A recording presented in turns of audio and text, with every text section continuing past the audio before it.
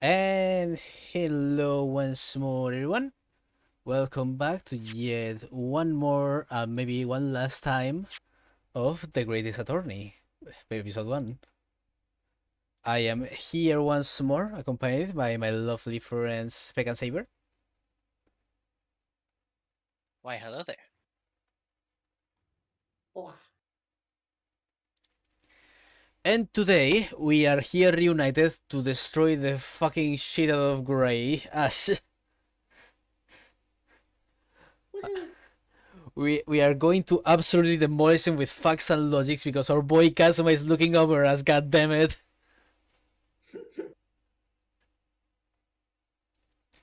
So, after a lot of pushing back and forth with Bank 6 in what could only be described as the Yakuza beatdown of Ace Attorney, we finally got through another crack and got to what possibly may have been this motherfucker's intentions all along, which is the weird box that belonged to Mr. McGilded that was in the shop. And now we're about to bring it to court to see what the hell is up with that. And hopefully we will start getting answers once and for all. Like the fact that he's probably a spy that is trying to leak confidential information. Stuff like that, the simple things. Casually. But without further ado, let us continue. By the way, I think my image has been displaced somehow. Maybe you change your PFP? Let's see. Pa, yep, there we go. I am now just knee. Oh, I am back to lap. Choop. Perfect. Small. No. small kitty. Small. But yeah, going back to the history real quick for a more in-detail recap. Basically, Ryunosuke discovered that the box had been displaced in the scene of the crime while between the before and after. Recognized that it was probably this third motherfucker who did it, as the two Mario brothers were refusing to delve deeper into that. And Band 6 was like, no, that won't be necessary. It's only little box belonging to a man who died 2 months ago can possibly be relevant. And then was like, fuck you, Band 6. Let's get that box. But with that, let us continue in this absolute debacle of a case that has been an absolute back and forth between Ryunosuke and Band 6 non-stop. Like, you know how usually you have like the big build up into the tournament? Here is just like objection, objection, objection. Objection! We should have a report within half an hour. I think perhaps we recess for a short while until it is brought forth. To be hoodwinked by such a farce. Disappointing. I beg your pardon, Lord Band 6. This is nothing but a smokescreen, a Nipponese specialty, it would seem. What are you trying to say? My learned friend has persisted with the same line of reasoning from the very beginning.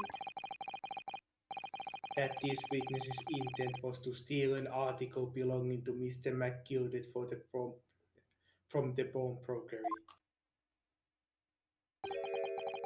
Yet, common sense tells us that none of the articles have value enough to be worth stealing in the first place. Exactly. It would be beyond absurd to break into place for the purpose of stealing such a commonplace property.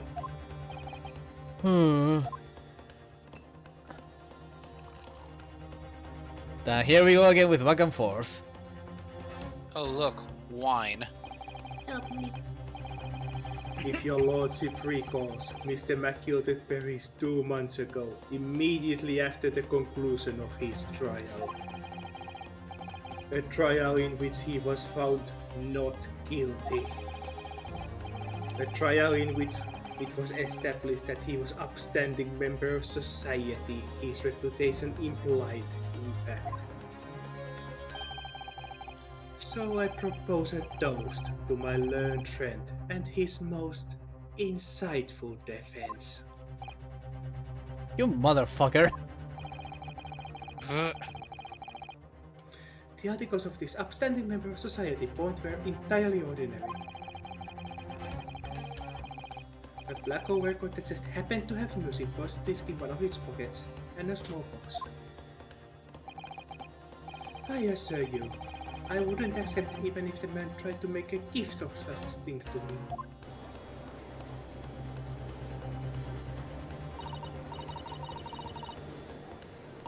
It makes a lot of sense. The goal of jewels is anything. Couldn't know Mr. Magida was rich enough.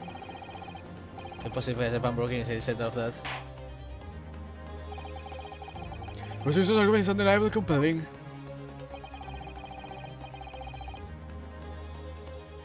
It is incumbent on the defense now to bolster its argument.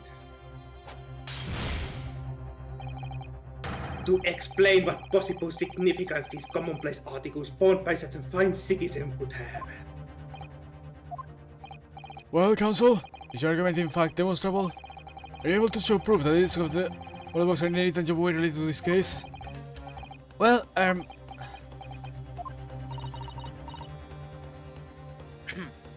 What's the matter, Luna?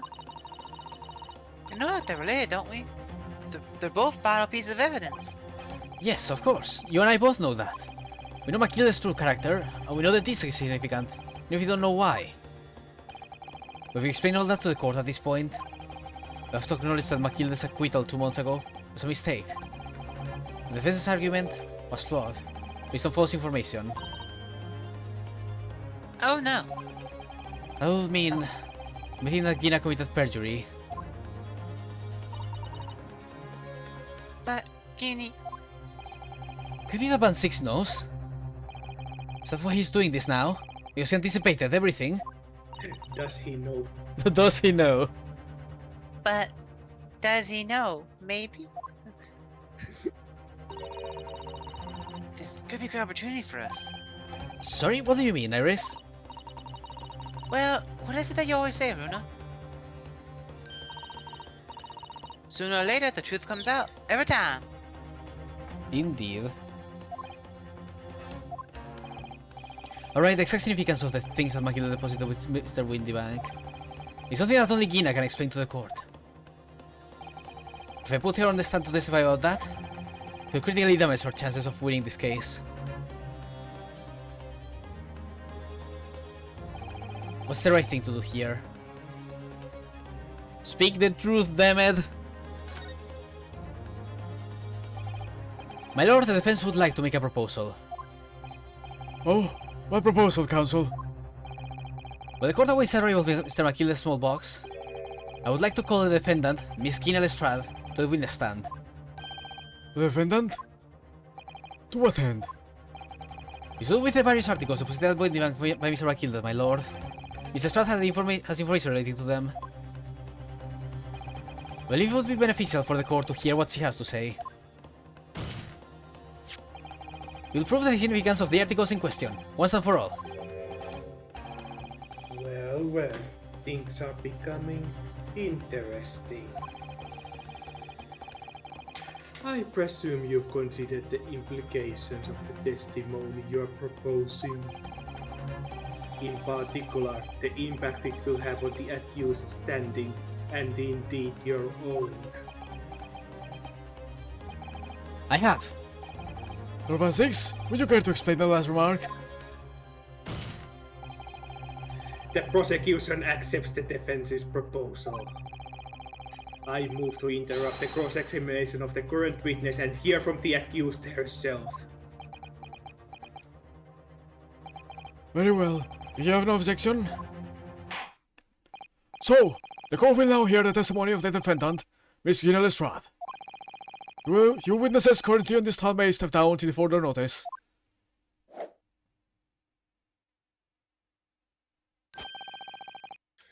Then I shall bid you good day.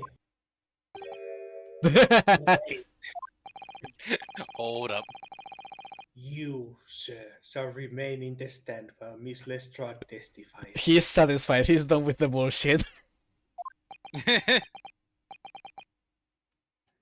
As you wish. Alright then, Gina. It's time. I know this will be hard, but please, put your faith in me here. Good luck, Reno.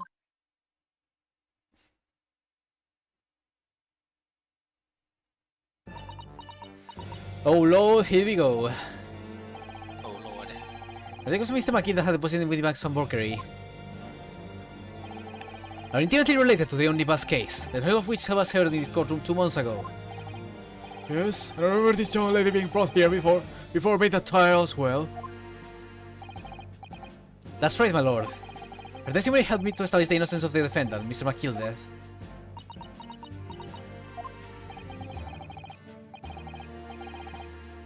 The omnibus case was intriguing to say the least. And now, here we are all again, the same players in that trial facing each other once more. A twist of fate, perhaps, my Nipponese friend.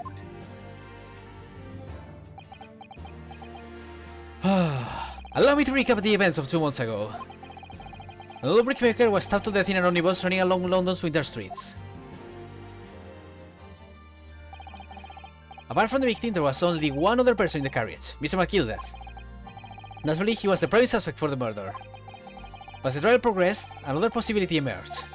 The murder in fact took place above the defendant's head on the roof deck, the body then being dropped through the skylight into the carriage below. It was Mr. Stratt whose testimony brought that possibility to light. At the time of the incident, Mr. Stratt was concealed under a seat in the carriage, hoping to pick the pockets of unsuspecting passengers. Then immediately after the trial, having been acquitted of the murder, Mr. McKee died in this very courtroom in the most extraordinary of circumstances. He got baked like an absolute potato. Potato.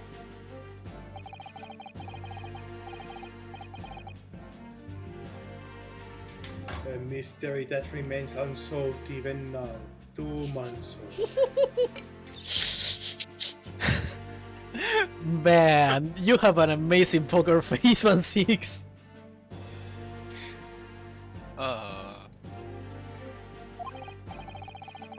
As indeed does that omnibus murder itself. Be that as it may, I recall later that there's no small box being mentioned in the course of these proceedings.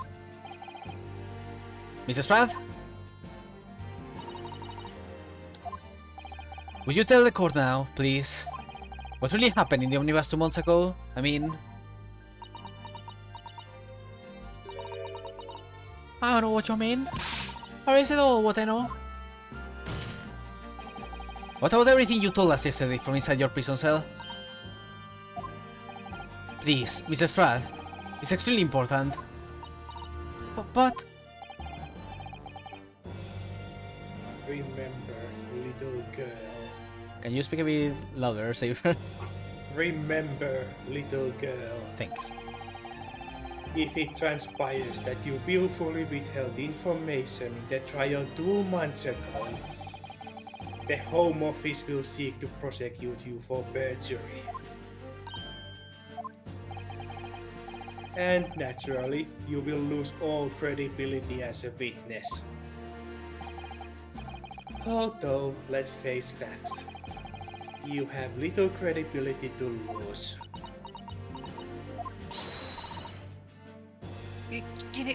Don't listen to him. Please, you have to trust Runo now. Don't trust that Dracula wannabe. Ares? We're on your side. Alright then. I'll talk. It's the right choice, Gina. Well, it would seem that my learned friend is hell-bent on bringing the entire courtroom down about his ears. So be it. I must confess that I struggle to understand what on earth is happening here. However, if it appeared once again the Paul artifacts and the extraordinary case of the omnibus, our secret of which we have been hitherto unaware. So, Mr. Strath, you now give your testimony for the court about the events of 2 months ago. You reveal the truth, What is already lacking in your original statements? This is it then. Everything's going to come out. Like Van Six said, this could bring the whole courtroom down about my ears. But as a lawyer, prepare to take the risk.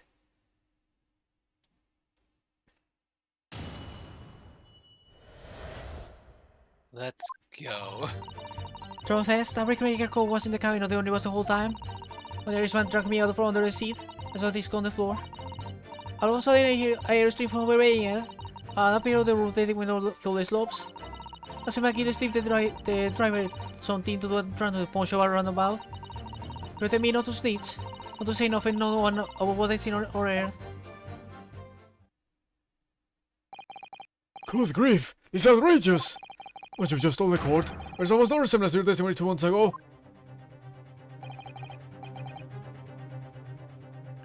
As you say, my lord.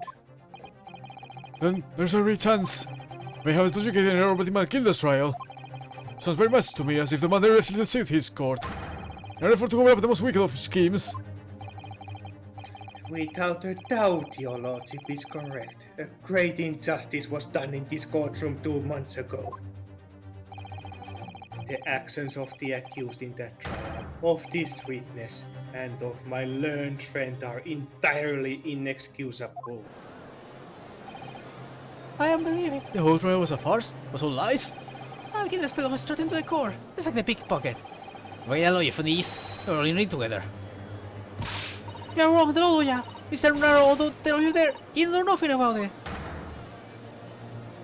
Humbug! I don't think so. I really expected to believe that.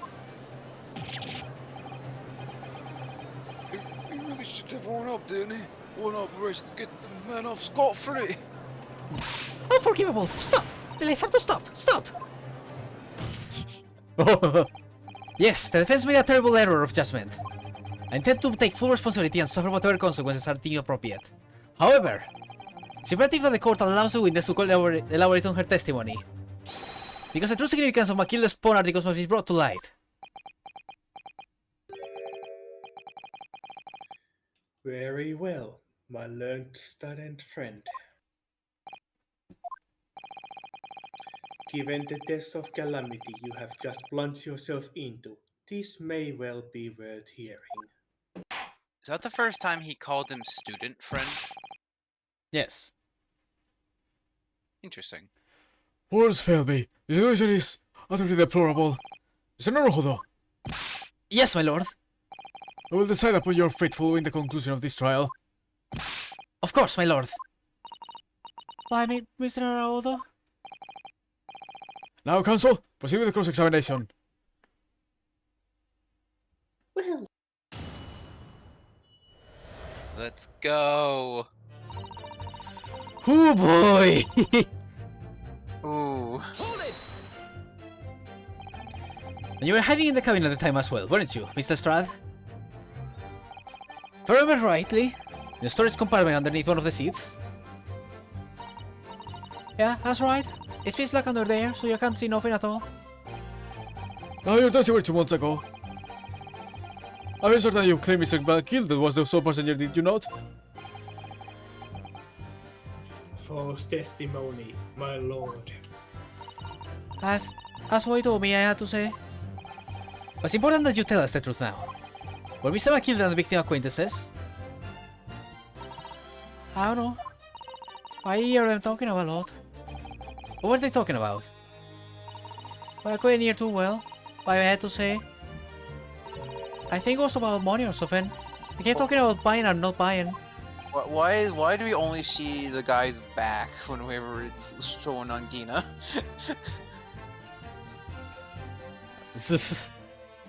Perhaps business dealings are so kind. Anyway, they got louder. That doesn't sound like a proper fight. Oh. The fuck are you two doing? I thought it was just one of his poses. Oh, he's actually turned around.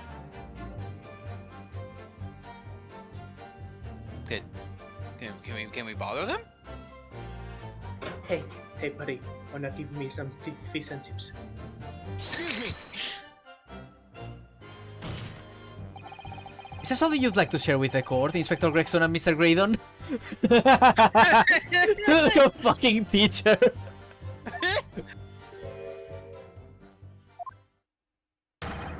Inspector! Mr. Graydon! Hey, you trying to give me a heart attack? You've been whispering to each other for quite some time now. Tell us, what is the discussion about? Discussion? With this fella? Put the other one, Sunshine. I think I'm gonna talk about this gent like this.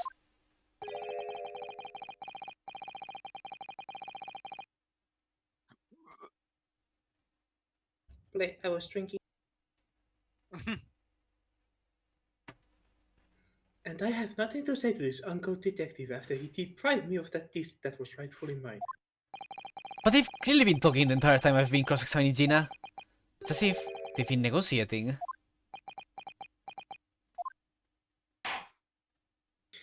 I think you accidentally pressed forward.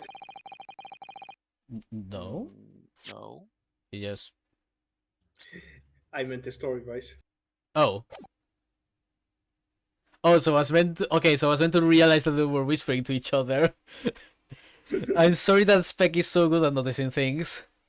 I'm sorry. I just like that doesn't seem right. Why is his back turned to us in the corner?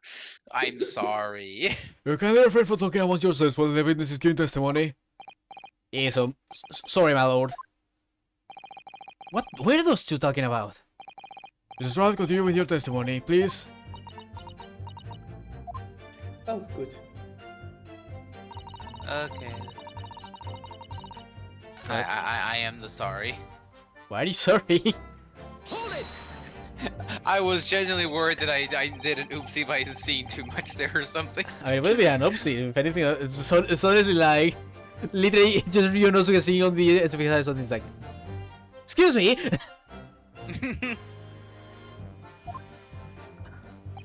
I'm gonna skip real quick. I'm sorry. I have the weirdest perception in the weirdest times. I can't look up or down, but I can definitely look side to side, I think. Well, anyway, they go one or the other. Started to sound like a proper fight. I was pretty scared by then. I had to breathe, and then all of a sudden, I don't know, it's like someone killing over on the floor. It was blooming loud and all. I believe you let out a involuntary scream. Yeah, that's what gave me away. Okay. Oops. Hold it! Was this you saw this disc? Yeah, I reckon it probably was. Gregson? Okay. It was right next to the coal line on the floor. Does this have belonged to the victim, perhaps? I don't know, but Magilla picked it up really smarties. And he saw that go with the knife in his belly up on the seat. What did he say to you at that time? He told me not to say a word about what I'd seen or heard to no one. The disc and all. I was dead scared. The way he was looking at me, I thought, if I didn't go along with it, I get stuck with that knife too. Huh. He started asking me a lot of questions, like what my name was and where I lived and all and that. He asked me about being a diver too. But after a while, what had happened in the carriage was noticed. Yeah, that's why. First there was a kind of rapping noise.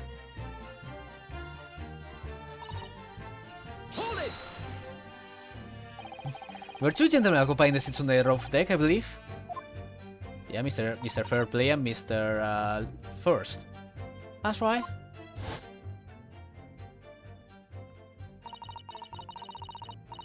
Just looked through onto the skylight and noticed the cove with a knife in his guts. I then screamed. I pulled off the horses and Magilla got me outside. Outside? Where? Back on the seat where I started off. Once the carriage came to a north, they took off to the roof and ran out to face the slopes. If they immediately left and fetched the police, it would appear they were entirely unrelated to the incident. Huh. So left killed the driver and you were still at the scene. Yeah, only the driver didn't know what that was there because I was under the seat. Hear the cabin door open and a voice from outside. Driver, yes. It's not Stefan Schwab, I believe. Poor Beppo. I know who went by the name of Beppo, if memory serves. When Matilda and the driver say to each other? I know what happened, and stuff like that mainly. That when Matilda stick the driver something to do a run of the pawn shop about. The pawn shop obviously being Windybanks on Baker Street. Just a moment, Council. Do you mean to tell me the driver could face testimony in the trial as well?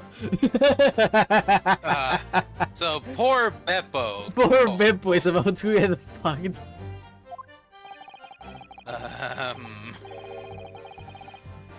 Perhaps the excursion to the pawnbroker slipped his mind when he was in the stand. Indeed, Lord 16. I took off his coat and gave it to the driver. He folded it up, all careful like, before handing it over. When I saw him do that, I remember thinking, what's it need got to be worth of you, Bob? At this point, I'm just suspicious that at some point I'm gonna move to the right and it's gonna be like Gregson leaning in to sneak on, to whisper on his ear. I know, cause he's the only one who's like off the screen now whenever Gina's talking. Yes, you know, sure that this must be worth more than Mr. Windybank was suggesting, wasn't she? We're here quibbling with him over the price that afternoon at the pawnbrokery. I looked pretty avid when Matilda flashed some brass in his face. We ran off the lake. The Trotter called me and told me to come out from the dark cabin. Looked at me.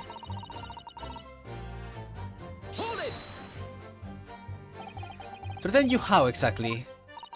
Told me I'd only been able to scalp her if I did exactly what he said.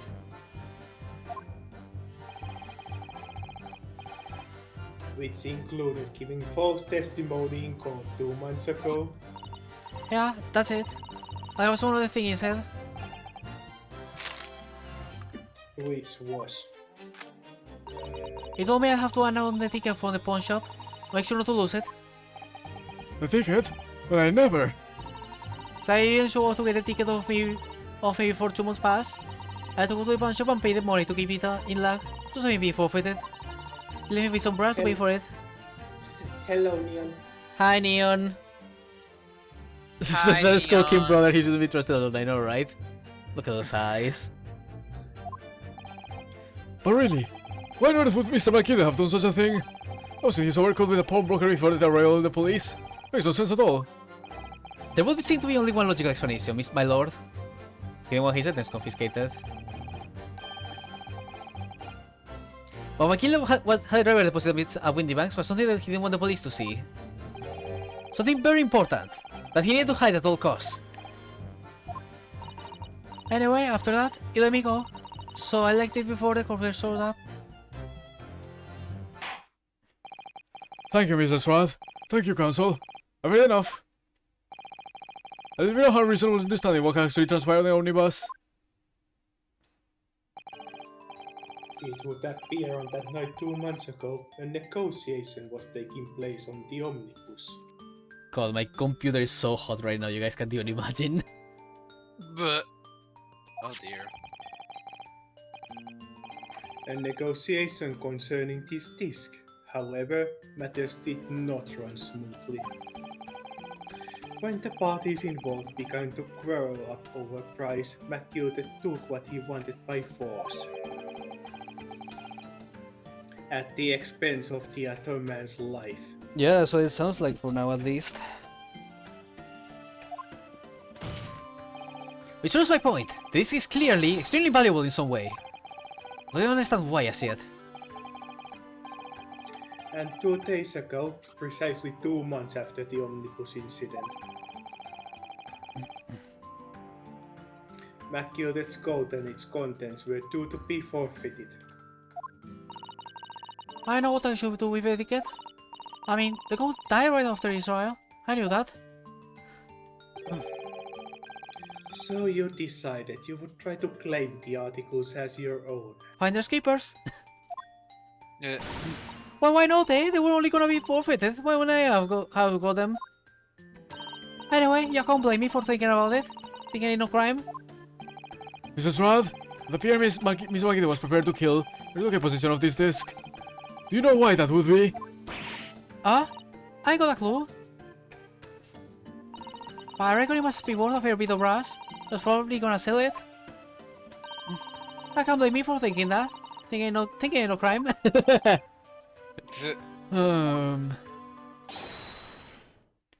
My lord! The evidence your lordship request has been located, and is ready to be the court's inspection, sir.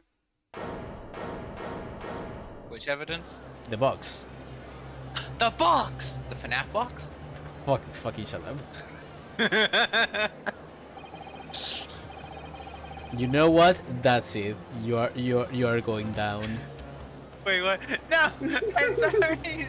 I'm sorry! No, no!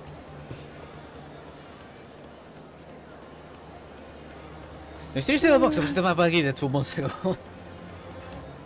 I'm back.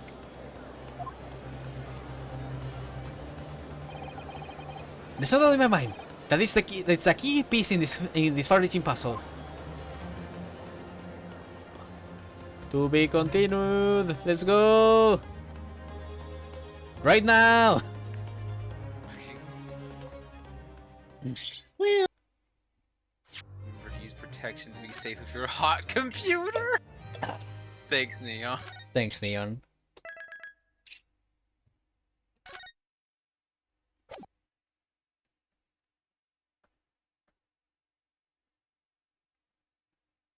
The box. The box.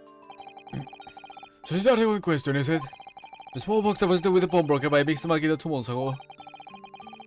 On the night of his Indiana's murder, the only item on the shelves that was touched by whoever broke into the shop. Quick, let's open it and see what's inside. I knew it!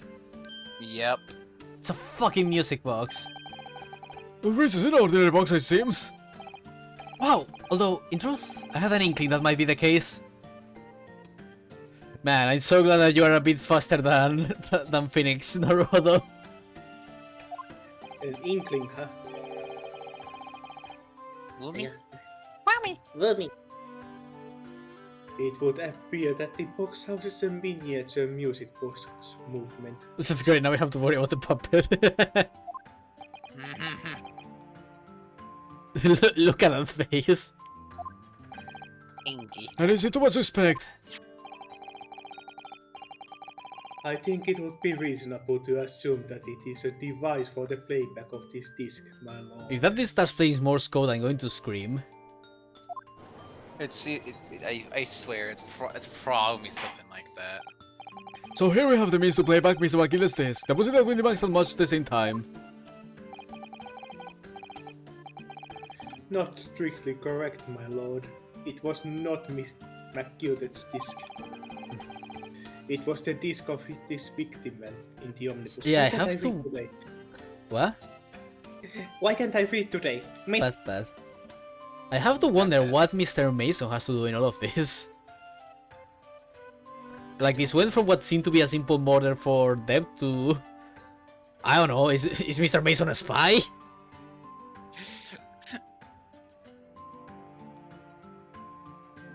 Like, what the hell? Wait, now we need to worry about the puppet. Thanks, Neon. The puppet? Puppet. And why, for heaven's sake? Are we to understand that the brickmaker was trying to sell his music box to Mr. Magida?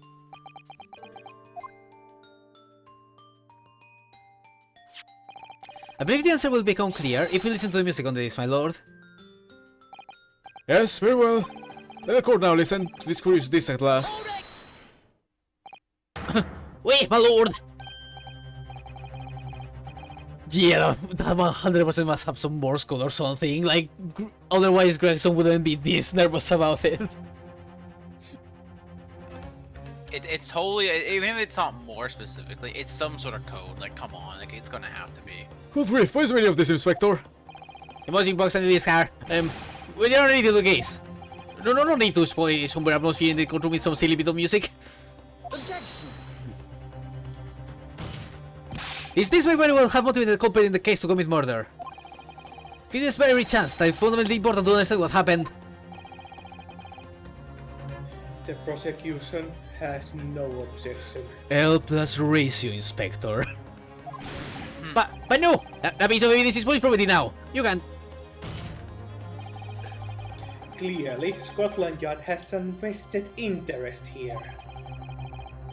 But it is policy of this prosecutor to leave no avenues unexplored. And you, Inspector, have no jurisdiction here to prevent that from happening. Yeah! Now for the delays, please. Pay the disc.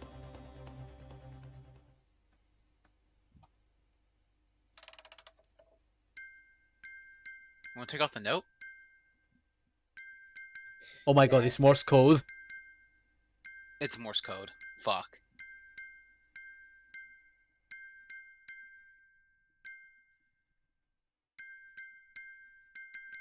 That is 100% Morse code, holy shit. Oh, which means it's decipherable. Oh, what on earth? I I bet certainly someone knows what I knows would call music. someone who knows Morse code's played this game and they're freaking the fuck out. No. It's just the same note playing over and over again in a regular sequence. Huh.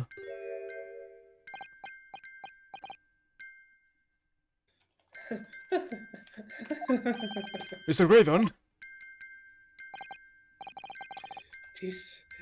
This really is priceless.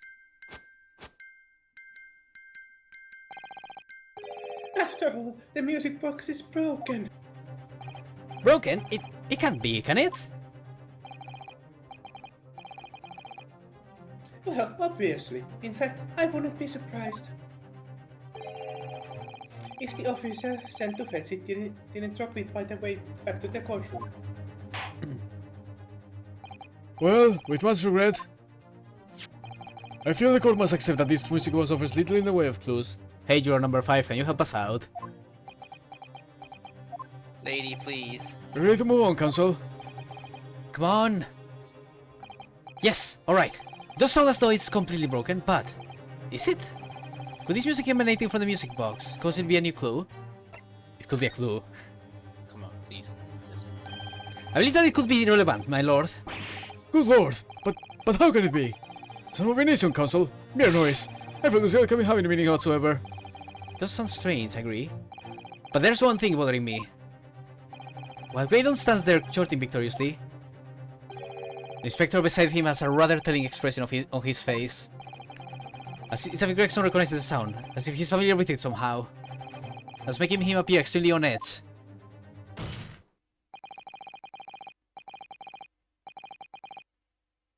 If that's the stance of the defense, my Nipponese friend, answer me this. Oh!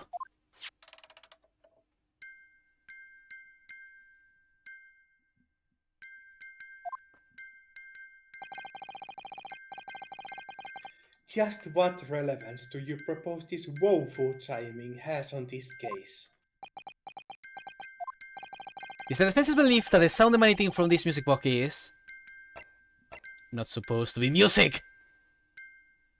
Woohoo! Just because this is a music box doesn't necessarily mean the sound we're hearing are music. Look at that. The smile vanished from Graydon's lips as soon as I said it. I'm on the right lines here. Must be. Making deductions based on how people react to what you say. You're acting just like Hurley, Runa. The sounds we are hearing are not necessarily music. Well now, that you've told us what they are not. I'm sure the court would like to hear what they are. Do enlighten us, my Nipponese friend.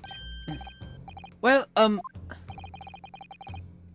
Surely you have an idea in mind, because if not, it will be the death of your ill-formed argument. Exactly. The music box is clearly broken. Refusing to accept that fact is pure foolishness. they got me. I don't know what the answer is. Yet. Oh. Runa, why are you looking at me like that? I've just examined the music box very thoroughly. And I'm fairly certain that it's not broken at all. Really? Perfect. That gives me a bit of second win. Really. The way it's been made, it can only produce a single note anyway. Thank you, Iris. So yeah, every single combo of the music box has the same, like, qualities. Alright, well, if the music box isn't broken, must mean that the sounds it's producing have some significance that it isn't musical.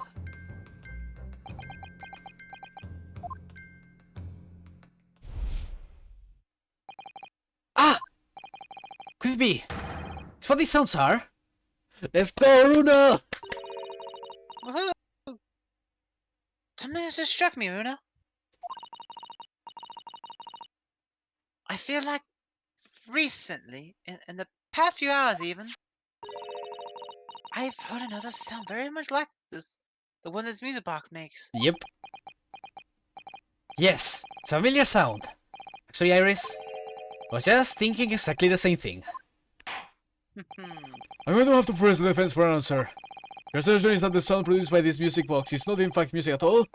What the devil is it, Council? All the evidence we've seen so far, all the testimony we've heard, is openly on a single answer now. The prosecution demands that my learned Nipponese friend presents proof now. Tangible proof of this latest wild speculation. Alright then, this could be the best chance I'm going to get to fight back in this trial.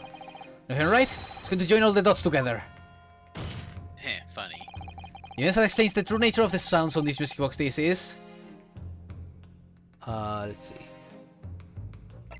Where do I get Morse code? Okay, well, Okay, process of elimination. maybe the process of paper? elimination. Can we check, examine? Because on the process of elimination, it has to be something we haven't used yet, obviously. I mean, I think it's the paper that talks about the government secrets. I think it's the backside, yeah. Because, yeah, I can't change... No, the nothing people. else works. Yeah, like, just skim through it and I'll... Yeah, like, everything else is related to the main crime. Yeah, no. Today's paper, yeah, it has to be that. Process of elimination is the only thing that would work right now. Just alone on that. Today's paper, Council. The headline is Worker perishes in Pig Ports Flounder. How supportive of your cause? No, my lord. I was hoping you'd look a little further down the page. For down? Ministry Mole, classified secrets may have been leaked overseas from Ministry of Justice. Yes, this is a very serious matter, being investigated at the highest level I understand. I have heard that international transmissions along supposedly secure lines are somehow being intercepted and leaked to various other countries. Presumably, those transmissions are in the form of wire telegrams. Of course. Juror number 5. Your input, please. Stop! Oh, me, sir? What's the matter? Don't recall before you worked at the same communication station as Mr. Graydon, did you not? Yes, that's correct. At the particular station where you work deals with government communications and newspaper reports. Oh, yes! We are not your run-of-the-mill communication station at all. Our work is really important. Then tell me, is this not very familiar sound? Hmm?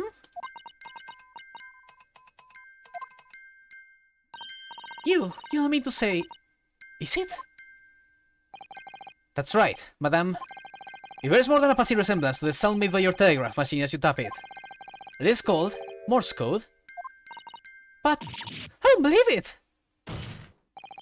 Now correct me if I'm wrong, but when it comes to leaking telegrams from government departments, there could be nobody more perfectly placed than a highly skilled communications officer. Are you suggesting that the music box disc contains stolen government secrets in Morse code?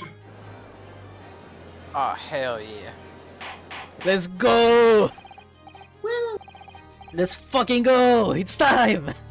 Imagine you went from pawnbroker death to government secrets. Come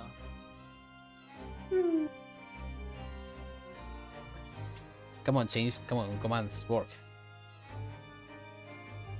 Why is my... Okay, give me a sec. Why is this thing not working? Control, Alt...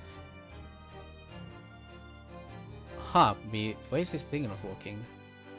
Is the hotkey messed up? Let's see.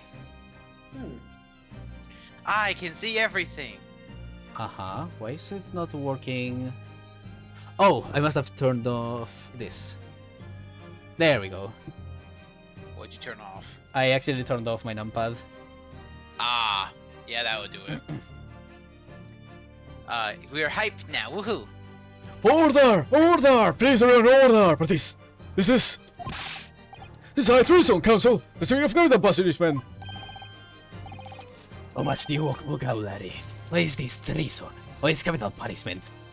The sorts of words I'd have expected you to know. We're sorry, Governor, confidence information hostile nations would surely pay almost any price. Yes, and on that night 2 months ago, there was the very negotiation that was taking place inside the omnibus.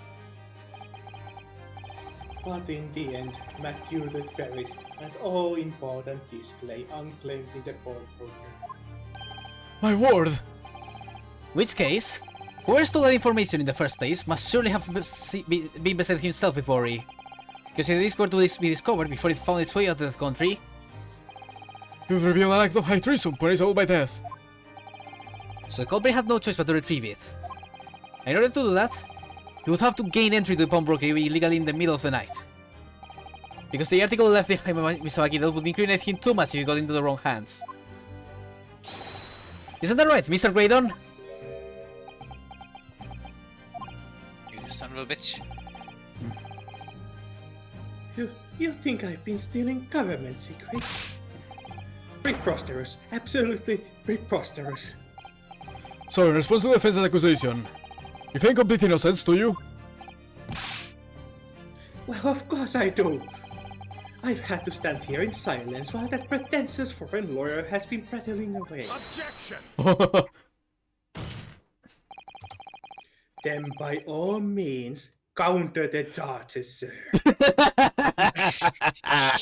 See, I felt like I noticed Van Siegs has been addressing Naruto just a slightly bit differently. And I love it. He's like, oh yeah, sure, cool. Counter them then. Like, that's the one thing I like about Van Six, that he's a lot more flexible than other prosecutors. Where the moment Like, the moment you actually present something feasible to him, he will actually like allow you to explain yourself and be like, that is a good point, Senator. But why you're backing up with the source? Yes, and he's very much like, he doesn't care if it's government shit or if it's personal shit. He's just like, it's like, okay, what the fuck is the deal? The fuck?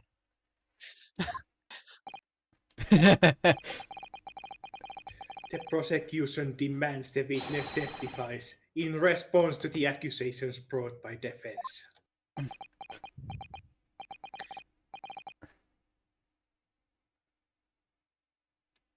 Delighted, I'm sir.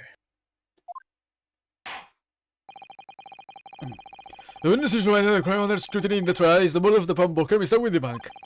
A mere most flagitious offense for which the law of this land sanctions a capital punishment. The heinous crime of high treason is no less as serious a crime. I urge you to bear that in mind as you testify, Mr. Graydon. Damned if you do, damned if you don't. So then, Oh. Well then. You just have a rabbit and pokey here, Governor. You think to say? Oh no, don't let him talk. Well, actually, do let him talk, but it's probably gonna be You are bad for hilarious, Greg. and also why? Love these two. I beg your pardon, who do you think you are? Name is Nash Skulking, opposition's professional body. Name's Ringo Skulkin, but we ain't bad enough to sell it out on Motherland. Okay, so you're just saying that you're not fucking traitors. So wait. So like, they they're came baddies, here. but- They came here specifically to say we're not with this guy. Don't give us capital punishment. So they're like, wait, hold up. We might be thugs, but we're patriotic thugs. We believe in this country that we steal from. That's right. We what they call the three Skulking brothers. That timing, fellas. Maybe bad timing. Because now even Witness testimony. Oh wait, oh god, they're going to sleep up again, aren't they? Of course they are. That's the best part about them. A mere communications officer couldn't possibly steal confidential government information. Besides, the sounds produced by that music aren't even Morse code. It was some low-class brickmaker negotiating with McGilded anyway, was it not? I have no relation to the man. Oh my god. Look, what we done is breaking into the cafe and I like what he told us to do.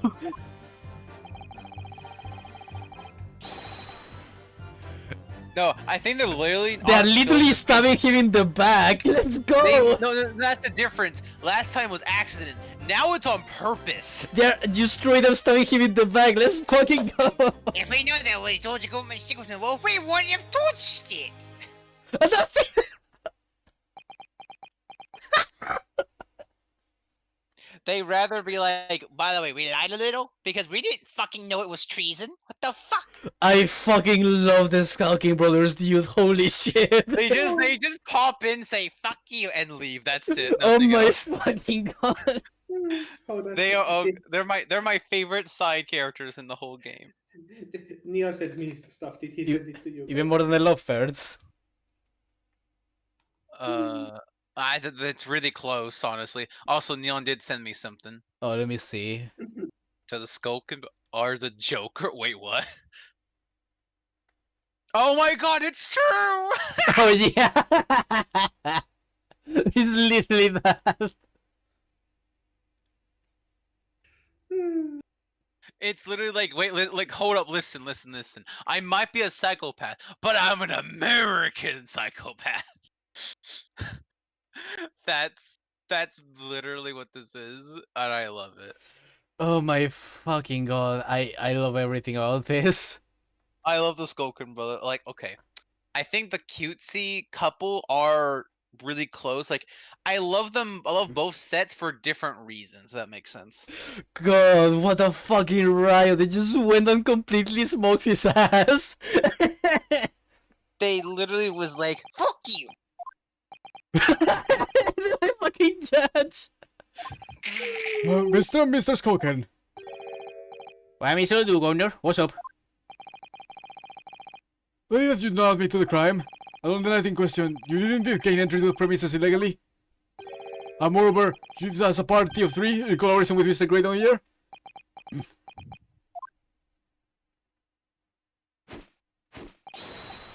We did, Gov, we did. We did. Get fucked, Graydon. They literally just said yes. Write them down, please. What say you to that, great Sir Graydon?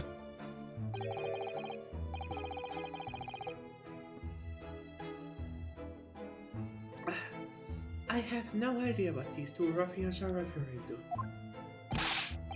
You ain't in a row there, getting us mixed up in all this monkey business. You never say nothing about no government secrets. It was supposed to be a straight up job. And what about the kid whose shop it was, eh? Poor boy didn't have to die, did he? Nice to know who your friends are. Let's go, Skulking Brothers. Holy shit. So they're now the ring on him for going. By the way, that shopkeeper didn't have to fucking die, did he? Here goes Nash Skulking with the fucking steel chair. Here comes in Ringo. Oh Going my, for the ankles! oh my fucking god, this is the best. He's getting all out attacked right now. Whatever these men say, I deny the accusation. Indeed. Well, I certainly wasn't expecting this little music box to be so significant in the proceedings. Oh, this is absolute gold.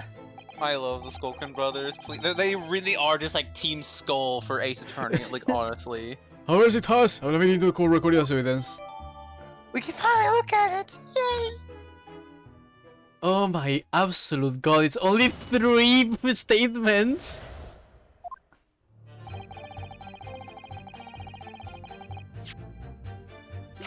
He's. Oh my god. Okay. What's this button do? Oh! What is it, Runa? I've just noticed something about this music box. Looks like the bottom of it opens up as well. Ah, you're right. Well, come on then, what are you waiting for? Let's open it. Alright then, here goes. Oh my god, it's 2 codes. Look at that, there's another movement on this. Oh my fuck, there's So, more. does that mean you can set another disc to play back on this side? Yeah, that's why he asked about a second disc. Wait, is it you have to combine the discs for the full message then? Maybe. Oh my sweet fuck. Yes, I think so. It looks like the two movements are linked together. Oh yeah, they play at the same time. Confirmed. Oh, you play them together for the full message. Oh fuck. They're linked? If you had two discs, they would play back at the same time. Well, ain't that a very fucking important thing? So you just, I guess you just lay it on its side then while Yeah, you play it? you just put it like this. And that's probably why the lady didn't realize it was Morse code, since it didn't sound like proper Morse code. Yeah, it was half of a Morse code. See how the format kills this is in the music box demand deposit at Windy Banks. Couldn't be a more perfect fit.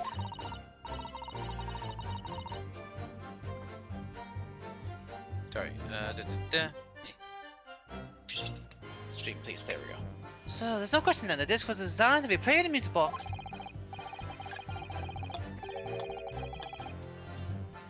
Despite that, its song sequences are neither musical nor do they appear to have any meaning. It just doesn't make any sense. I wonder.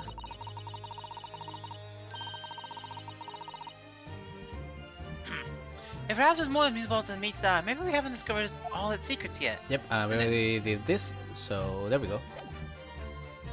I guess I could check out the other side just in case. Ah, I have to... Just let me open it. Doop doop doop doop doop doop doop doop doop doop doop doop.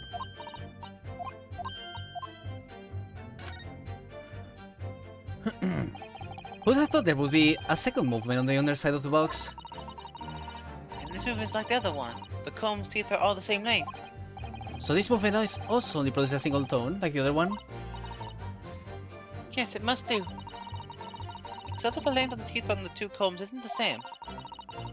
So single tone produced by this movement will be different to the single tone we've already heard. What? Basically, each movement can only produce a single note. My notes they produce are different. Music boxes can only play 2 notes. God damn it, Leon. Oh. Well, listen to some Morse code. I got the greatest because of the dots. Unfortunately, the wife got the dashes in the divorce.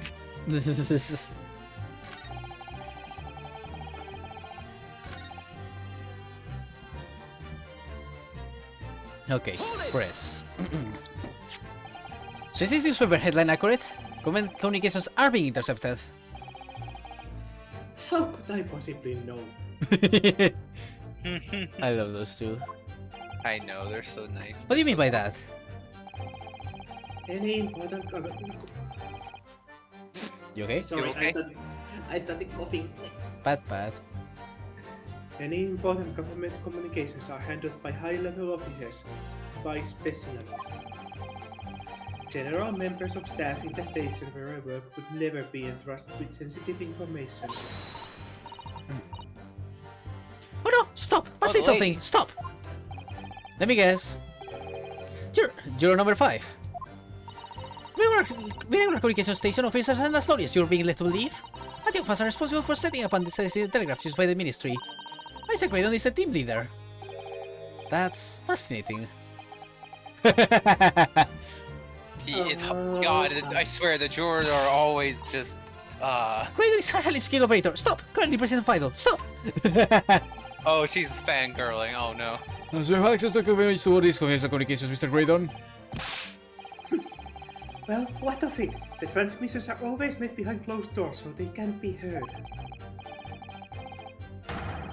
And in any case, all messages are sent enciphered. Normal employees couldn't possibly understand them. Oh no! Stop! Must say something! Stop! Mr. Graydon regularly attends meetings with ministry technicians and the ministry communications team. Yes, is there ensuring that there are no errors in important international communications. He's received the top prize at the tip for cracking competition 5 years in a row now. Fuck me. God! Guys, too? too good at his job because now they're just like, no, you're good at this shit. We know that. 5 years in a row, you bitch. He literally is surrounded by a bunch of people who fuck him up. Let's go. He's literally employee of the year so much that he's getting fucked over for being too good at his job. That's amazing. Fascinating. This is why you don't go for employee of the month, people. Well, your idol would appreciate it if you kept your mouth shut. She should really pick her idols more carefully. I tell you, these lawyer's accusations are completely unfounded. I love how that they're the Skokin brothers. We have the juror. We even have Van Zieks against him. The only one with her right now, basically, is the fucking inspector, almost. And that's kind of a maybe, iffy. Hold it! They're not? To anyone with a brain, that would be blatantly apparent on listening to that music box for even a few seconds. Of course, of course. Surely it can't be that my learned friend is unfamiliar with Morse code. Ouch, he looks genuinely shocked at my ignorance. Oh. I'd be more than happy to demonstrate the basics for you, sir. A lesson here in court. Morse code is a continuous series of two distinct tones. Tones, you say? Yes, a short dot and a long dash. By combining those in different ways, you construct letters. I see. For example, this is A. And this is B.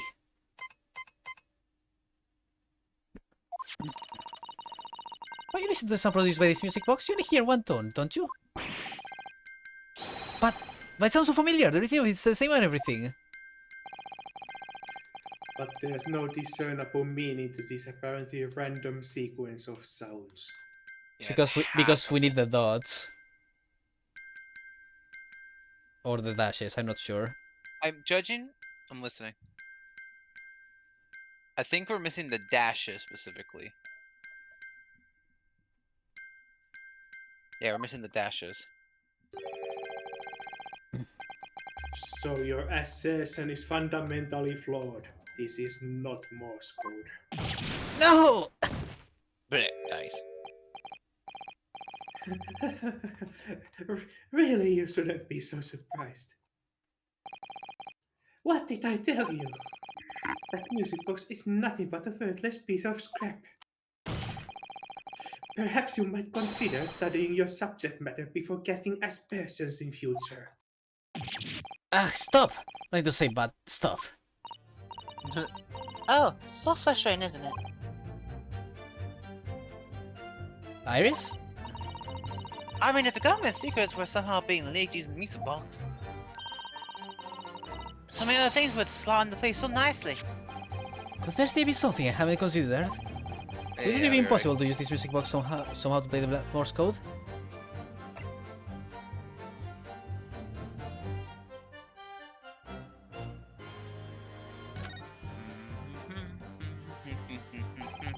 There's still every possibility that this music box was instrumental in the leaking of government secrets. That's the relief of the defense, at least. Objection! Does it please you in some way, my Nipponese friend, to repeat the same line of argument ad infinitum? Yes. It's already been established that the Morse code, two tones are required, dots and dashes. Yes, I'm well aware of that. Then what? Well, it would appear the defense has a hypothesis to put forward. You had better present your idea at once, Consul. How do you propose that this music box, which appears to produce only a single tone, could have been used to decipher messages into Morse code? Yeah. Blah blah blah blah. It's not really musical, look at the bottom if it opens up. Yes, we know. I like the how Faye is still hyped. Yes, I'm very hyped because everything is coming together. We're Yay. slam dunking this shit.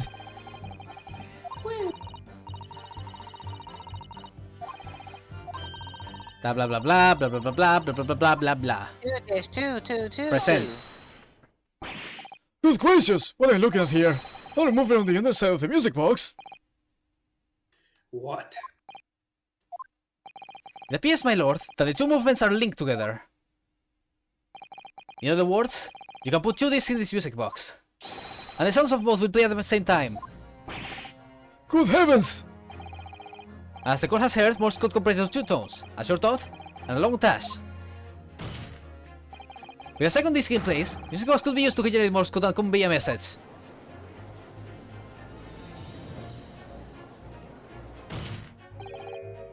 This is beyond a joke.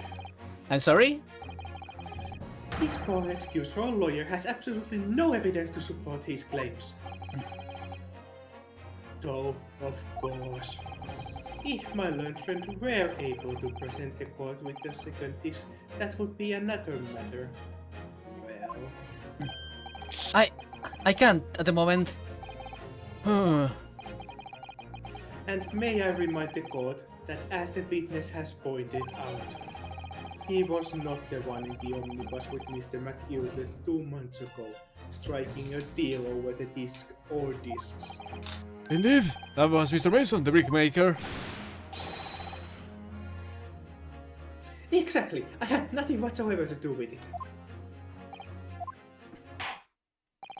The defense holds was a made argument presented by the defense as much promise. If the cross-examination should continue. The between Graydon and the victim of the omnibus case must be there somewhere. I haven't found it yet. Oh dear, looks like you need to give your argument more strength, Luna. Reiterate your testimony if you please, Mr. Graydon.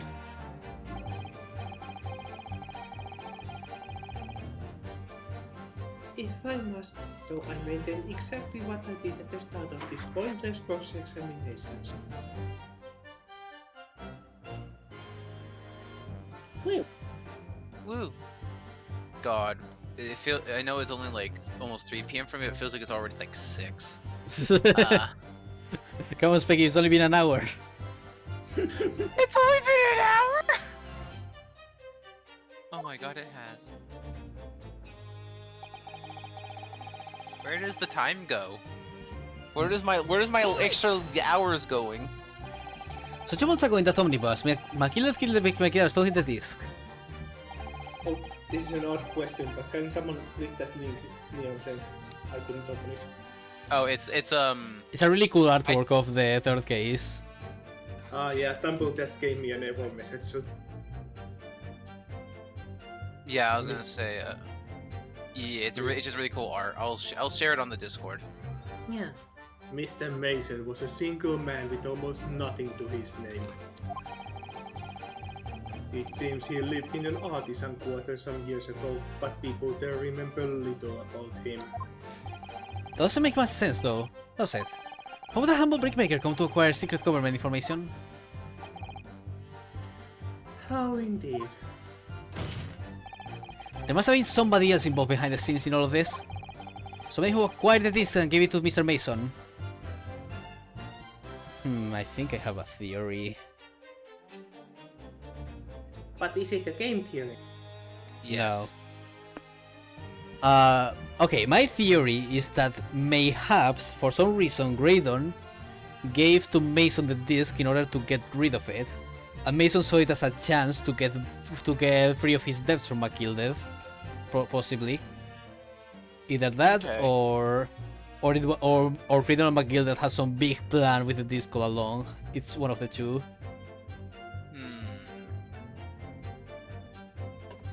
Like maybe McGildet told Graydon that he had someone who really needed money, and then Graydon used that to like blackmail Mr. Mason in doing the deal with McGildet or something. And that way then they could like blame Mason for the crime or something if they got caught. Wait. It's like it feels. Some of it feels like it's sound, but just not enough yet to really. It's plausible, I'd say. I don't have any gut feelings or ideas myself, though, so I'm not sure. Somebody who acquired the disc can be to Mr. Mason. You need to take it to the meeting with McGilden and negotiate a deal. Dear me. Yeah, as Neon points out, I would praise a piece of carrots to lose the disc. I'm not saying he lost it. Yeah, no, it's not lose it, but had I'm saying that he planned to give it to Mr. Mason using his problems with money in order to establish the deal with McGilden in some way. You may have it in for me, sir, but I assure you, I have far more class than that. An old brickmaker from Artisan Quarter, and this will do to do communications officer. If only I could find some evidence to link the two of them together. Let me check real quick. Mason Milverton, brickmaker. East End of London. McGilded.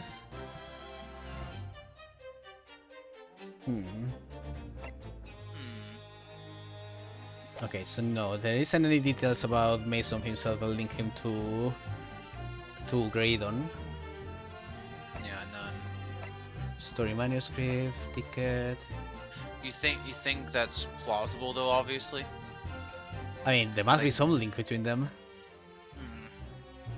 So what could the link be? Let's see.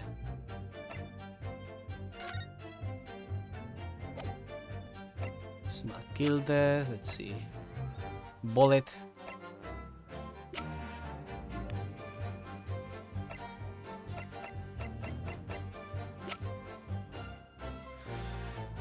They really don't have anything right now. No, I can't even get like a gut feeling from anything. Anything more to add to that though? There's a sort of witness testimony. Ah.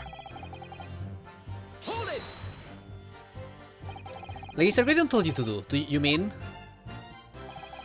That's it, yeah. Who is he? Telling me thought it was just popping over for another after all the years? Why not try a dodgy job for us? After all them years?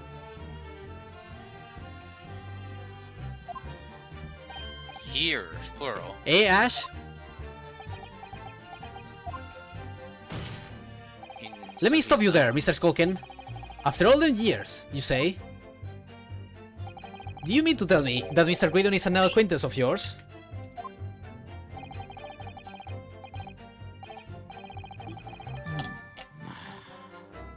Can we check how old they are on the court Yeah. records? Let me see. Court record. I want to check their ages. At least what's Let's see. given to us, People. So- 27, 26, and 27.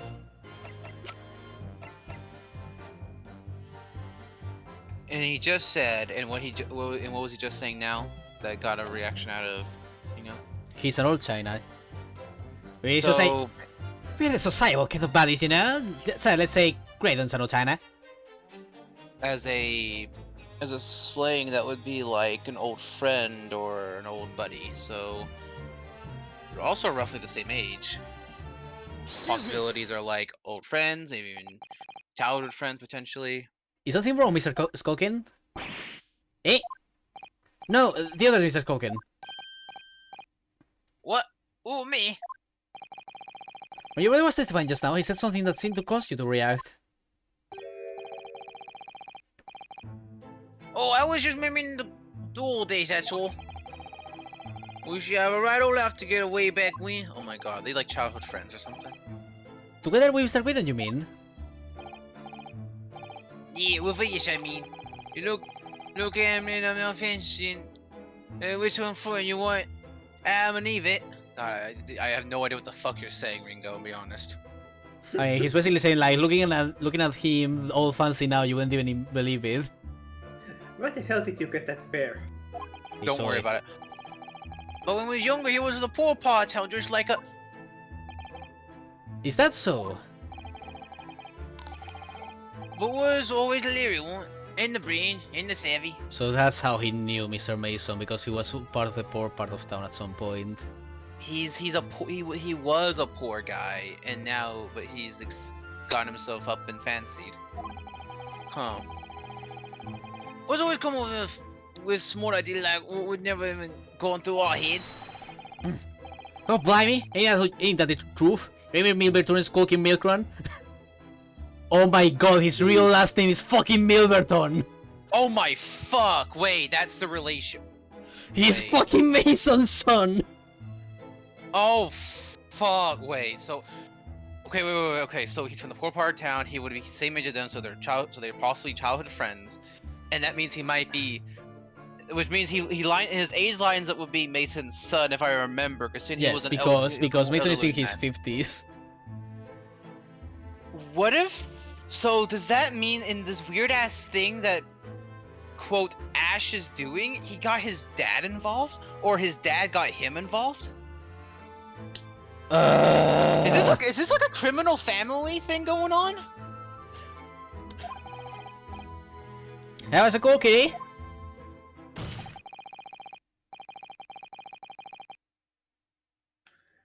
Save it until after the trial. Your reminiscing has no place in this courtroom. By the way, I found Neon sent the other thing, and I had to share it in the cutie squad as well. And neither does your food. Your fool. Oh my god. Poi tekisi se olisiko se questo nene? And he was answering. Yeah, we don't know wrong. Nevertheless, the court is now prepared to follow accompany you on your trip down memory lane. Counsel, can we turn our attention back to the testimony, please? I don't know. Could that sentimental story be relevant somehow? Yes! Yeah, to the testimony. My lord, Yes, counsel? the brother's last sentimental statement could hold vital information related to this case. Very well, counsel.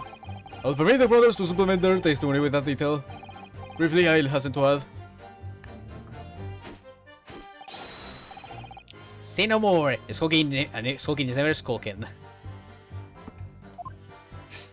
So, okay, in a weird roundabout way, both correct and wrong that Ash might have been the third Skokin brother. It's wrong, but it's also funny that he actually was old friends with them. Oh, Milverton. I'm sure I'm going to regret asking, but what exactly was that? Some kind of business? Just say those came we had going back when we was youngsters. Quite fun, really. Oh, thanks, Neon. Tries fire for stealing State Secrets Mason. There you go. Dairy Milk Freshman to local, just what it was all about. Milk lover. That sounds alarmingly legitimate. There must be a catch. I suppose since we're here, I should ask them to elaborate, but on what? The business name. So this business was just a bit of fun, you say? And was just yourselves and Mr. Graydon involved? Yeah, that's it. Milverton and Skulking's milk run, was it? Yeah, that's it. Just imagine like us sweating bullets. And where did the Milverton part come from? Alright, I heard. Oh. I read it. I read the line. I love that. Let's go back to it. Alright, Enough it of- looks like you will have worked that out. That sees. Oh, so he literally just assumed we already knew. Enough of this. How much longer are we expected to listen to this drivel? No, fuck you. Let me guess, you don't accept anything these two witnesses are saying. Tell me, why is it that it was only at the mention of the name Milverton that you decided to interject? Because I... well... You were in the abyss of homes that one came from? Yeah, his old man was showing for money as much. His wife walked out on him. Lieutenant Graydon, Tensei? Or that will always be Milverton to us.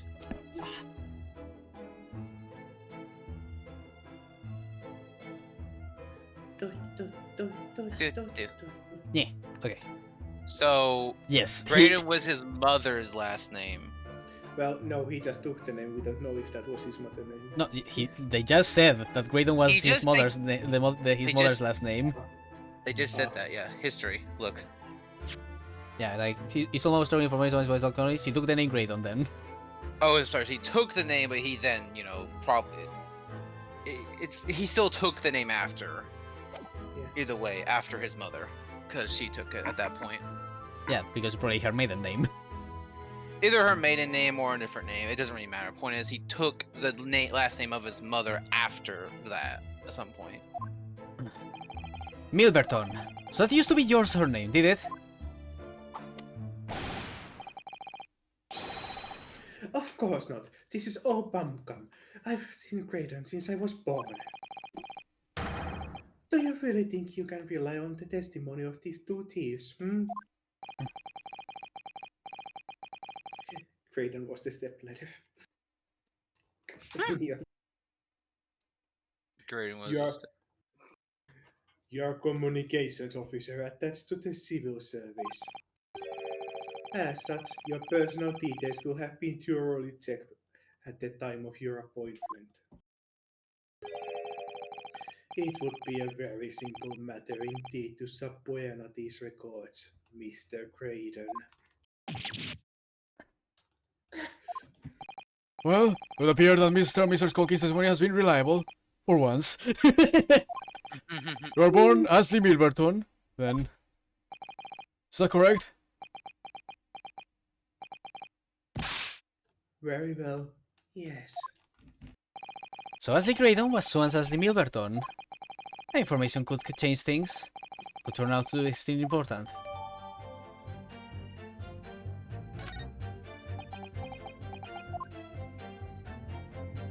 This just got a lot more interesting and complicated.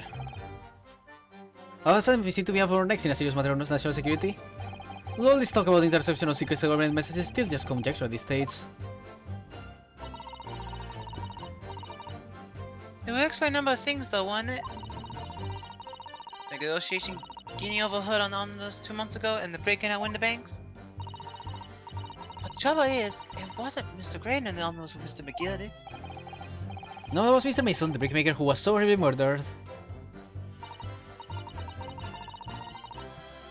Well, there was some link between them, somehow. I know, but Mr. Graydon's testimony seems to be as watertight as ever. Wonder if the kid was making headway with the cross-examination here? It's on these two dumb fucks. With those two brothers. Alright. I just thought of something as well. That'd be weird, wouldn't it? Okay, I have a weird ass gut feeling, and I'm not sure if it means anything, but I just thought of it. So obviously we know that people were talking about national security problems and all that, right? Mm-hmm. But they're only really popping up in the news like now, right? Yeah? So I was wondering then, where did the discs originally come from like 2 months ago anyway? What do you mean? Like obviously they had them, but where did they come from before then? I was just thinking about that, I guess, because I mean, they would come from whoever designed them to, translate the secrets into disc form. I guess. Okay, then never mind. I mean, someone would have created them, yeah, but probably at the order of Mr. Graydon here. Yeah, and I just thought about it, like him getting someone to make them. Isn't his dad's a brick maker? Yeah, and Couldn't brick makers do that? no, I mean, at least the basic shape. that disc is made of metal, Hmm. and I Alright. assure you, clay is not the same as iron or steel. Okay, if you're sure. I thought I had a feeling there.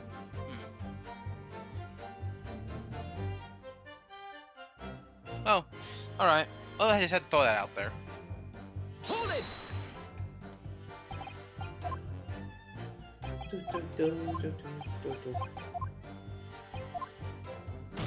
Do do do.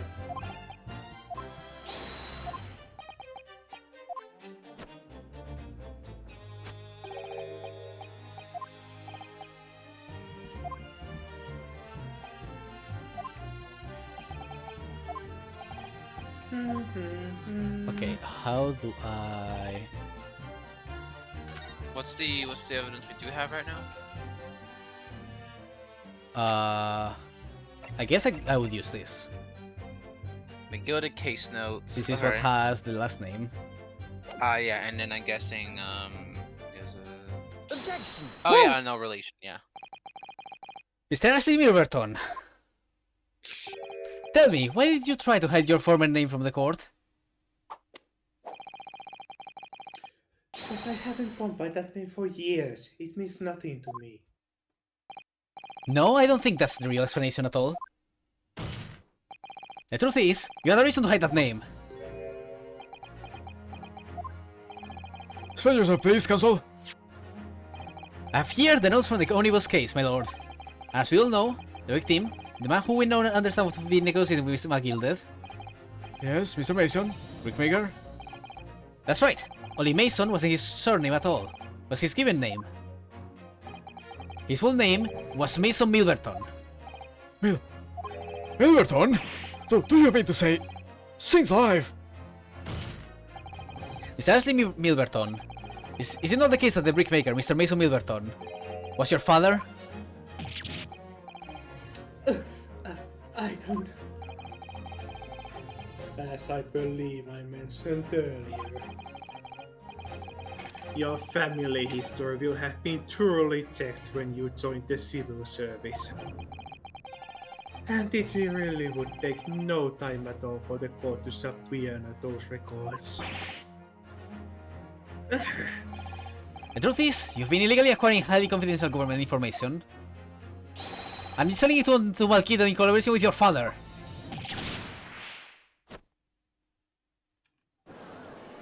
Oh boy. Oh dear. New facts and evidence unveiled by the examination of the chief witness all come together to reveal the truth. The truth, you say? You collaborated with your father, Mr. Mason Milverton, in illegal dealings with Magnus McGilded. By the end of this music box, you mean, Counsel? Yes, stealing information being sent in secret government communications, sending it to McGilded. Mr. Graydon concocted a elaborate scheme of using two music box discs to encode the information. As presumably, a safety measure against the information falling into the wrong hands. A very effective one. I shouldn't have given it credence whatsoever. But the deal with Gilded went sour, and the brickmaker met his end. Yes, but before he was arrested, McGilded managed to temporarily dispose of the stolen disc at the pawnbroker. Then, having learned of the situation, you appeared at the bank 2 days ago. In an attempt to recover the two articles McGilded had placed in pawn there. But that attempt failed. One of the discs was seized by the police, and the other, you never found. So that same night, you enlisted the help of the Skulking brothers, and broke into a pawnbrokery. This time, determined to recover the second disc. Are you sure it's not the second disc? Was inside the music box? Huh? What? We never knew nothing about that. When Mr. Windybug was killed,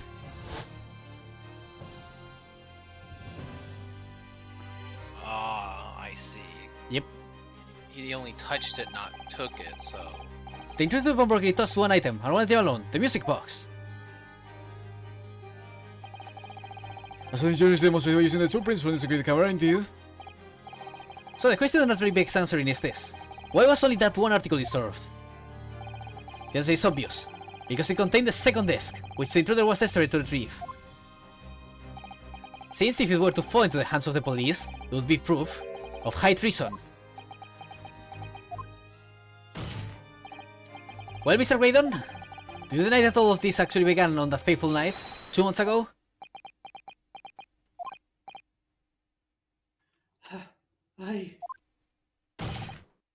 I refuse to accept any of these. Ah, the nonsense. wound is bleeding!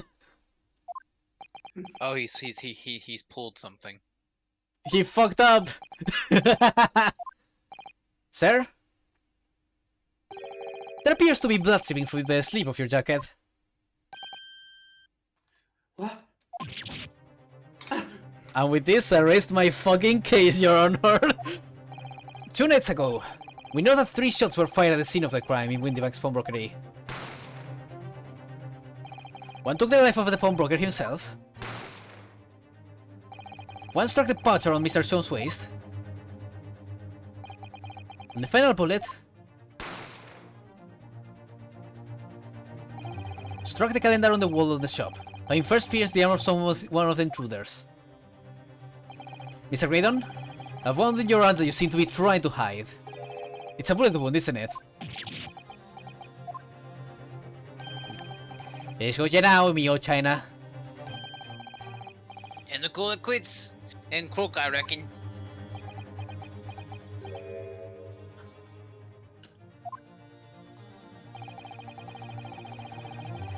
Don't acknowledge my presence there under any circumstances whatsoever. Those were my terms, remember? And I paid you handsomely to comply. Clearly I was a fool to think I could trust some common packs on thieves.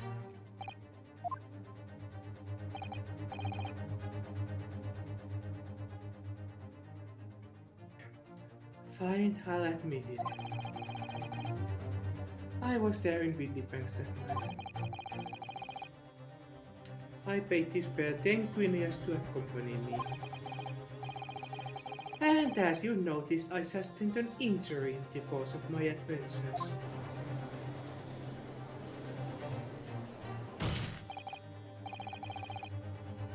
But that is all. I admit to nothing more.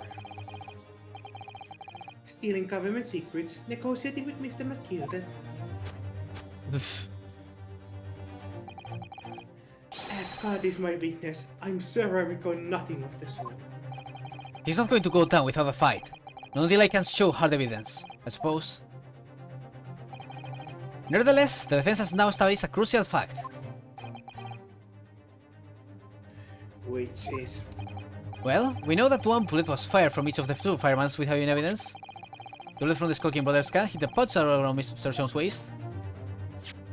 And the bullet from Mr. Windybank's gun clearly must have been the one that caught Mr. Graydon in the arm. Indeed it must. We can rule out the possibility that the man shot himself. And that leads us to only one conclusion. Mr. Windybank was shot by a 3rd gun. Which can only have been fired by the 3rd intruder. Goodness! That's right, Mr. Graydon. Yep. One way or the other, you are fucked, bitch. The only person who could possibly have shot Mr. Windybank that night is you! Hold it!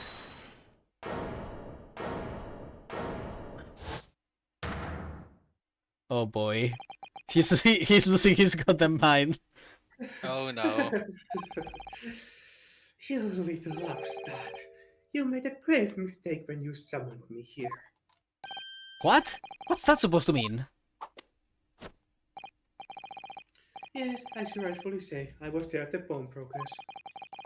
I did my best to hide the fact, naturally. I had no intention of ruining the distinguished career I built myself at the communication station.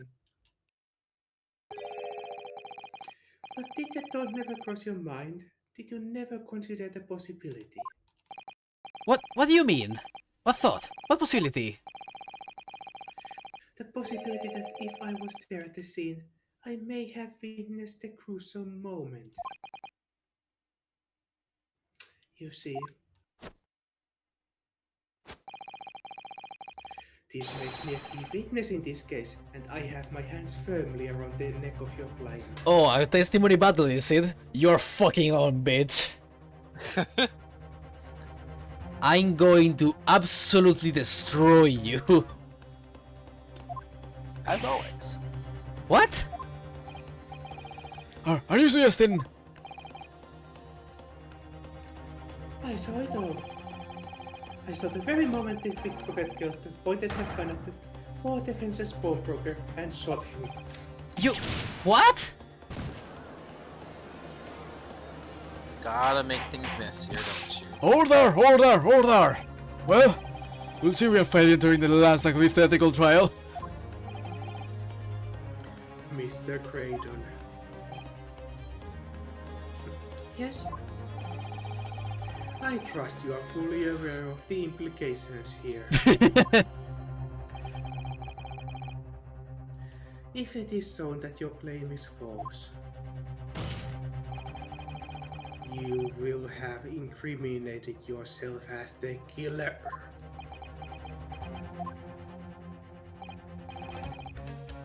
Oh, I understand fully. Then I must ask you to give your formal testimony once more. We'll explain to the court exactly what you saw the moment the defendant allegedly shot the victim.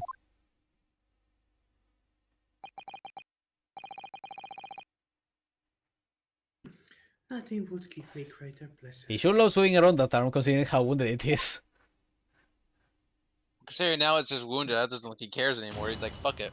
If it's gonna bleed, I'm gonna pose while it bleeds.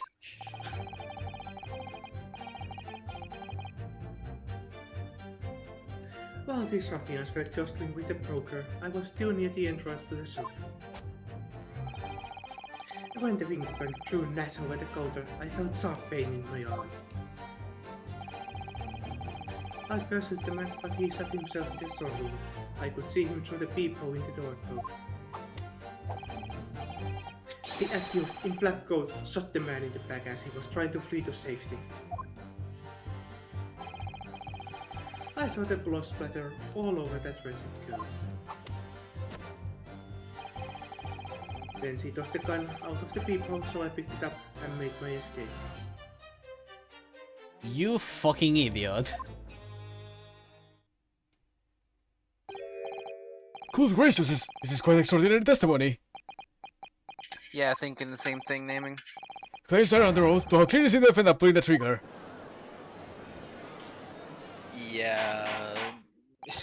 Order! Fuck Order! that. Order! It wasn't my intention to testify in this way. But neither is it my intention to be found guilty of a murder I didn't commit. So you see, my hand has been forced. I tell the truth now as an act of self-preservation. I'll be right back if that's okay. Oh, okay. Sorry. Oh boy, this is... I'm going to fucking destroy him. You fucked up by talking about the gun, my friend. Woohoo!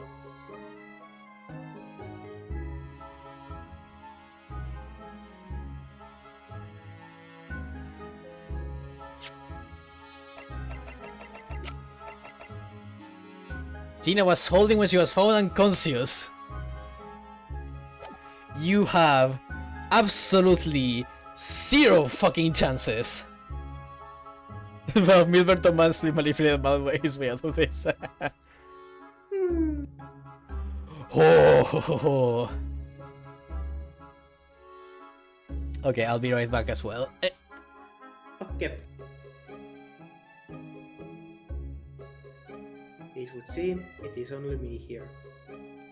And since I don't talk that much, this is going to be a silent hour.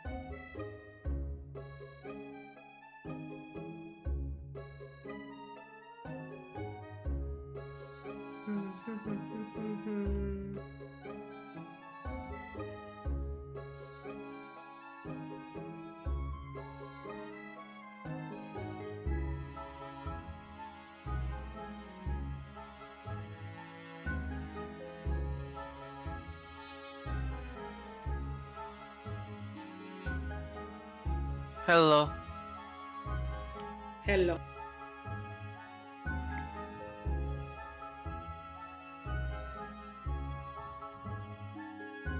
Du, du, du.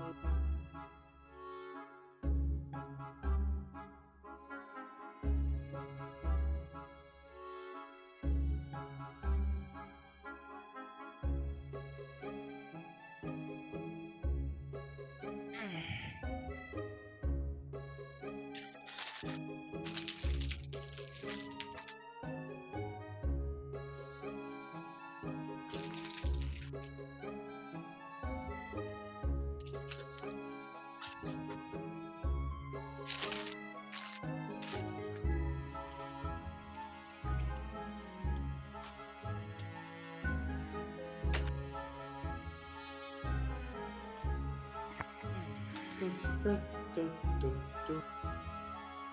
Do do do do do. Do do do do.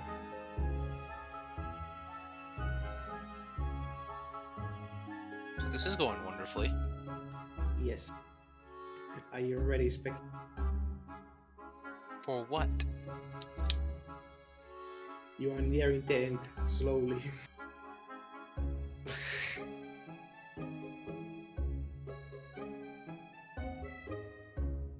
Eventually. Oh, I'm gonna go collapse on the bed a little.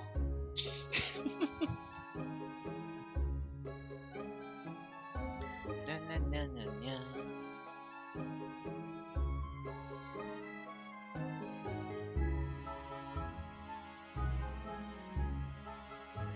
Alright, I'm back.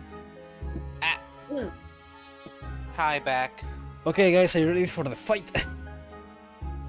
Yay. The No. truth?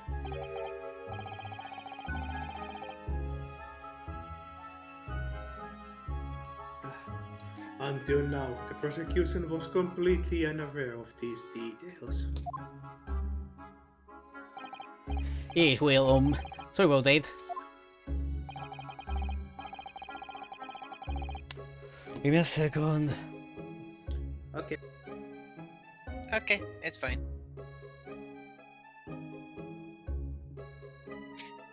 I like the funny words. Wow.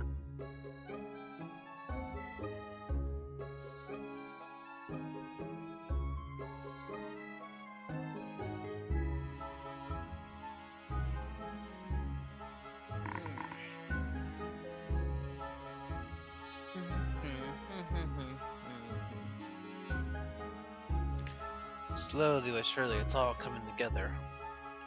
Well,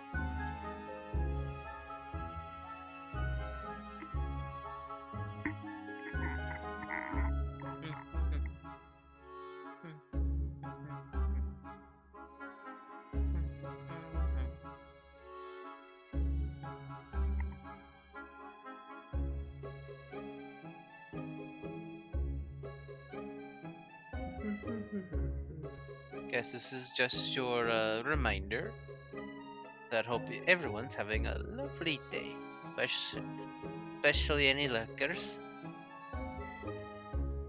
and VOD watchers and Neon.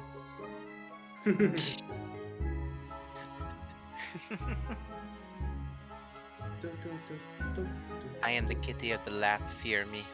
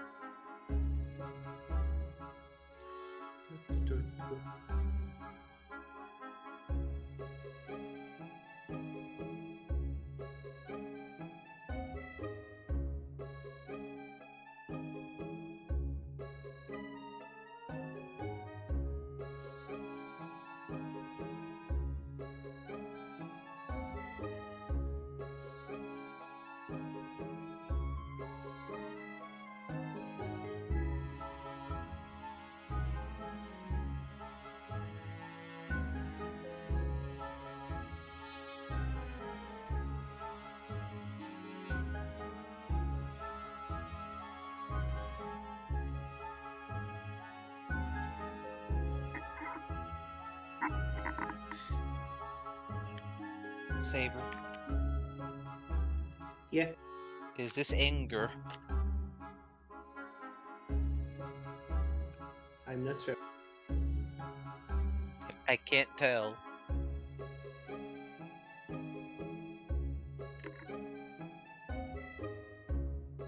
I'm back. Hello. Well. Do. You okay? Yes. Yeah. Do I continue? Yeah. Having shot me in the arm, the pawnbroker was then shot in the back by the accused.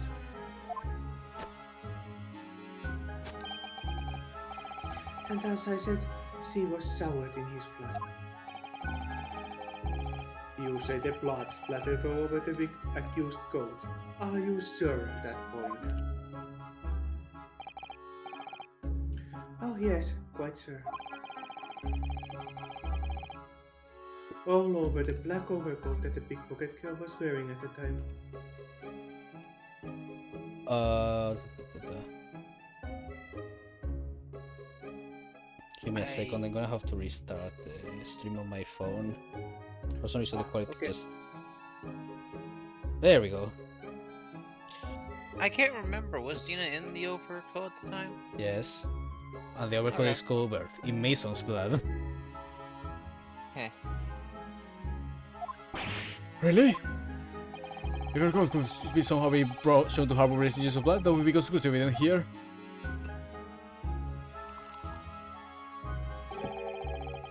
Such an investigation is entirely possible, my lord. What? Only very recently, a German scientist has developed a technique to identify human blood. So, here's to the true science, not some amateurish detective's dubious foray into the world of chemistry. Oh my god. There's nothing dubious about Hurley's work. His ideas are all sound. Ideas are no use to us here. In science, as in law, theories must be proven before they stand. Bitch. In Germany, the technique has already been employed in the courtroom as the basis of evidence. Scotland Yard has a small quantity of the chemical reagent used, with your lordship's permission. We could shatter all vestiges of doubt within minutes.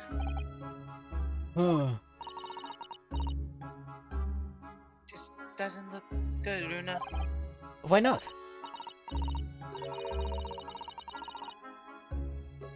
Well, we know, don't we, that there's blood all over the front of Ginny's coat. If they test it with their chemicals, Oh, help, you're right. It's forgetting what happened yesterday. This is. don't move, Ginny. I'm going to ship. Yeah.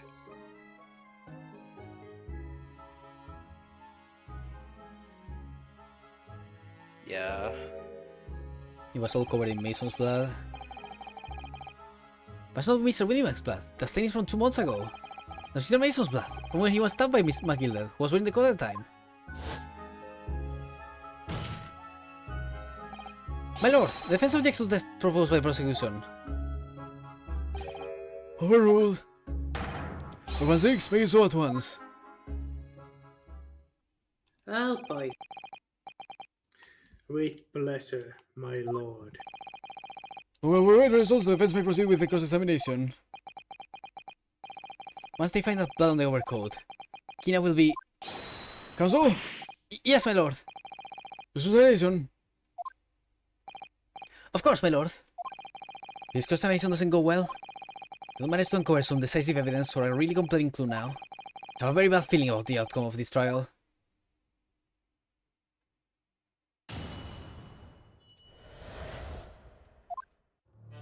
Well,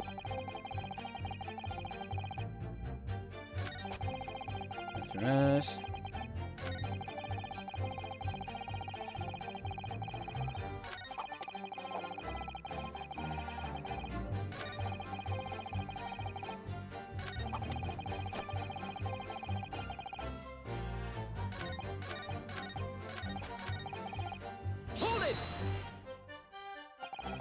So in the emerged from the storeroom, I believe.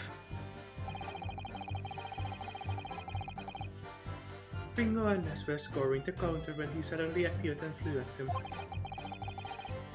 He already had the revolver in his hand. Fortunately, I wasn't too close.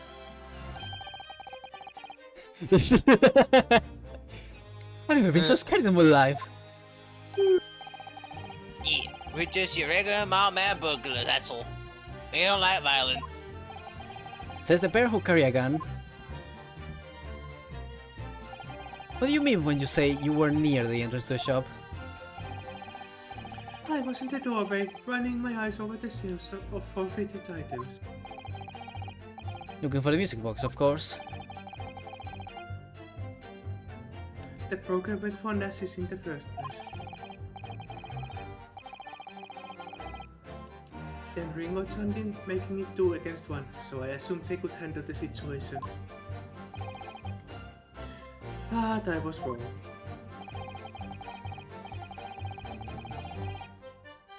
I was trying to help me little bro, but the old geezer choked me over the bloomin' counter. I remember now, but why I remember why my picture was all funky. I was Windebing Blanco before. I forgot. Sububicaron de Ofeda, and as soon as that's a meaning with Scarper. Were you setting up on the poor defenses and the pawnbroker together? Shame on you! Defenseless, my ass. Sorry, Gab. Toy goof.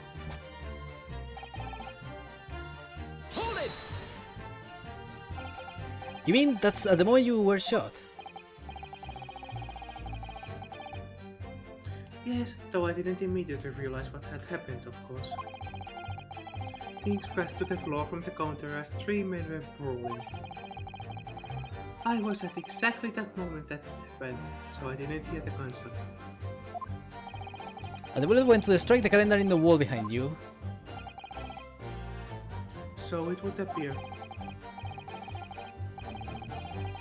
When I looked at my arm, I saw it bleeding badly, so I wrapped my handkerchief around it. Seeing as I couldn't explain what had happened to the doctor, I had no choice but to wait for it to heal. I didn't imagine it would still be bleeding 2 days later.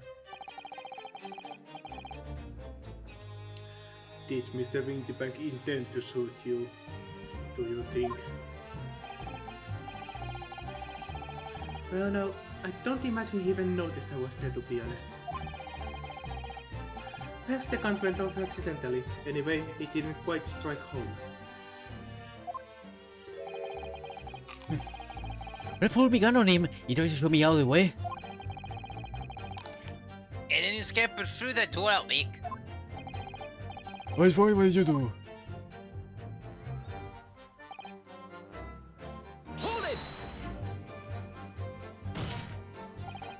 You mean you chased after him?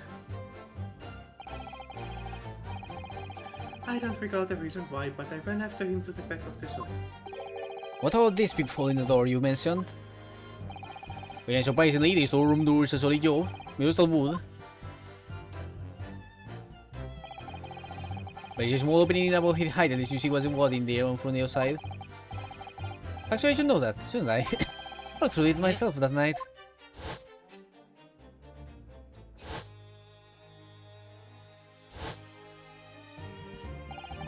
Gregson, just tell them that she didn't have any blood in her when you found her. Fuck's sake. You absolute And what- asshole. And what about you burgling bottles? Did you see what went through this peephole as well? No, slightly, bro. Gov. Oops, I didn't mean to skip. I doubt these 2 buffoons were even aware of the peephole's existence. The Scoggin brothers were there, but they didn't see the killing of Mr. Windybank take place. Inside the storeroom, I could see the broker and that young girl standing there. Defendant? Yes, though neither of them noticed that I was looking. The girl raised her gun and pointed straight at the man. And then, what did you see next? The Yes, when the crime was discovered, the defendant was found with a gun in her hand.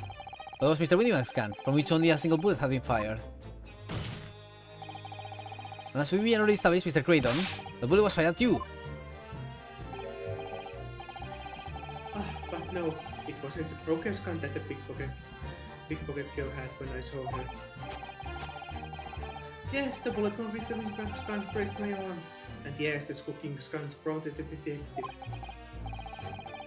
But this was another gun entirely. The third gun. The broker's gun was not the murder weapon, so clearly there had to be a third firearm involved. In other words, the accused must have had their own gun with her at the time. Objection! But no other gun was found at the scene.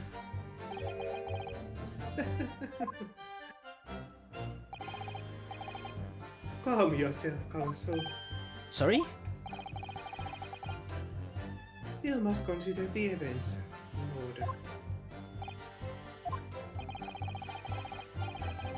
At first I saw the broker and the girl curling at each other, but then all of a sudden the broker turned around. And it was at that moment that the little gutter rat shot him in the back. Excellent image, I must say.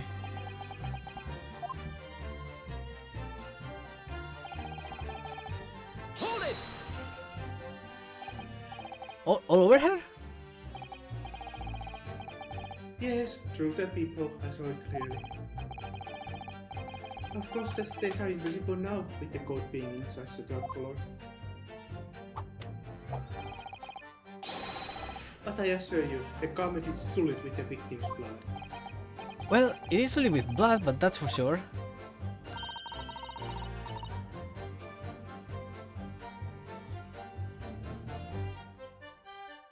But it's not Mr. Winterming's blood, is it? No, that's right. It's written makes some Milverton's blood from the way McGill stabbed him 2 months ago. So no, if only the except is chemical now, so we could prove that. But they won't, so unfortunately, we can't use this evidence to support our case. Bother. Oh, bother.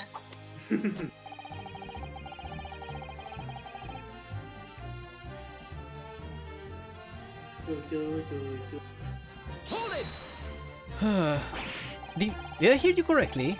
She threw the gun out of the room? That's right, after the broker fell to the floor, she started walking over. Where exactly? In the direction of the storeroom door, to where I was watching. Of course, I quickly retreated, and then the girl dropped her gun through the peephole on the floor on my side of the door. Oh, why on earth would she do such a thing? I couldn't tell you. Perhaps she was trying to distance herself from the murder weapon. Without thinking, I went and picked it up. I suppose I was worried about just leaving it there, in case any more tragedies took place. So it was you, in fact, who took the third gun from the scene of the crime.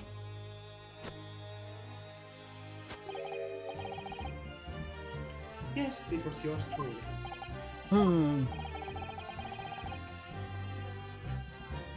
I left the clear up to my lackeys and left. Clear up?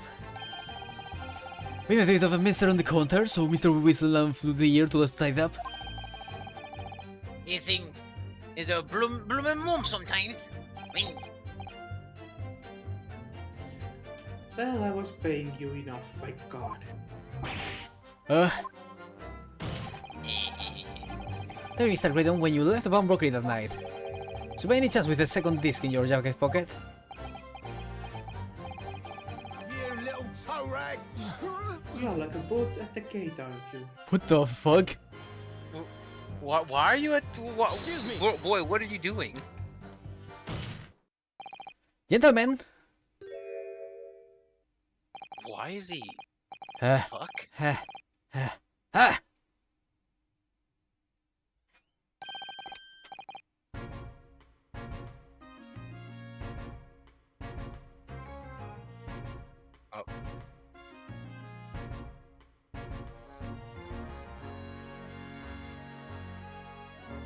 I'm back. Hey. Welcome back. Something wrong with Anyway, Sunshine? Yeah. Well, anyway, what the fuck, Gregson? Just read my line. You do realize you were just plainly checking Mr. Culkin? Blimey, is this a bit of a hooligan, eh? What was going on just now? You saw him hear me whistle. What blazes he said? Enjoying the circle when you got down when we got down to the station?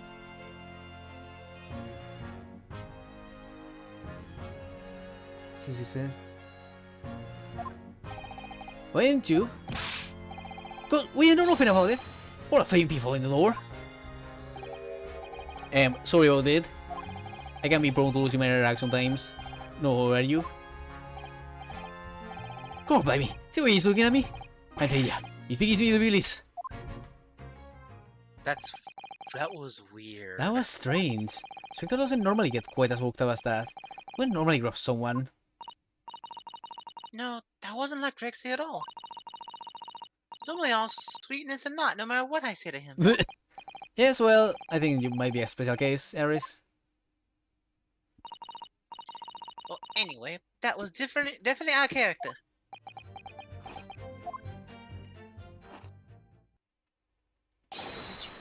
My lord! Request your permission to draw the incursion mission. Explain yourself, officer. I will resolve this before the earlier, my lord.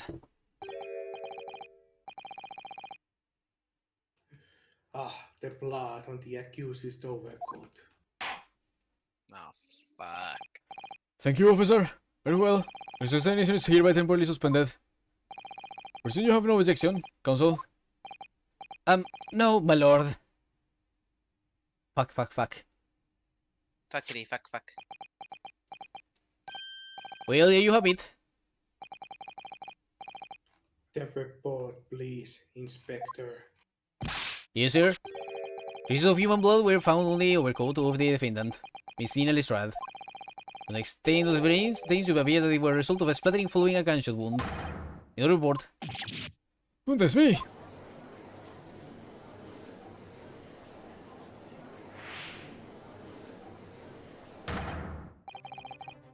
See, what did I tell you? Objection! You bitch. No, the blood on that coat is not Mr. Windybanks. What on earth makes you think that, counsel? The coat originally belonged to Mackinac McGildeth. Just before his coat was deposited at Windybanks, McGildeth had fatally stabbed Mr. Mason Milverton. So blood on that overcoat is blood of the brickmaker from the Omnibus case. Objection! Well, the dead cannot speak. Isn't that right, my Nipponese friend? Maybe if we were in another game they would. Sorry? 2 months ago, in this very courtroom. Did you not argue fervently for McGilded's innocence? And yet now that the man is dead, you brand him as a murderer? Your conduct shatters any shred of respect you may have earned yourself in this country. Ah! But that was... I call it a public disgrace, treachery, that's what it is. Tell him whether the blood on the coat is 2 months old or not. Even a stethoscope can help with the answer to that problem. Pop out. Can't be done! But... We use Mr. Jones' specialty formulated chemicals. Mr. Sherman's a detective, not a chemist.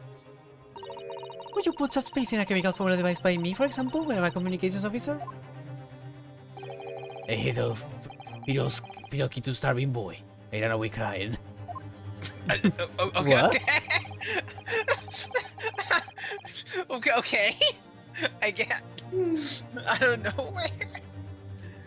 Also, sorry if I'm a little bit away. I took a medicine earlier and it might mess with me a little. No, Pepe. Sherlock Holmes is barely more than a figment of the public's imagination. His name carries no weight in this courtroom. No weight at all. How could you say that? Victory is sweet indeed. This proves that my testimony is the whole truth from start to finish. Have you arrived at such a conclusion, sir? As the witness said, the accused's coat was splattered with the blood of the victim. The only way Mr. Graydon could possibly have known that fact is if he saw it happen. In other words, his testimony is solid and the conclusion is singular. It was the accused who shot the victim in this case. That is the whole truth. Ah! Hello? Oh, My lord, been a long battle this one, but this old warhorse has something to say now, if you please. Mr. Foreman? As of this moment, sir, the squadron has reached its final decision. Ready, men? All for one now. Guilty. Guilty. Guilty. Guilty. Oh god, not this shit again. Guilty. Guilty.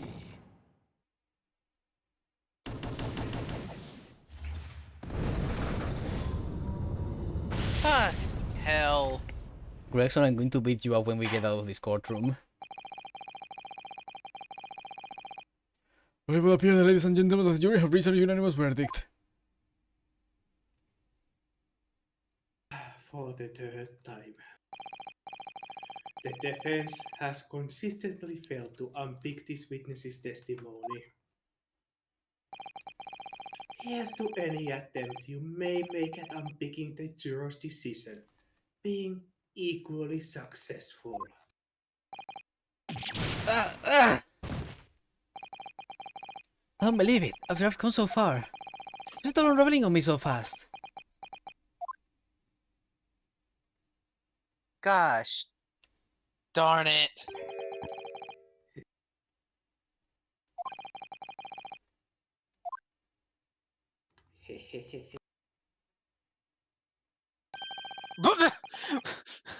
Oh my fucking god.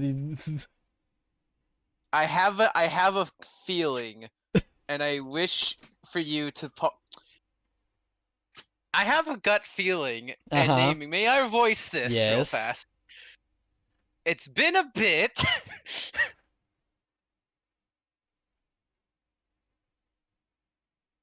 How very distressing to be held in such low esteem. Wouldn't you agree, Mr. Naruhodo? Officer? You ready the report now? That will be all, thank you. It occurs to me with some regularity, Mr. Naruhodo,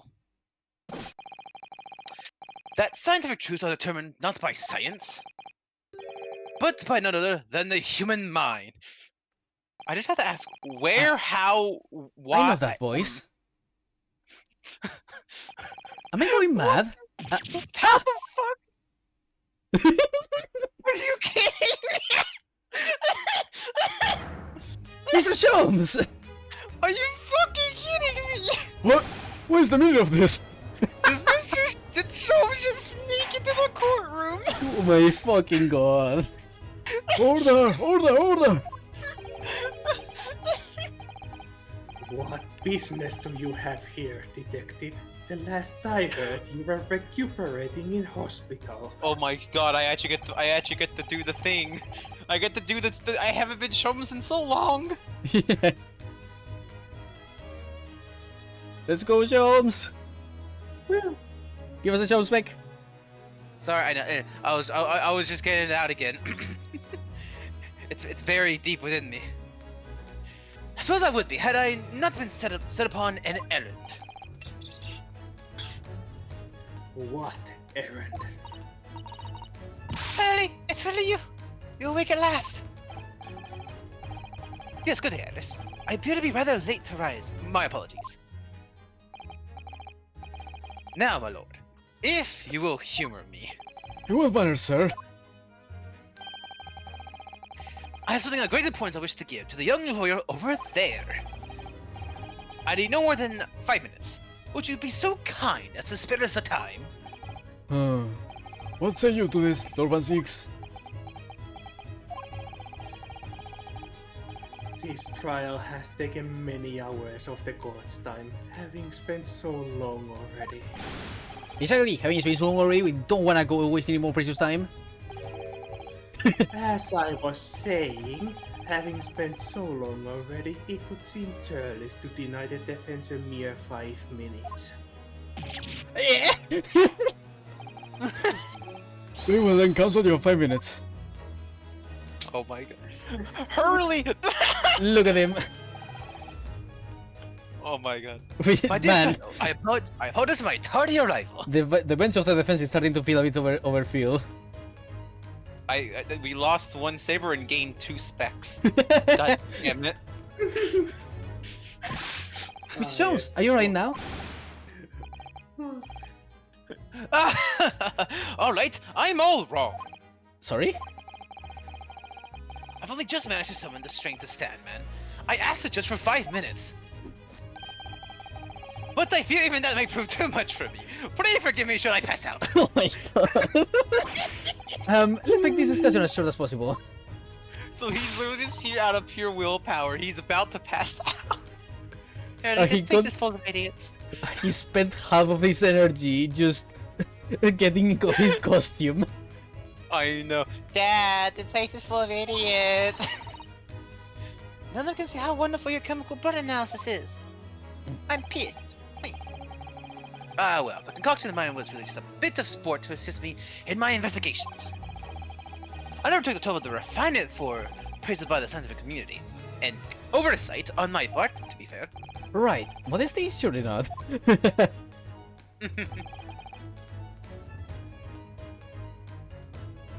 But enough of that.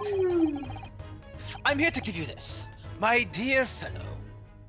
Oh, it's a package from Mitsusato's handkerchief. Oh, it's a Shosato delivery. What's that? A lavender furoshiki wrapping? A leaving present from Miss Susato. From Mitsusato? If possible, matters were to be settled without me giving you this. Those were her instructions when she asked me to do her this favor. I don't understand.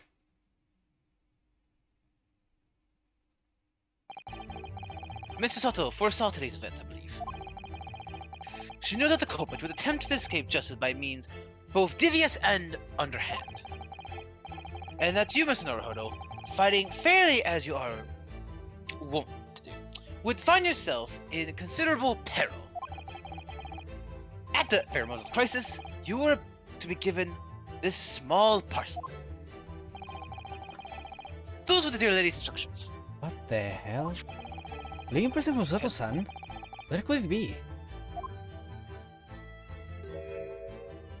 The cat door maker? What the hell? What is this? Oh! It's just the machine I made. Ah! Uh-huh. Oh god, I have a idea and feeling. Hey, naming.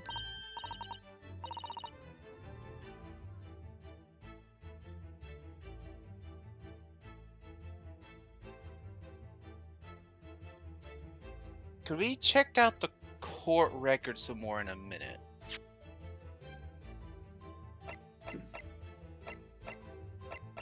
Do we... I have an idea. It's crazy, but could we check out any pictures we have of the area? I fucking knew it! I said you couldn't see the fucking people from in the picture! You can't see the people because there wasn't a people. I have been waiting for this moment. There's a- coffee. Oh my... We commented on that! We fucking commented on that! But I completely didn't really see the before and after in it, though. It was just like, Oh yeah, maybe it was covered up. I don't know. Oh no, Oh. you were going these pictures back and forward. I was actually amazed that you didn't realize it. I mean, we did realize it. We commented multiple times that there was no thing on the picture. We just Oh, didn't we never- realize it actually meant something. They cat doored the door as into a people. oh my fucking god.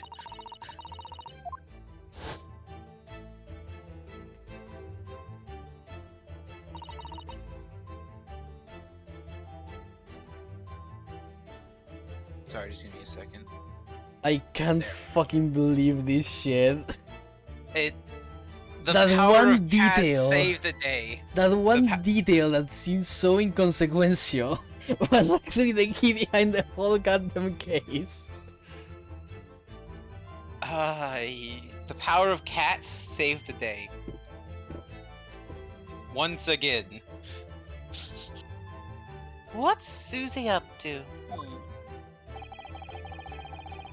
I can already see how this is gonna play out, by the way, because he mentioned like the peephole and stuff, but I see. Mrs. Soto muttered the following words before she left. I'm a failure, quote. I don't deserve to be a judicial assistant, quote. What? Didn't she say something like that?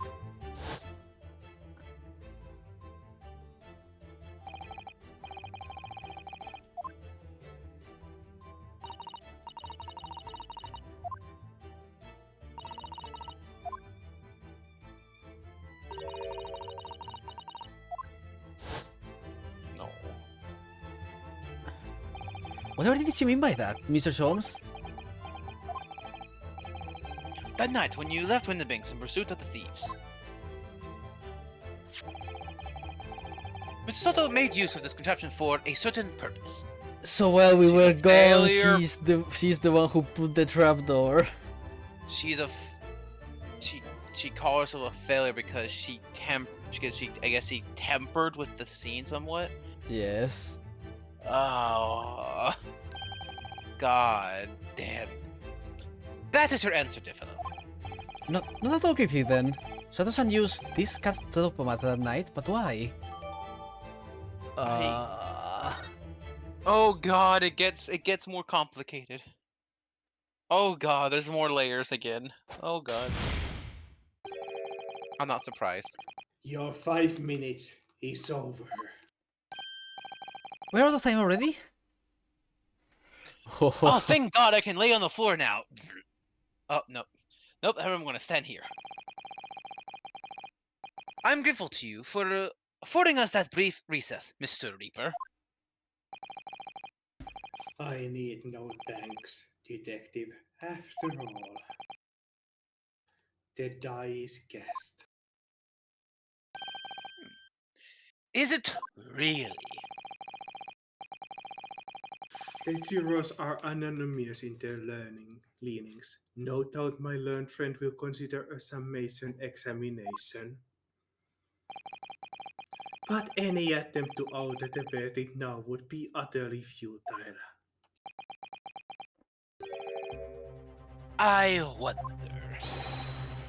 Mr. Naruhodo, Yes? the rest is down to you, dear fellow. What is your plan? This is down to me. You need to be careful here. If I make a wrong move, the trial will end badly. My lord, the defense requests.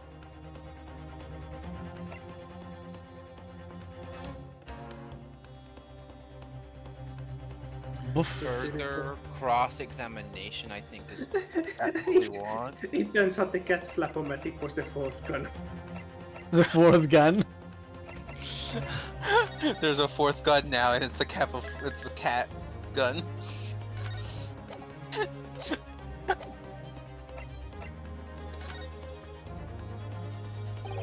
Further cross-examination. Please? The jurors has spoken. Protocol dictates that you may not cross-examine the new witness now. The defense is not asking for the cross-examination of a new witness. Rather, to continue with one of an existing witness. What? It would appear that a rather important detail has escaped your attention, Mr. Reaper.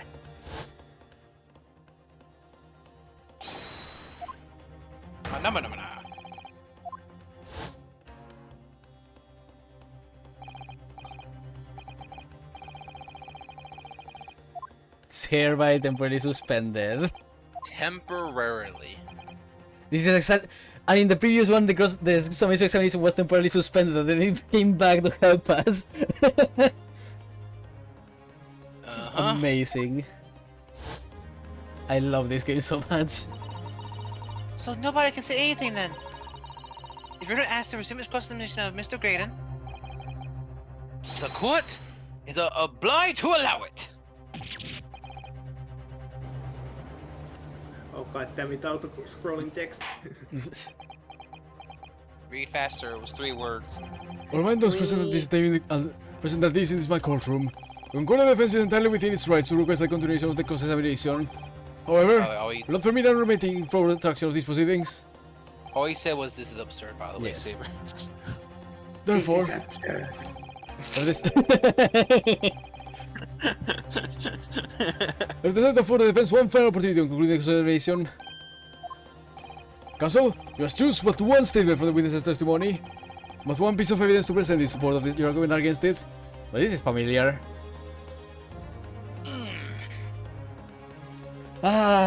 I miss this tension. Voicing Herlock was the only thing that made me stand up from my chair. A single chance to can't present believe evidence? If following that the situation remains unchanged, so move to adjudication. Is that clear, counsels? You will not press the witness any further. My lord. Yes, my lord.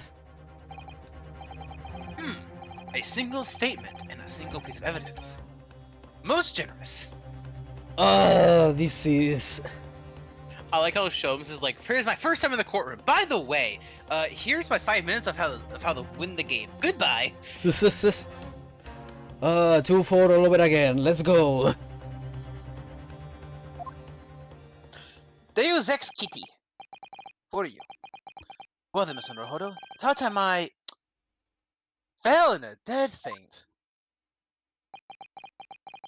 I leave this in your capable hands. The animation. But Mr. Sholmes! he just fucking He just flailed into unconsciousness. Okay, we got this. We know what we have to do. To stand so gently before the court in a state of such high fever, if the man has extraordinary strength or mind, or extraordinary lack of feeling. I imagine he's feeling very little now. The detective is sleeping soundly in one of the antechambers. Strike him out when he's down, why don't you? Well then, counsel, are you fully prepared?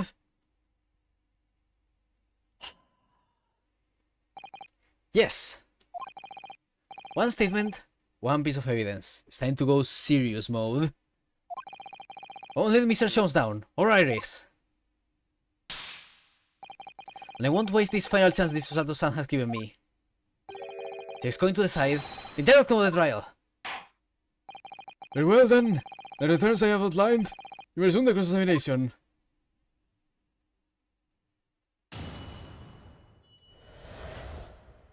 Well, Oh, the music. Oh, I gotta turn this shit up.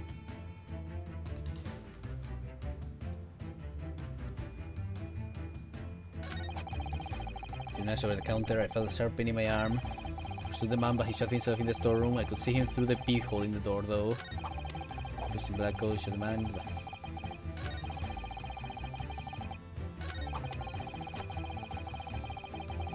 Okay. Yes. I think. Yes. Yep. We know. Yep, 3. Yeah. I think 3 is definitely correct. What on earth is that setting constructions, counsel? It's over. It's the most powerful piece of technology in the world. Oh, it's my cat Flapomatic, my lord. It makes a way for cats to get in and out of a room. Hey, Ashley. Come here for a moment. I want to press this against your chest, see if I can find if you have a heart.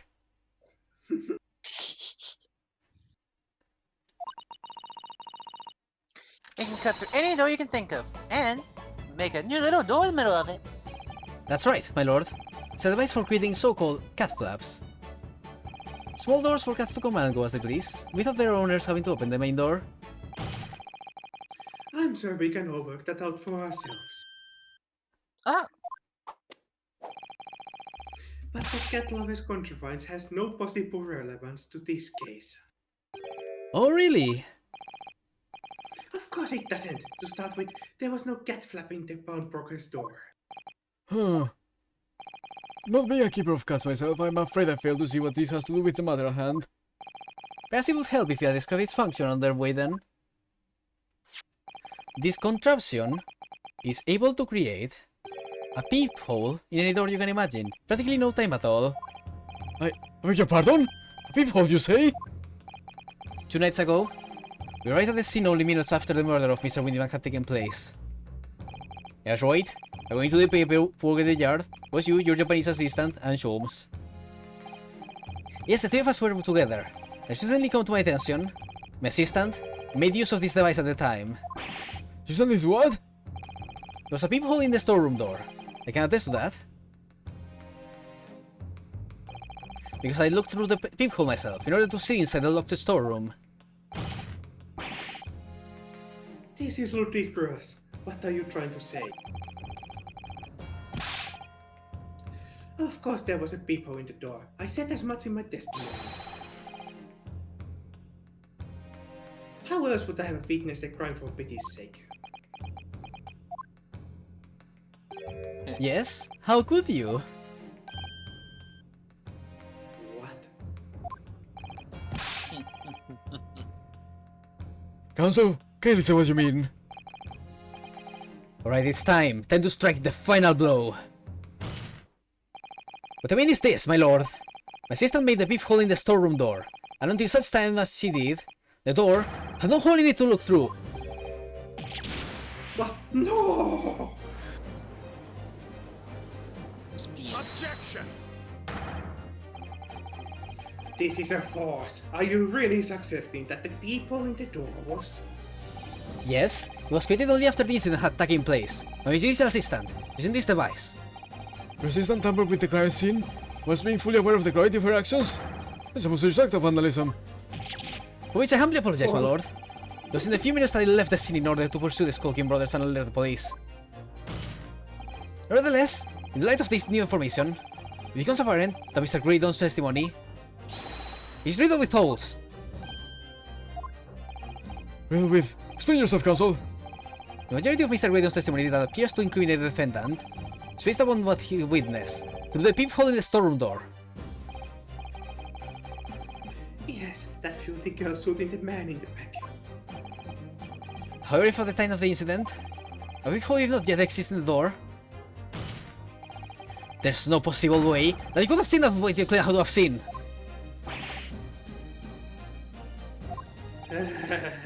In short, your Let's entire go. testimony is a bag of lies.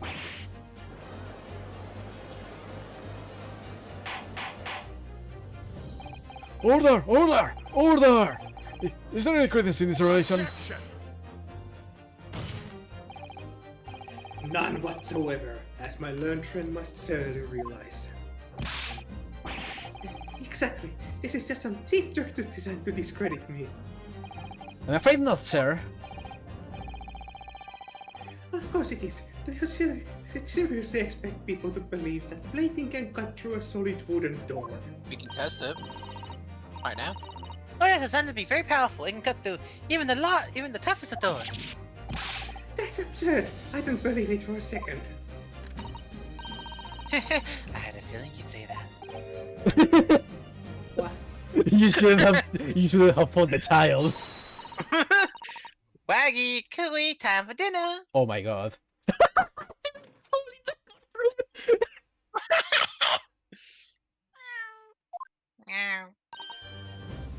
Well,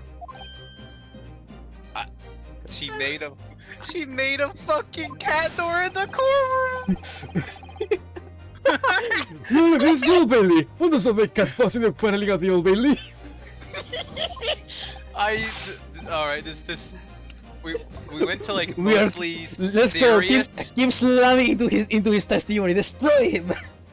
Fuck him up. I'm not done yet. Don't worry.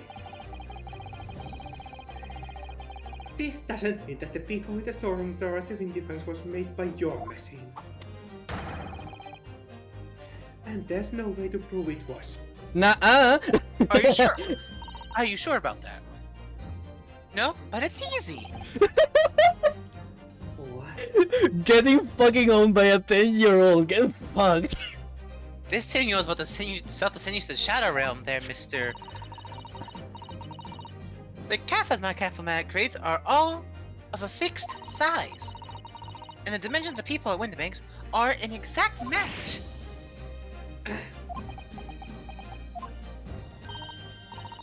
Hehe. Oh, Silky's lost for words. Excellent work, Iris. Thank you. And now it's my learned friend, student friend's turn to be lost for words, I feel. Learn friend, student, friend, friend. I am getting a little bit lost. I believe your judicial assistant has already left the country for your Eastern Island home. Well, yes, that's true. Then you may have some difficulty in establishing all of the facts. For the sake of the argument, let us assume the peephole has dimensions of that perfect fit for this contraption. Uh-huh. In that case, when was the peephole cut? Your prosecution demands proof of your answer. What's the purpose of the line inquiry, 016? It's very simple, my lord. The defense argues that the peephole was created after the incident using this device. But now that the perpetrator has returned to her native land, she cannot testify to the act. There is no proof. Ah, And for as long as the defense remains unable to prove when the peephole was made. give me a second. Okay.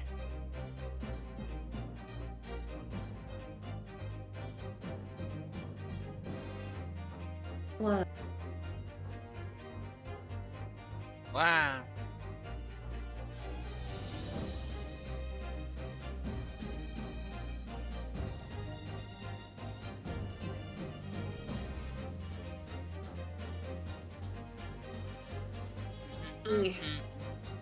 You okay?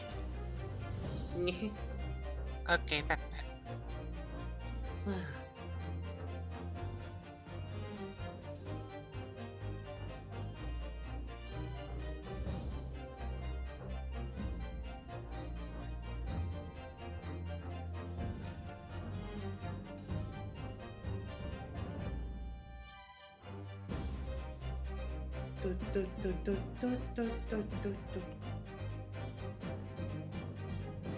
Sherlock Holmes was busy reading a walkthrough while on his sickbed.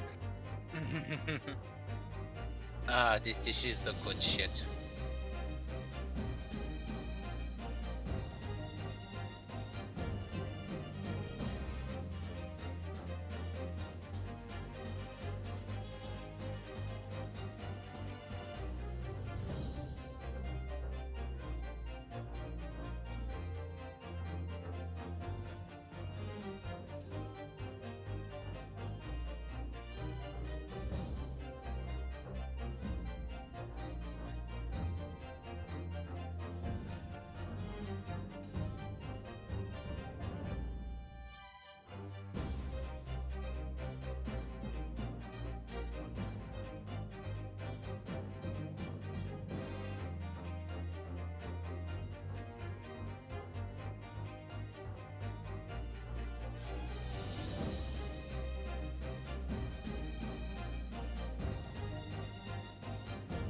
Da, da, da, da, da, da.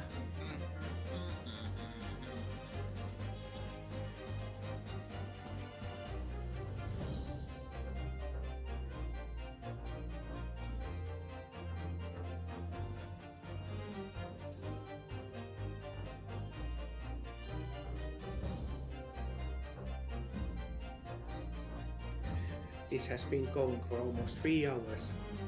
I know. Why have the feeling that it's gonna be going for another 3? No, it's gonna be shorter than that, but I don't know if it's going to be an hour or 2.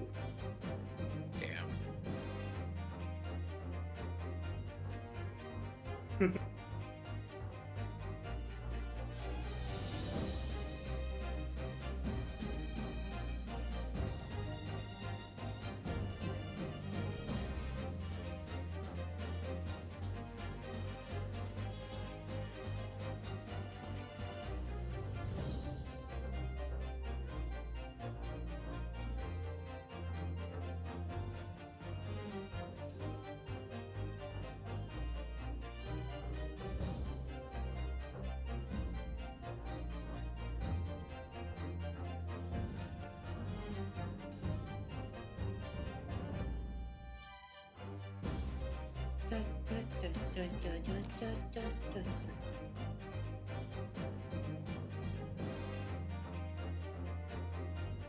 Epic music time. Woohoo!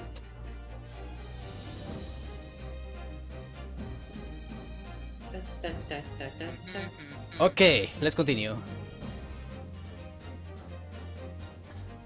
Woohoo! Eh.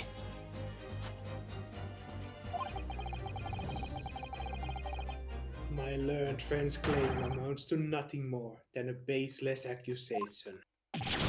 What? Indeed that is so, Lord 6. Well, Council, I Don't give up now, Una.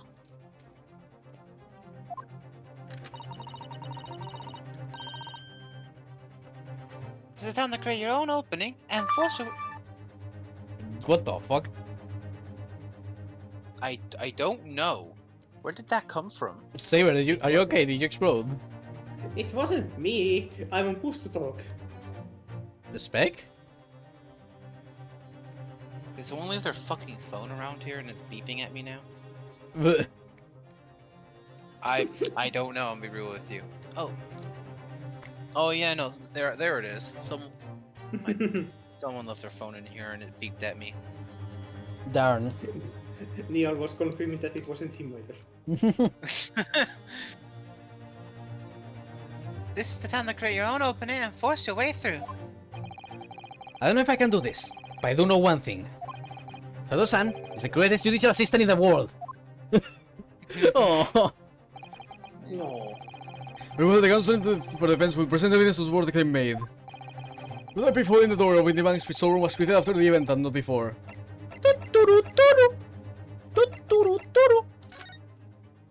Man, that's crazy.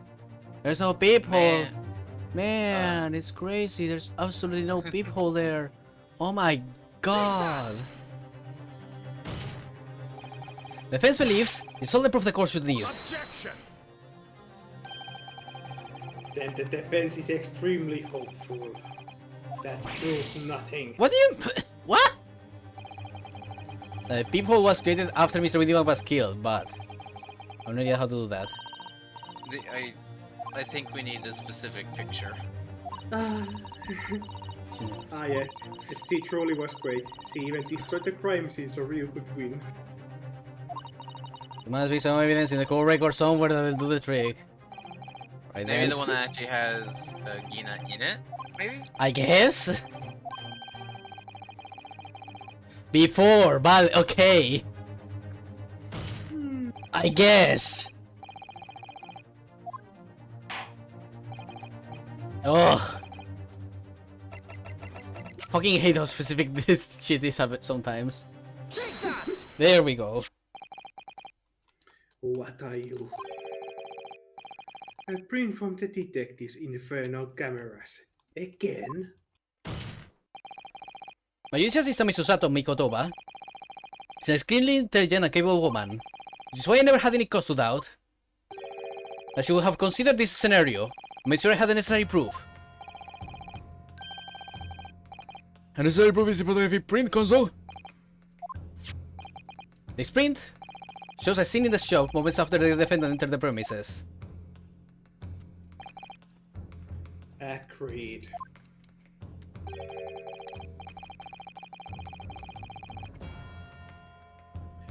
And it also shows the accused mercilessly wielding a gun in the direction of a defenseless broker.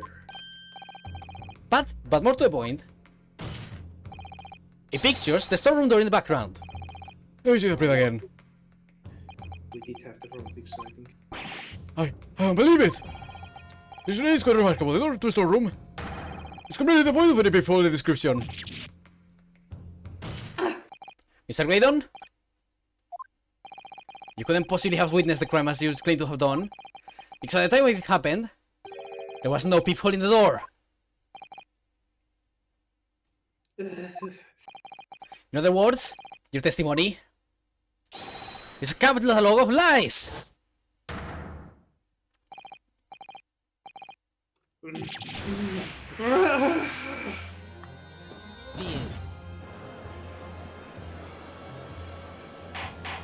Now he's fine. Order! Order! Order! I sorry for the defense and substantiate his claim, beyond all reasonable doubt. This witness's testimony was entirely fallacious.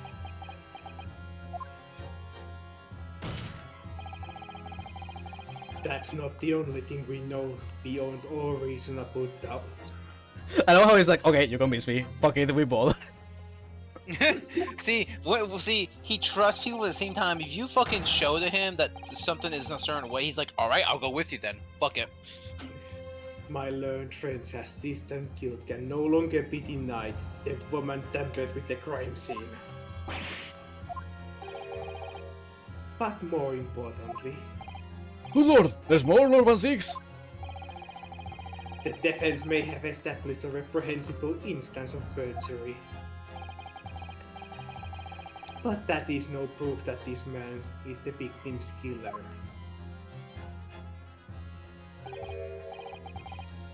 Yes, that's right. Still willing to crawl, huh? Okay. We'll have to put you down. What? I was there at the scene, it's true. And I was shot in the arm, it's true. But that's all. Yes, in fact, if you look at the circumstances, I am the victim here. Oh, please, no! He's going. So gone at this now. I don't believe this. But they're right, as it stands now. I don't have any definitive proof that he's the culprit. Still, he has he can't worm his way out of it now. Iris? You know what they say. The more the merrier. I knew one of you two was going to say it. There's no point locking the cat's door after the cat has bolted. Isn't that right, Runa?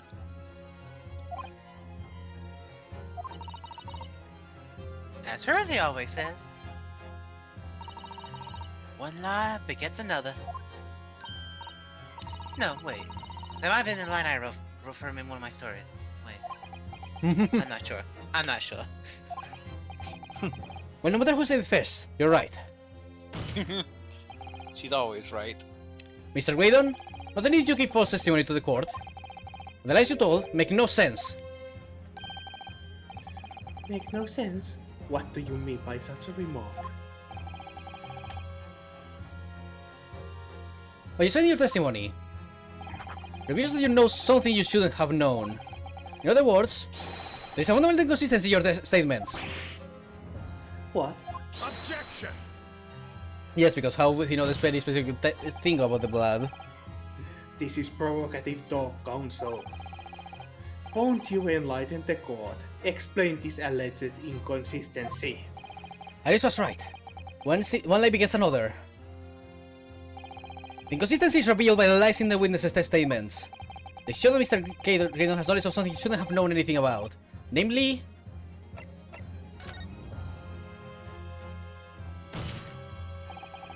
the blast that were present on Millestrad's code. That's right. The victim's blood splattered all over her when she was shot. When she shot him. How could you possibly have known that? Obviously, because I saw her do it to the people in the... Realization, cogs are turning. Oh fuck. The point is not that you lied in your testimony, Mr. Graydon.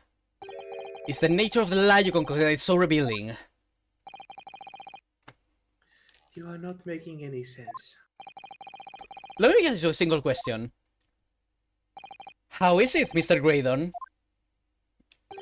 that you knew the existence of the peephole in the storeroom door?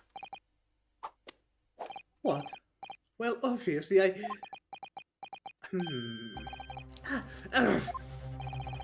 Has the cat got your tongue, witness? The peephole in the door was made after the incident occurred.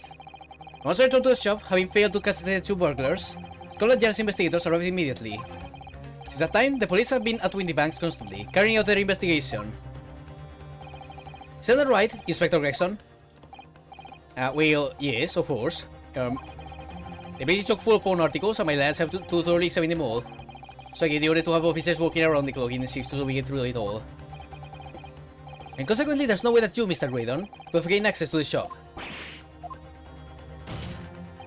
Therefore, you should have known nothing about the people in the storeroom door.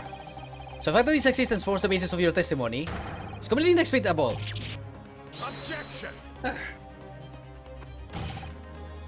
And yet, the fact remains that Mr. Graydon did maintain that he witnessed the crime take place through the peephole in the door.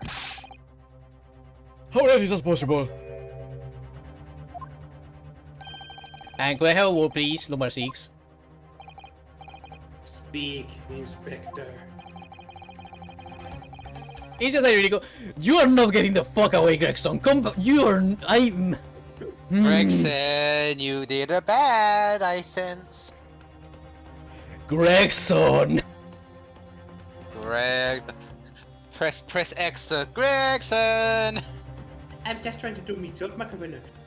I'm bringing out the fire eyes. You're not getting the fuck away from me. Hey, Grex, you want to test out my cat flatinator? On you. Then here we go to getting back to the station now to report. There's really nothing more I can add to this testimony, so if it's all listening to you. Permission denied. Oh. It's not all the same to me, Inspector. Not at all. You will remain exactly where you are until this trial concludes. I swear, the end of this case is making my blood actually boil and my blood pressure rise. Oh god. I have so much fuck you energy right now. You can't even imagine. I wish we remember this in her next novel.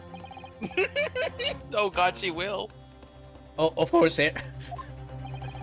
Mr. Graydon? You shouldn't have known about the existence of that peephole. It can only mean there must have been informed about it by somebody else. Objection! Stop there, my learned friend. Criminal scum. You realize, I trust, that the words you just uttered have an extremely serious implications. Yes! My defense believes that the details about the case that Mr. Graydon claims to have seen must have been revealed to him by a certain person before his testimony. And in fact, considering a particular clue we have, there's really only one person that could be. God. Who is the person in question, Counsel?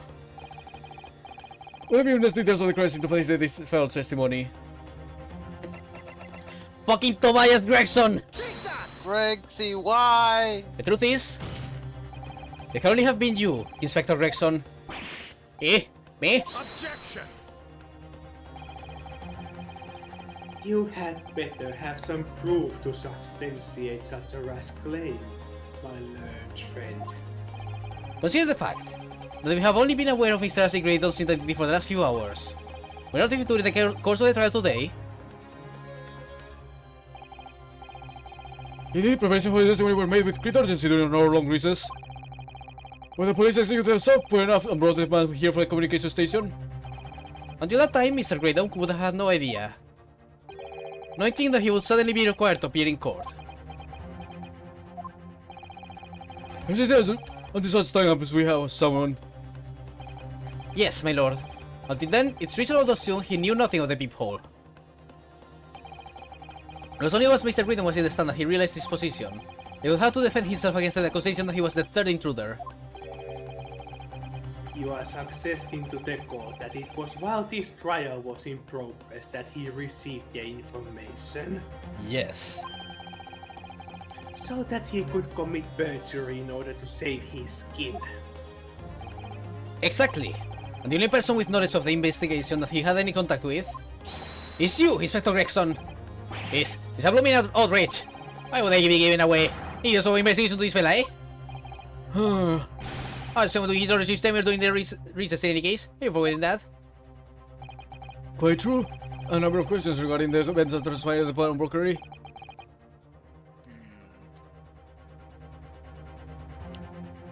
which means the first time these two laid eyes on one another was after proceedings resumed following the recess. Since then, they've been in full view in the stand, where such illicit discussions couldn't possibly have occurred. Except that they did. Except Ah! you did. Yeah. Oh, I just remembered something, Runa. What is it, Iris?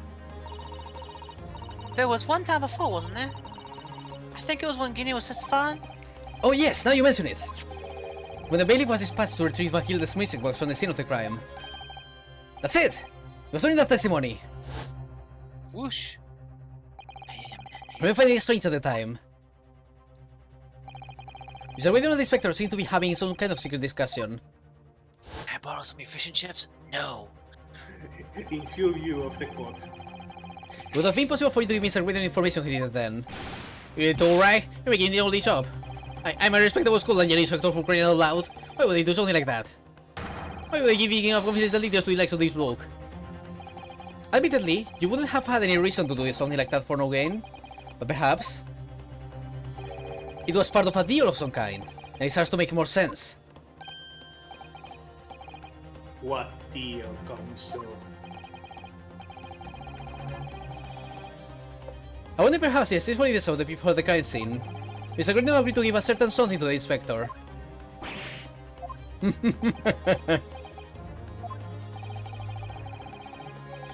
I'm sorry to remind the inspector that, if found to be true, striking a deal of any kind with a witness, we consider a gross case of malfeasance. Will I? Objection!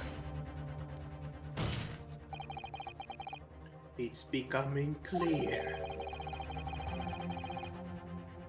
that jumping in with accusations is this Nipponese student's specialty. I don't do that. But with the stakes so high, the prosecution is not prepared to listen to baseless charges.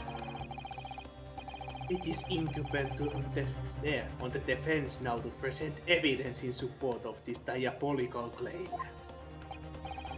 Evidence? Just what are you proposing that the inspector demanded of the witness in return?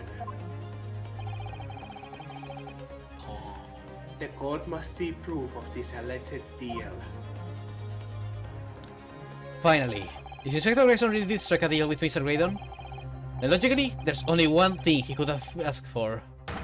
That must be it! Runa, do you think it could be? Yes. It's a missing link that would join all the dots together in this puzzle.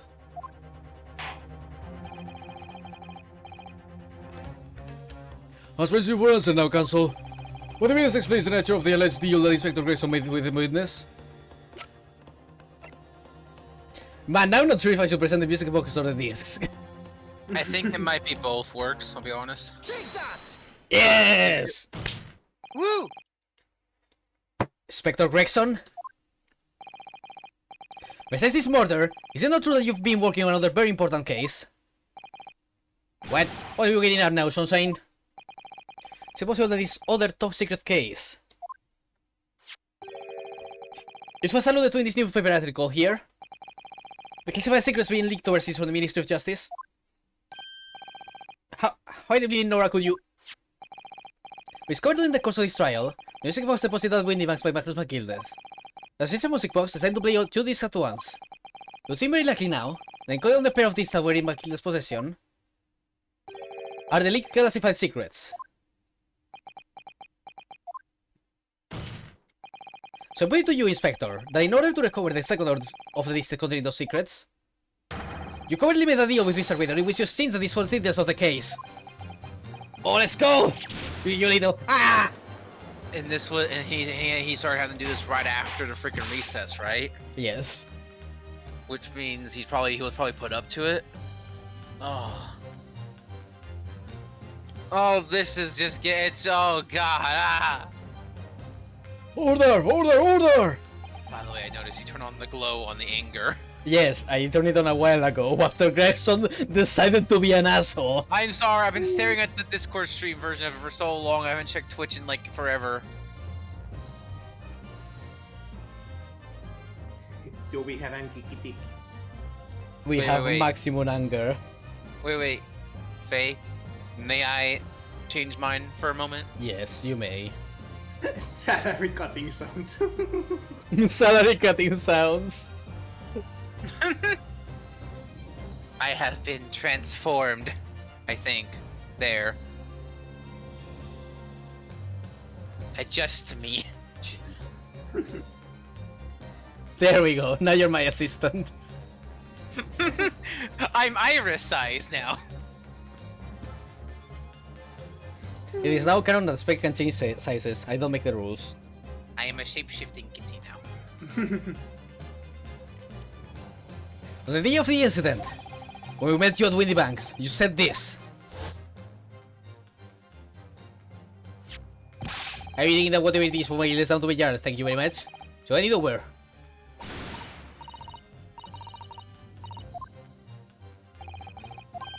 But anything belonging to McGilded has to be taken in as evidence now.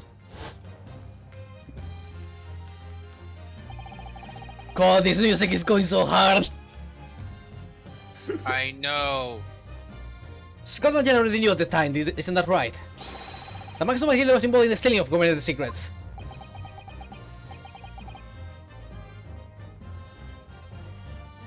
My orders were... record the medium used to commit the secrecies leaked from the ministry. I on the QT, strictly hush-hush. And that explains why, when I presented this disc as evidence to the court, you objected so heavily, I presume. Because you knew that it contained highly confidential information. Blimey, no likely, I mean, I wasn't sure that of it myself. I raised there was a possibility, that's all. Inspector, surely you're not saying that in order to acquire the second of this device it was this? Do you think this will be a confidential serious to the Christ into the witness? We don't beat this man and give him false testimony? There's no other way Mr. Riddle could have known the existence of the peephole. It's the only explanation. A deal was struck between these two men. Gah! No, you said no. Objection! No! If, and I stress if, this sobering assertion turns out to be founded in truth.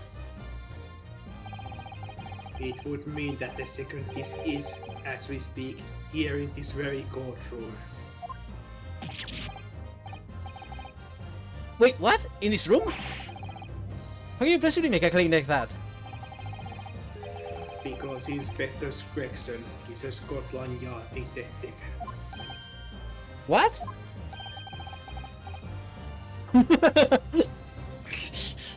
Was that an insult? Let's fucking go. What's that supposed to mean, eh? As a seasoned policeman, the inspector will have approached this alleged deal with caution. Certainly, he would not have accepted a gentleman's agreement in this matter. No, he would have insisted on having the article agreed upon in the palm of his hand. Good gracious then, you mean to say... Inspector Wilson already has the item in question in his possession? He has the second disc surely on his person? Yes! Yes. Let's. The defense demands the inspector is searched at once. Definitely. They could only have struck deal with each other when Guinea was satisfied before. And Gexy hasn't moved from the witness stand since.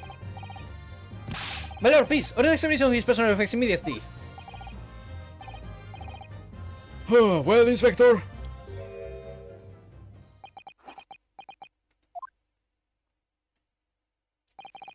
He's young and wants to tone down his imagination, so let me my profession quite enough. However, we'll put this matter to bed and explain any doubts about my involvement. Then happily submit to my body search. What? He's going to agree to it? Oh shit! I just had an idea. I presume you're aware of the precipice in which you Oh my fucking god, he gave it to Nash. I know, right? My learned student friend. Why was he? That's why he was shaking him. He put it on his person. That or Nash stole it without him, and he noticed it. One of the two. You made the most serious allegation against Scotland Yard here. If, following the search of the inspector's personal effects, no disc is found, you will be deemed unfit for court service. This trial will end. And my country's government will formally demand of yours that you are severely reprimanded. That sounds serious. Indeed. The reasoning to commit such defamatory remarks of our country's most senior police force. Those of the Majesty governments will be able to overlook. You're just telling them because you're scared. The accusation is beyond serious. You must be prepared for great consequences. What? Fucking hell. I know the final answer, but I don't know how to get there.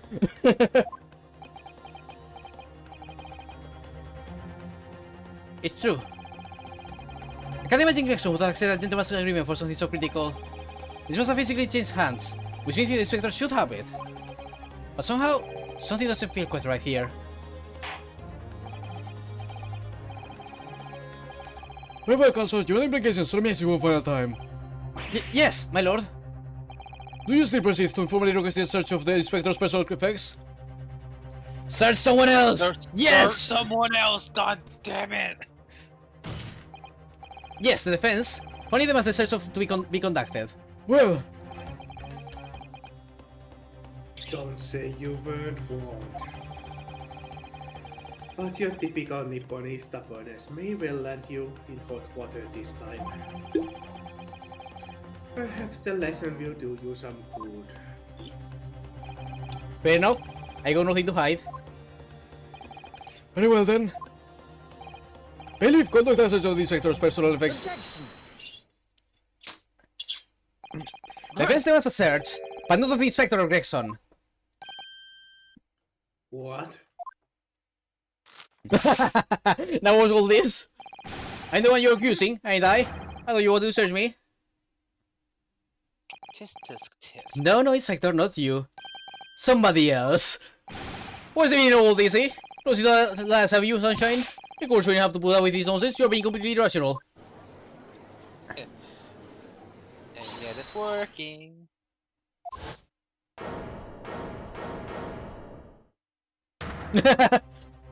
Oh. Be quiet, all of you. Dino's doing what you all told him to do and having the courage of his convictions. So you should respect that and listen to what he has to say in good faith. Because that's the British way. So fuck you.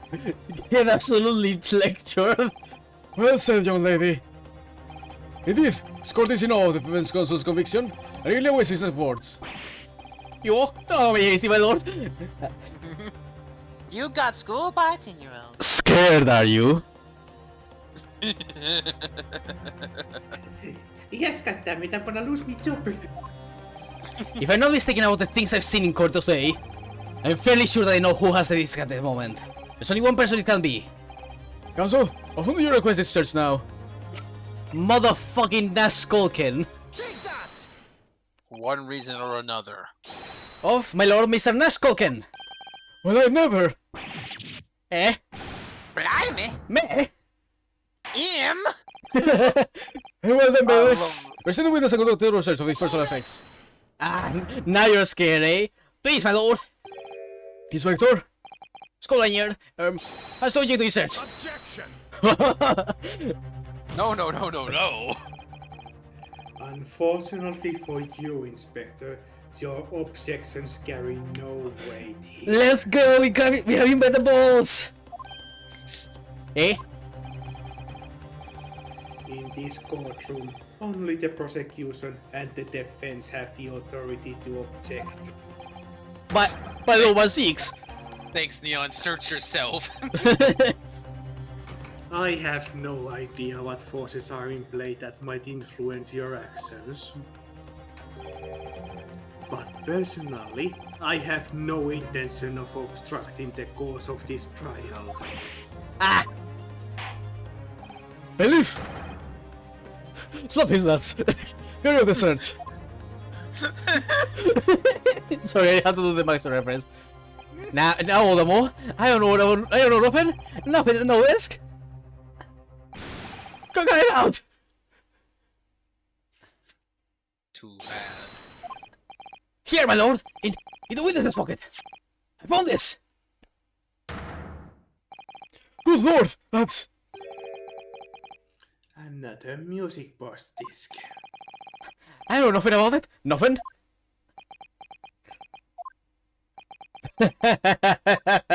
Oh, you fuckers.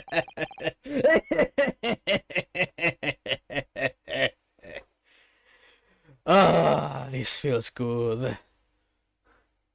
That is the second music box display by Magnus McGilded. Is it not, Inspector Gregson? Some more fun.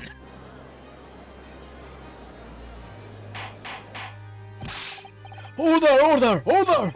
Mrs. Cloaky, what have you said to herself? Hold on a minute. I just hold on a minute. I swear I didn't know nothing about this. Honest to God. Now, so would you please explain how the hell is going on here? The alleged deal that was struck between this witness and this detective, no? Without question, my lord. Do for pity's sake! Why on earth was this money possession of the digital inspector today for information? Inspector Gregson is a shrewd, calculating man who rarely loses his composure. At one particular point in his trial, he exhibited some unusual behavior for a brief moment. Don't recall, what unusual behavior? Ah! It was, yes, during my cross-examination of Mr. Graydon. Let's fucking go.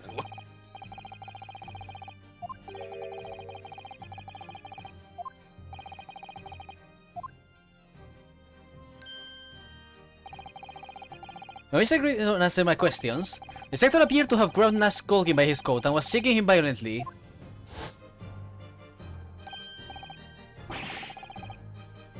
Yeah, he didn't know.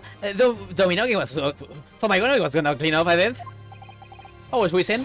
I mean, as me brother, I was. What exactly happened to make the detective attack you like that? I got a clue. He just wanted to run grab me by which like that and started shooting me. Well, basically, did you mention the third one when we got down the station? That's what he said. You read on my ear what he did? I still throw it now. So yeah, the inspector sneaked the fucking thing into his pocket. God, Inspector. I mean, God. So I mean, I feel like obviously he's doing this on. He obviously is doing this like on orders, but at the same time, God damn it, Inspector. I really need a Fey Blanco sprite for situations like this. I know. Man's dedicated to his job at least. I'm almost debated to switch back to Windbang Blanco just for this. The way that they did behave, they was extremely out of character. But looking back now, it must have been that he did it. That was the opportunity Inspector Gregson created for himself, in order to hide the disc. Well, bless my wig! He hid it? You. I'm afraid I failed to comprehend the motive here. The detective had acquired the disc he was after. Where would he proceed to hide in another man's pocket? Because the Skulky brothers are going to go back to jail, no matter what. It's a court They of will law. confis- He wants to be denied those evidence. And they would have just taken it then. It would appear, my lord, that the inspector was not at liberty to do that. Ooh, okay, I'm gonna cool off for a second.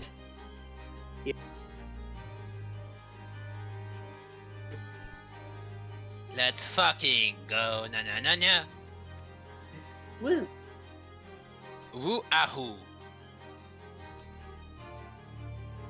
Look at the inky kitty. Meow. Nyah. We have two angry cats and a saber. Yes. I think this is appropriate. Hello, I am here. You're here. You're doing good. I got more motivation after I got 5 minutes with Herlock. I needed the Hurlock in my life. It helped. It helped fuel me. Voicing Hurlock is one of my favorite things ever. I swear.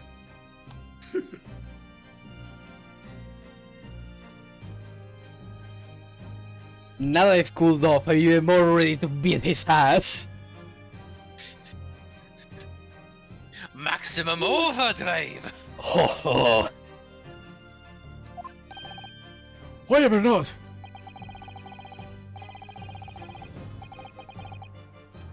As the man himself revealed earlier, his current assignment has some special conditions.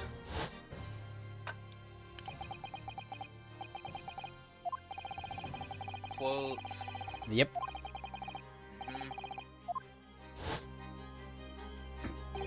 Hush, hush! I don't think assignment, is it?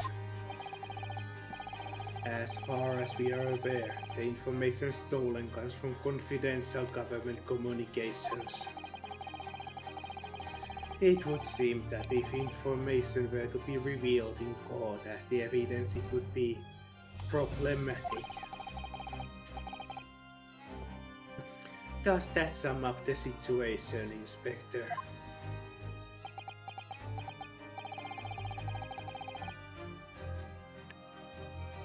I'm operating on the directories from the ministry. I have no liberty to answer that question. So, realizing that there was a chance that you may be searched here in the court, you took steps to hide the disc you had acquired from the witness. It may be your job, but you still not only disturb with a witness's testimony, but also hid very important vital evidence. You are not getting out of this scot-free, Gregson. I'm not letting you. Thing is, though, he was also under orders, so. So what? Like, so what? Like, he was in a situation where he was doing something illegal. I don't think his orders included that. He just went for the easiest path for himself. Hell, if he had collaborated, they would have arrested the man because of his testimony wouldn't be as solid, and he probably would have gotten the disc anyways. He just wanted to do it the way that was easiest for him.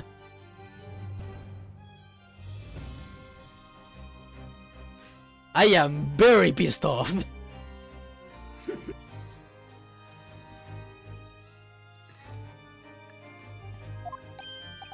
Does this mean... He only pretended to attack Mr. Skulkin in order to get close enough to him to slip the second disc into his pocket. That's all a pretense?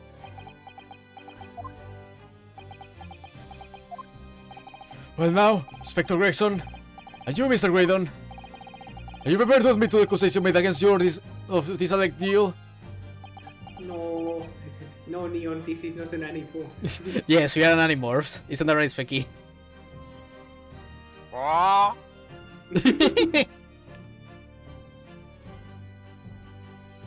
Oh, I haven't been so fired up since Dual Destinies. Oh, this is so good. I'm so fucking ready, dude. What about you, Spec? What about me? Are you fired up, buddy? Fine with what exactly? Everything? Anything? Just angry.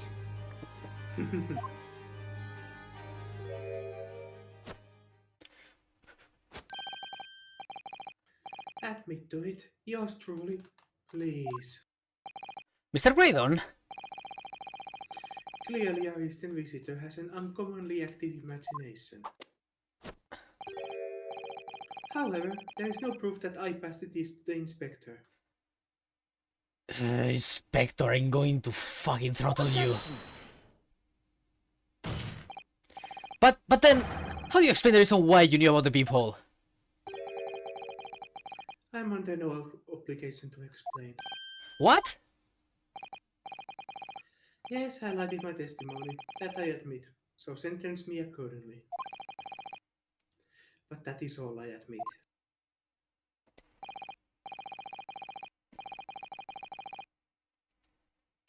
Murder, leaking government secrets, striking a deal with detective.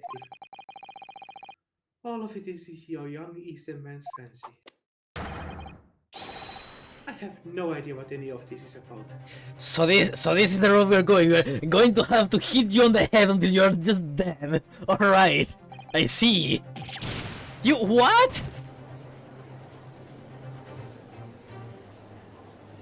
You are fucking with the wrong guy, Ashley. Well, what about you then, Inspector Gregson? You want me to make a deal with Mr. Graydon in order to acquire the disc? Ladies and gentlemen of the jury, as a school engineering inspector, I will declare this and nothing more. I acting in the best interest of the country. Whatever you have done is in the name of justice. You motherf... So, members of the public in this fine country, I like to think that justice will be your guiding light when you are making your decisions.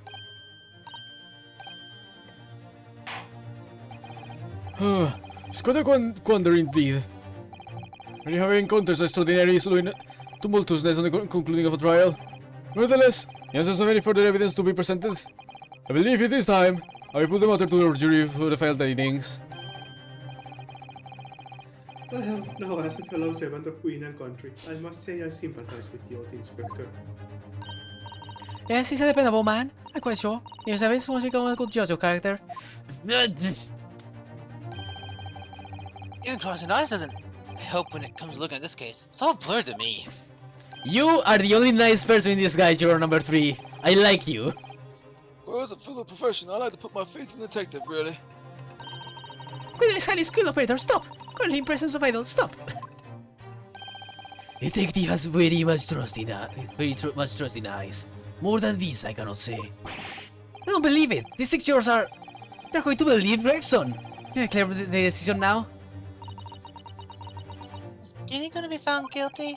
If I don't manage to produce some definitive evidence right now, then we're going to lose.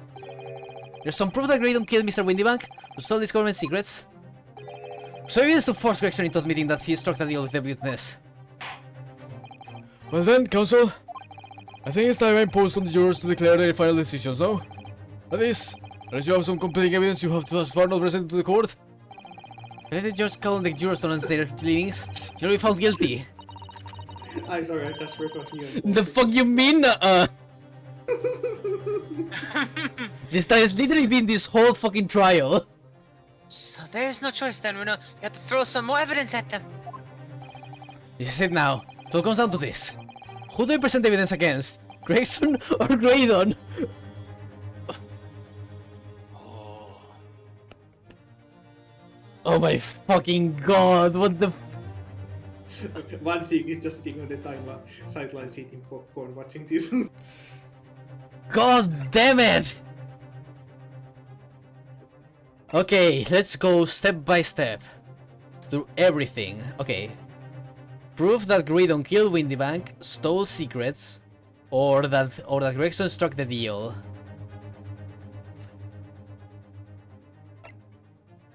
Mm-hmm. Let's see. Third bullet doesn't have anything. Music box disc. Stereoscope. Photograph taken automatically by the red-handed showing the play. No, nothing, I think.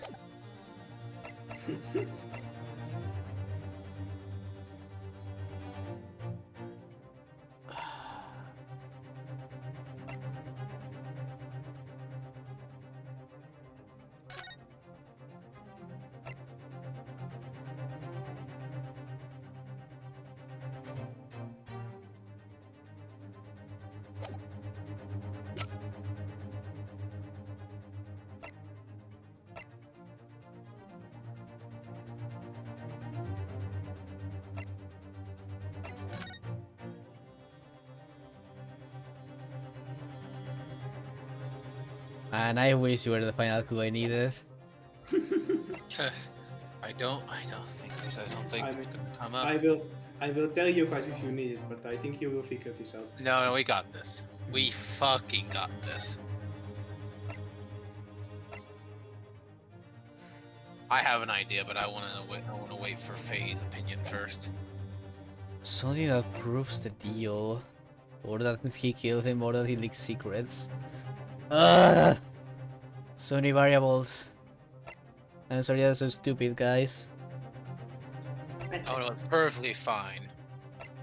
You're not stupid. Just got a lot of choices here. Let's see. Actually, we don't just have two choices. We have multiple variations upon two different choices. So the possibilities are quite large. This has lost its value.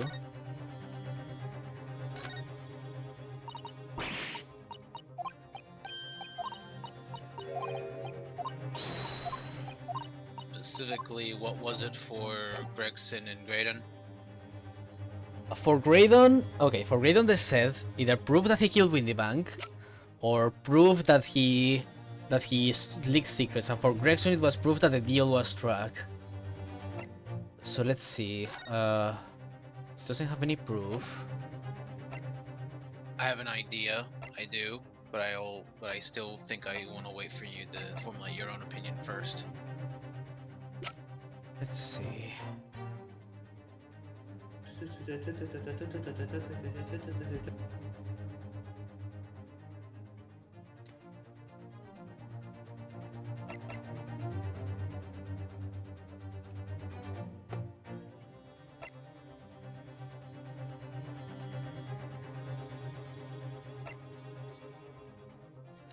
Okay, so might if I tell you something or give you a little hint?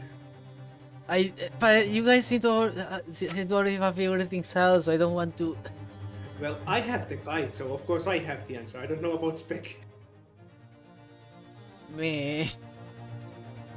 Saber, it's fine. Give him some time. Again, I don't even know if mine's correct. I just had again, mine was just an idea. Just Scotland Yard.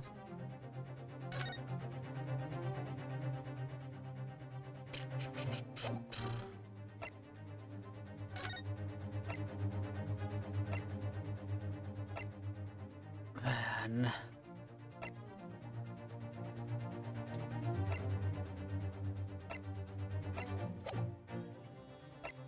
Like, let's see. Let's process of elimination. Then, openly. So, starting from left to right, I think I'll Nothing in rule here out. is. Nothing in here at all. Yeah. The autopsy report No. doesn't have I don't think anything. so. The photograph doesn't have anything either. Nope. Nope. It's. The crime scene plans don't really say anything either. I'll be honest. I think I will share that I feel like it's anything that we can use would have to be on the third tab. Something on the third one. Minigun scan, which we already explored. The Skulking Brother scan, which we also already explored. We've already dealt with both the pictures as well. That are right after. Yes, and the pictures don't have anything on either that is of relevance. We've already Stereoscope. dealt with this stuff. Stereoscope is just there, and then we have And we can the ignore first the disc. pouch. And I think we can ignore the pouch and bullet. I think specifically Yes. here. And I also think we can probably ignore the The cat cat. flap. Yes, So so it boils okay. down to music box or disc. Yeah, like that's the. But I don't know. Like that's the thing. Nothing seems to really connect. Like because the music box disc. How do we use this to prove anything? And same with the Thing is- music box. Thing is, I don't entirely know, but through the process of elimination, we can still say with at least more vagueness that the music box specifically could possibly incorporate the disc as well into its evidence, meaning possibly. So I would say the best chance of getting something would be using this. How that is, I'm not sure. But the thing is, it feels- again, we need to use definitive proof of either the deal happening or. Well, if the deal happening is, in the evidence we don't have, do we have both discs? We only have one, right? Only one. But we Okay, do. I'm They did gonna give- search. They did search and found the second one on the person, right? So Yes. theoretically, we should have both discs in access. We don't. Okay, I'm gonna tell you Non guys something. evidence. So you can present evidence to both Gregson and Milton. The evidence that you can present to both of them are the same. Okay, so what that tells me is that it's related to the leaked stuff. Remember the deal had to involve the discs in some way. Yes, we know. obviously. Like we know Yeah, it yeah. involved him getting a disc and him giving information Yeah. back. And the other was what again? The other thing we're trying to prove, The other thing is that he leaked government secrets. which would also be the disc/box. So I guess what we are doing is presenting the music box to basically play the full song. I believe that is the best possibility. Yes, the most likely evidence that we have available to us now. All right. And I think honestly, it doesn't matter which we show it to. I think it's probably like Saber said, it's probably going to be both. It's going to be same either way. I mean, if this is correct, I wouldn't say it's exactly. I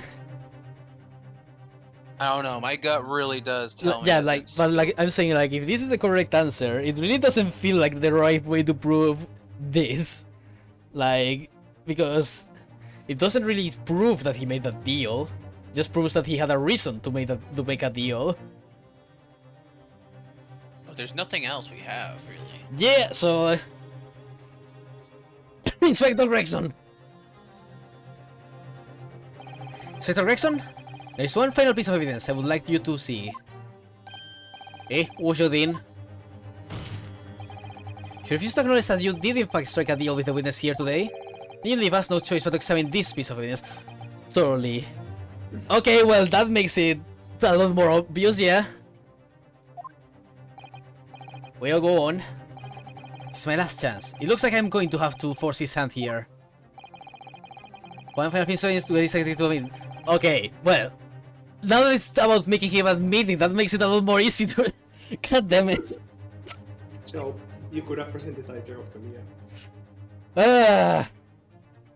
So so you could present either the disc or the box to either of them. I'm guessing. Yeah. So yeah, it's literally okay. Now that they word it like this, it's a lot more obvious. Man. Listen, gut feelings and process elimination wins again. Yeah, but like I was so tense, and it was all because of lack of information. Fuck, god damn it. That. Is that Mr. Makida's peculiar music box, Council? Yes, with the disc already in place, ready to play. I think perhaps now would be a good time to listen to the sound produced by the music box again. Only this time, with the second disc we just discovered, set in place as well. What is this, Council? No, wait! I can't let you do that! Why not? Because, well... Because it's got nothing to do with these keys. That's why. Not true, Inspector. Eh? The defense has already proposed, and the sounds heard by the court earlier from this music box were part of a Morse code message. We know that Morse code comprises of two distinct tones. The defense believes that the second disc contains the second tone needed to complete this message. Now we have a chance to confirm that theory. Okay, now, Sunshine, we're talking about stage sequence here. You leading the whole courtroom here, information like that is treason. And do you admit the charge? That in order to collect those state secrets, you engage in unlawful dealings with the witness? You're mad. You made that secret information out into public domain. You'll be making an enemy of the entire British government, you idiot. Let's not forget, Inspector, that you, as Scotland Yard's officer, leaked confidential case details to a witness. You continue to lie to the court, and all because for by fair means or foul, you're determined to do your duty. Well, by fair means or foul, I'm prepared to do mine. Let's fucking go! Oh, you dare. I will stop at nothing to protect my client. I don't care who I make an enemy of. Oh, this is some bullshit. Stop forcing him to fill his glass. He's literally doing the equivalent of eating some popcorn. He's like, oh, He's literally doing the Abakio thing of just drinking while everyone is beating the other guy. My lord, if you please. The court must hear the sounds making this music box. Oh, man, Six, for Pete's sake, stop him. Objection! oh, He was preparing to do that. Inspector, you should know my methods by now. I don't give a shit about what you think. I'm a prosecutor. I'm no Scotland Yard puppet. Earth. In this courtroom, my duty is to the law, so let me propose a toast. To uncovering the truth, by fair means or foul. Ah, the matey. Ah. No. Let's go. fucking go. Even the fucking prosecution is not on board of fucking this farce up.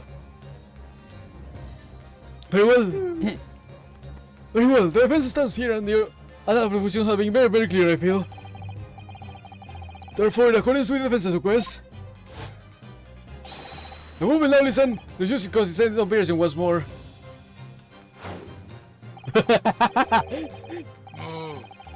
What's wrong, you two?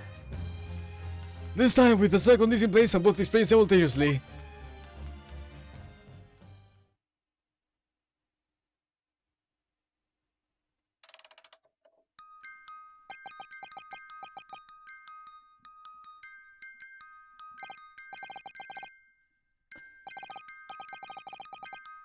Oh, listen to that. It's unmistakable now. Source code. Alright, I admit it. Whatever you want. Oh, for the love of God. Shut up, Blooming Bookshop.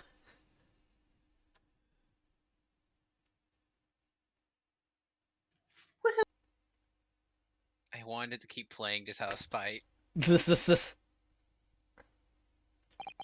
Let me ask you again then, Inspector Gregson. Now how most we've made like one word by playing that. What the fuck does it say though? Really? I mean, who knows? It's important for something. Blackmail. We literally have to go to the inspector and be like, oh yeah, you're not going to talk? Well, I'll make something else talk instead. Don't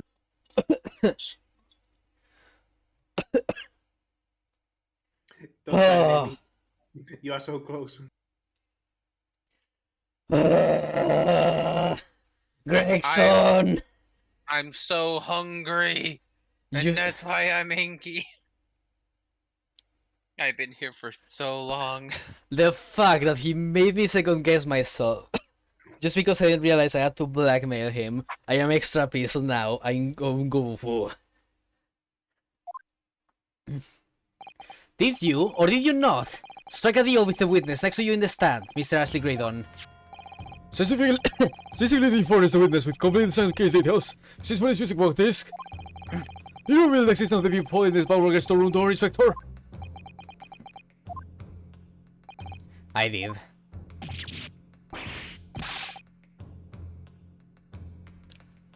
Stop! What are you doing, man? It's so exactly like the young Eastern lawyer said. My trial resumed after the recess. We were stood here in the stand together. That's when he approached me with the deal. Shut up, you imbecile!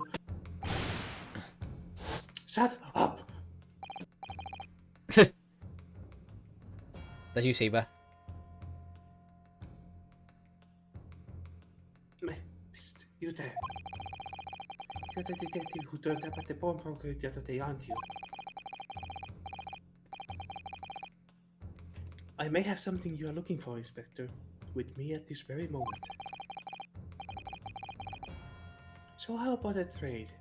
I suggest you accept. Our information that may make certain individuals uncomfortable will soon be very public indeed.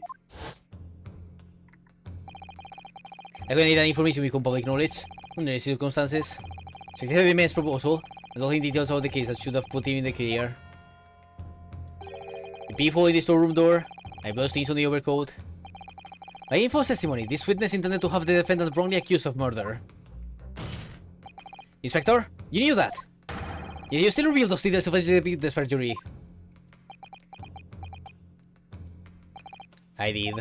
But it turned out the vehicle had only been made that night, as the incident took place. School and I wasn't aware of that, so if I'm very honest. Well, Mr. Graydon, what do you have to say for yourself? The first consent that we will die in September 8th, 2022. There's nothing no one left for you to hide behind. You struck a deal with the inspector in order to escape conviction of a very serious crime. Namely this. You are the third intruder who broke into the pawnbroker on the night in question. And you perpetrated the murder of the proprietor, Mr. Pop with the bank. You. Oh, Traitor! oh Jesus Christ! Oh, oh fuck! Oh shit! But not the chip! Not the chip! Bailiff! Bailiff! Rescue this man! At once! Holy shit, he really loses his mind! He almost just snapped Gregson's neck! That's it Holy then. fuck! It's all over!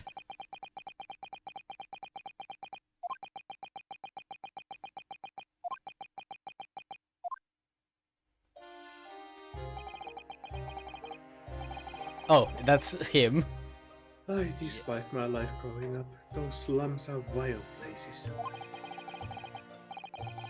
I was cursed from birth, born into poverty, the son of a penniless artisan.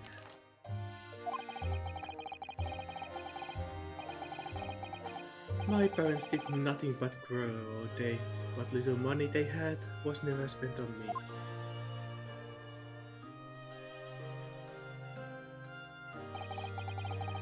So I set about studying to better myself, to one day escape from that hellhole. I eventually became a communications officer. I admire your determination. But you decided to try to sell government secrets? Why?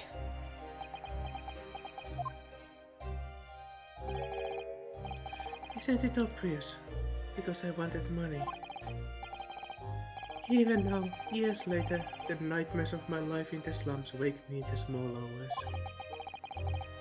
I wanted to drown them out, with more money than anyone who lived in that squalor could ever imagine.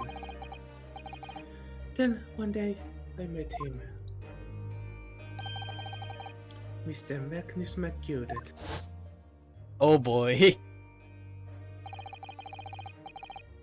Oh god. He speaks from beyond once more. You're a fin of a quick answer, you are. I have money to throw your way if you're interested. All you need to do is go along with me a little plan now.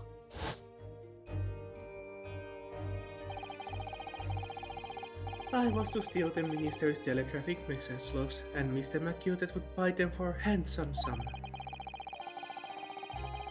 As I was responsible for inspections of the Ministry's communication office, it was a simple enough task. Teller of a devil's offerings. How easy it is to succumb. But you must surely have realized the seriousness of the crime you were committing. And for that reason, I took great lengths to ensure that my actions were untraceable. Yeah, I knew that it was doing something bad, so I tried to not get caught. I mean, yes. By using the music box.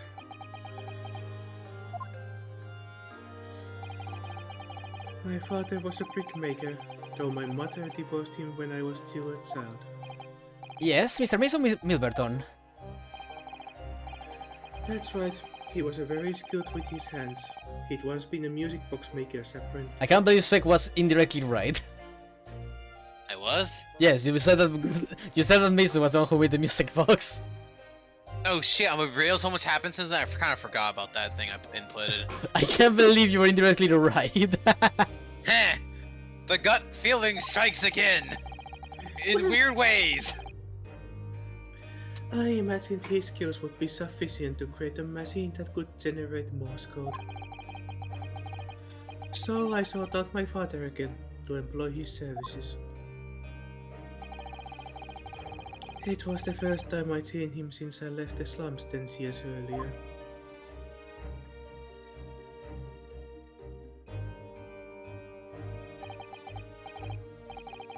Oh boy, who voices Mason? I don't I No, don't no one, know. like, no one voices him. I'm asking who should voice him. Oh yeah. Did he have like? Did he have no flashback dialogue at all? No. Oh He was fuck. dead. I know, but like I imagine like maybe McGilded had like an interaction with him for a second or something. No, because and he Magillian said flashed- he was sleeping, remember? Fuck. Huh. Well, I refuse. I guess me because I haven't done much in this episode. Sure. Oh, look at you, Ashley. What a fine gent you've become, eh? He was a different man to the one in my memory, a thin, frail old man. But poverty had never broken him, never corrupted him like it had me. I was sure that he wouldn't help me with me if I told him the real reason. So I made up a story.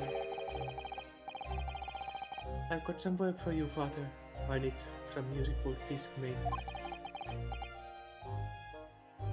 Music box discs, eh? A musician friend of mine has written some music he wants to sell to the public. I brought the score with me. There are two, actually. I'd be delighted, son. It's been 20 years since I did any work like this, though. Fetch my tools, would you? They're in the loft. That's how I had him make the two discs. Thereby splitting the information in two. You were taking considerable precaution indeed. It was to protect myself as much as anything. It meant that I could deal with McGilded in two separate transactions. The first involved the first of the two discs and the music box playing them. Ah, so that's how he first got the box and put it on the pawnbrokery. I see. I exchanged them with McGilded for 10 guineas. Then, on receipt of the second disc, he would pay 1,000 guineas. Jeez. So, what happened on the omnibus 2 months ago? Was the second part of the deal? The exchange of the second disc? Yes. I'd sold the man information that way a number of times already. But it seems he became reluctant to part with his money. Oh, se encuentra. Thanks, Mr. Graydon. What was it that only almost 2 months ago? Your father, Mr. Milverton, was the one dealing with Mr. McGilded and not yourself. When I received 1,000 guineas after my first completed dealings with Mr. McGilded, I decided to give 200 to my father for his troubles.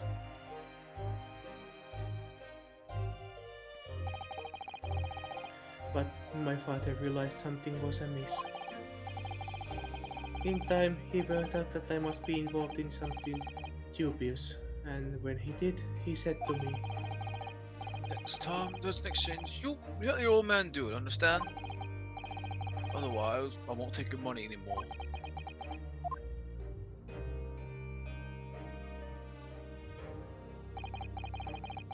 that was my father's way of dealing with it, I suppose. Climb into the omnibus, hand over the second disc, and take the money from McGilded. That's it. He had no idea what was actually on the disc I'd asked him to make. He never knew. Just like I'll never know why everything went so horribly wrong that night.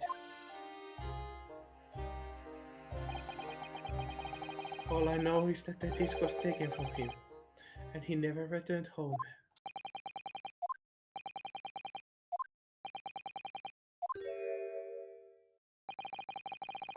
It was only then that I found out what sort of a monster McGilded really was.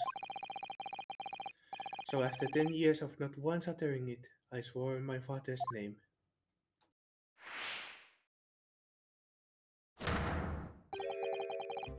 to exact revenge. Revenge? As anyone with even remotest knowledge of the man will no doubt be able to imagine. McGilded brought all his wealth and influence to bear in the most despicable of ways. To crush any semblance of justice in his trial. The crime scene was tampered with, evidence was fixed, and witnesses were bribed. I need a minute or two real fast. Okay. Okay. So the true Reaper's identity is finally revealed.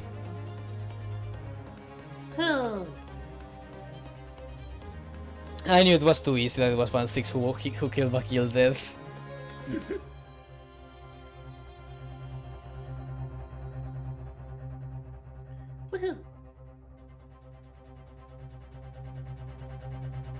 It was the ex-Benedict all along.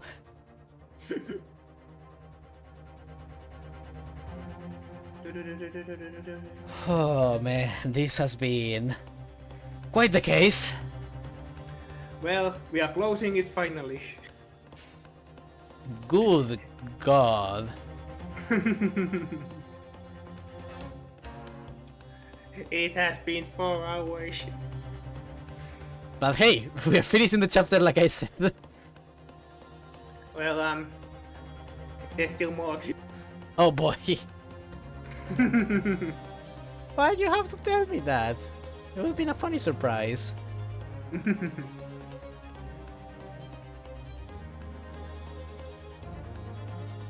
Oh no, the trial itself is over. It's just that the ending takes a bit.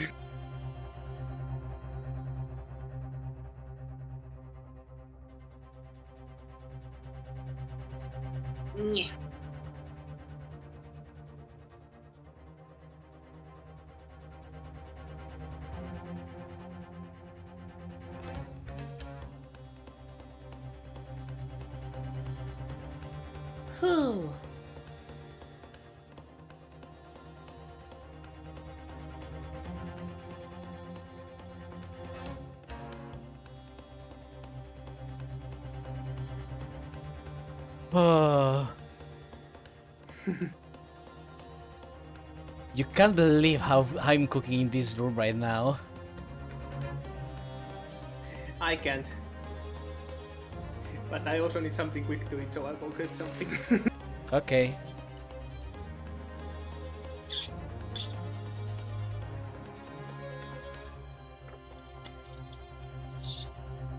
Oh god damn it, I was going and then I saw what Neon had wrote.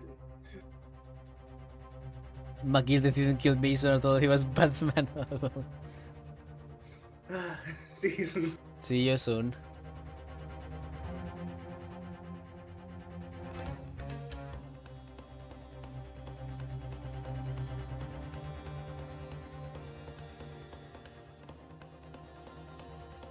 Okay, I'm here. Wow. Wow. I had to really give me something to eat. It's just fine, I really- understand. I went off to get some pizza. You could have to get my dinner. You could have gone do that while I was gone.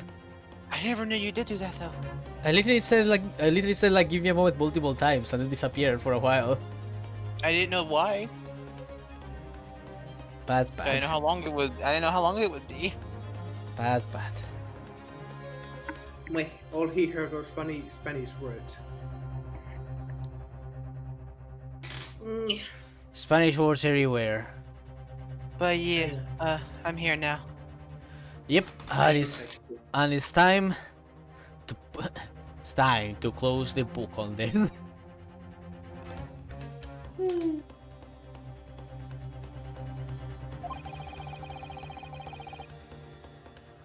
That trial 2 months ago was a farce from the start to finish. My feet had barely touched British soil back then.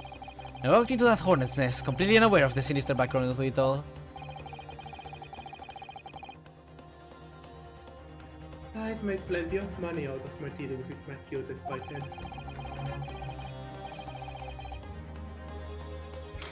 So I spent nothing in my arrangements 2 months ago. I knew exactly who to hire. Spec, we finally found the chef, the one who cooked the potato. Yo, let's go! Well, Alright, new cane. if you're willing to pay the price, there are people in this city willing to do anything you ask. McGilded himself had shown me that. Are you saying that? I think you have the picture now. After he twisted everything to his favor in this courtroom to ensure that he walked free. I took matters in my own hands and delivered the justice that Monster deserved. You know what, Graydon? You're a fucking asshole, but I respect that. So this man got someone to cook the potato. You are a terrible person, but I hella respect that. He's a terrible person, but he wasn't McGilded. You did some terrible shit, so I'll never forgive you, and you're going to suffer a lot, and I'll be very happy about it. But I really appreciate that you also took down Matilda with you. He's Batman. I am the night. Or I guess I am the day in this case. Just about white. What's also was messed up is the only reason his dad did go there in the first place was because literally the only thing he said was, "I won't accept any of your money." That's it. He didn't. That was it. Just he literally sent his dad there just so he could actually, allow him to pay him. So like that's like the one of the only nice things about all of this. To start with, Like, I get that he's traumatized and sad, but it doesn't give him a right to do the shit that he has done. In fairness, it was actually Tina that McGilded cut off. But yeah, but Tina had her life threatened. This guy didn't. This guy just agreed to give a bunch of very important secrets to McGilded just because money. I also am curious what he's gonna say about the actual specific pawn incident. Like, what actually happened there? But yeah, the fact that he actually went back to appreciate his father because he realized just how much of a kind man he was still after all the time. I feel bad for Mr. Mason, dude. Like, he didn't deserve any of this shit. It does sound like at one point he wasn't he wasn't as good of a person, but with more age came more kindness. It seems. From what it sounds like, it seems like he was more of just not that competent of a family man. Is what I'm hearing. Like, it doesn't sound like he was a bad father. Just that he didn't get enough money to sustain his family, which happens to a lot of people, without it being in their control.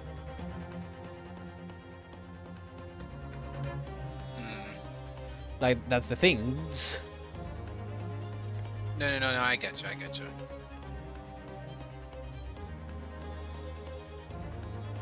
So, like, again, I get the whole, like, oh, I was traumatized by my poor childhood and I wanted to avoid going back to that at all costs, but, like, there's a difference between that and what you did, dude. There's a big fucking difference. I mean, yeah, he still had the plans. You sold multiple discs to that monster of a man and then allowed your father to go into the jaws of the beast. Just for the sake of you feeling good with yourself. The best thing he did though was take McGilded down though. I'm just glad that his father managed to reach to his heart once more. That is the one good thing that came out of all of that. That thanks to that he decided to fuck up McGilded. And it's very poetic that McGilded was murdered by one of the people he basically played around with his money. Truly a downfall deserving of that rat. In fairness, would you be loyal to the UK? I mean, I'm not talking about being loyal to the UK. Like, I'm pretty sure those government secrets are being leaked are dangerous for the entire population of the UK. For multiple reasons. I'm just so curious what they actually were. Because obviously he knows, and it's worth a lot.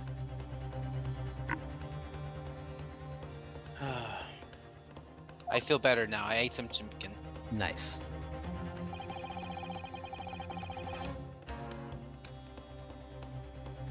That tragic accident following the trial here 2 months ago was planned and executed by yours truly. My illness that day was caused by this man. And not the Reaper.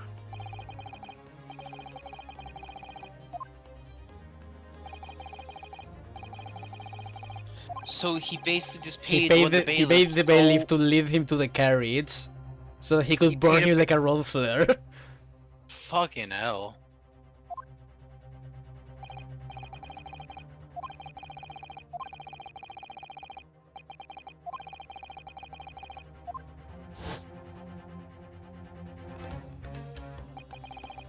So police are going to tell Matilda he could extend the omnibus again. That's right, an imposter, hired by me. McGill used his spell to manipulate the trial. He paid people to adorate the omnibus with all manner of false evidence.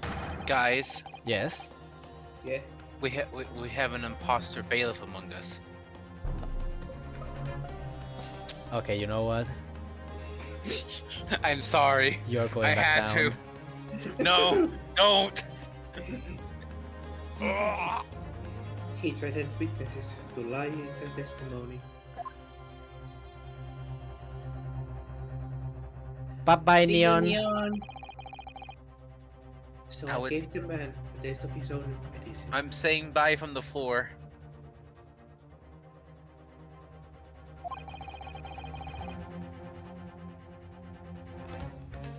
Once the omnibus was doused in paraffin, one of my Sam policemen ushered McGill inside and sent him to one-way journey to hell.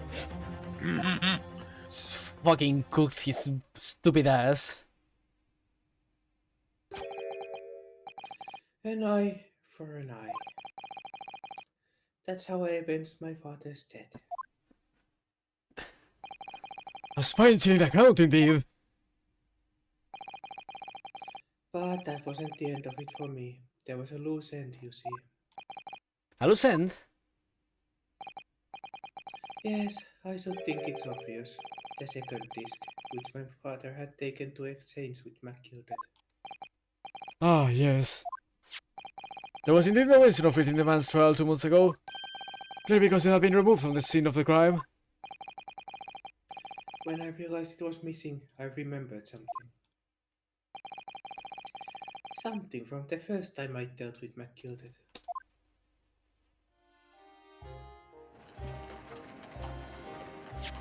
He continues to live in the memories. This is the first of the 2 discs. At the music box, you need to play them. Well, look at that now. What an ingenious little invention. So then, as promised, 10 guineas for you, young man. What's this? Windy Bank's Brown Broker? Aye, 'tis a pawnbroker's ticket, so it is. Ye can use it to redeem an article I've deposited there for ye. There's no need to give a name. Just hand over the ticket and tell the fiend the watchword. I put a jewel in pawn for you.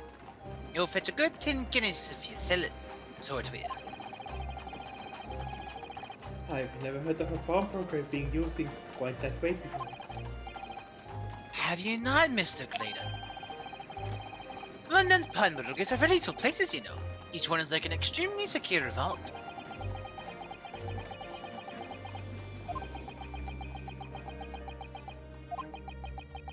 My god.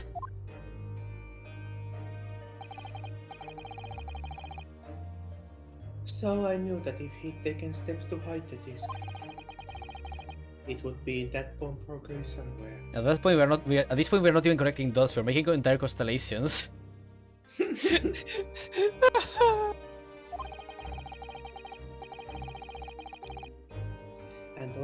And that on the night he killed my father, he must have entrusted the ticket to someone. Yes, to Gina. Remember now that when we first met you at Windy Banks that afternoon 2 days ago, you had a description of Miss Lestrade written down. How did you know who you were looking for? From the trial, that pickpocket's testimony was clearly peculiar. Anyone could see that. I realized immediately that she was another of Matilda's pawns, that he must have threatened her somehow. I was fairly convinced that it would be her who had the ticket. So I started to make some inquiries. I had a strong suspicion the girl would come out of the woodwork on the redemption deadline.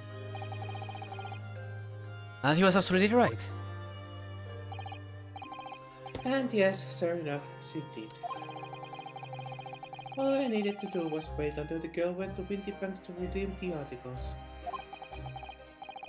But unfortunately, she redeemed only McGilty's overcoat and the one disc that was in Nick's pocket.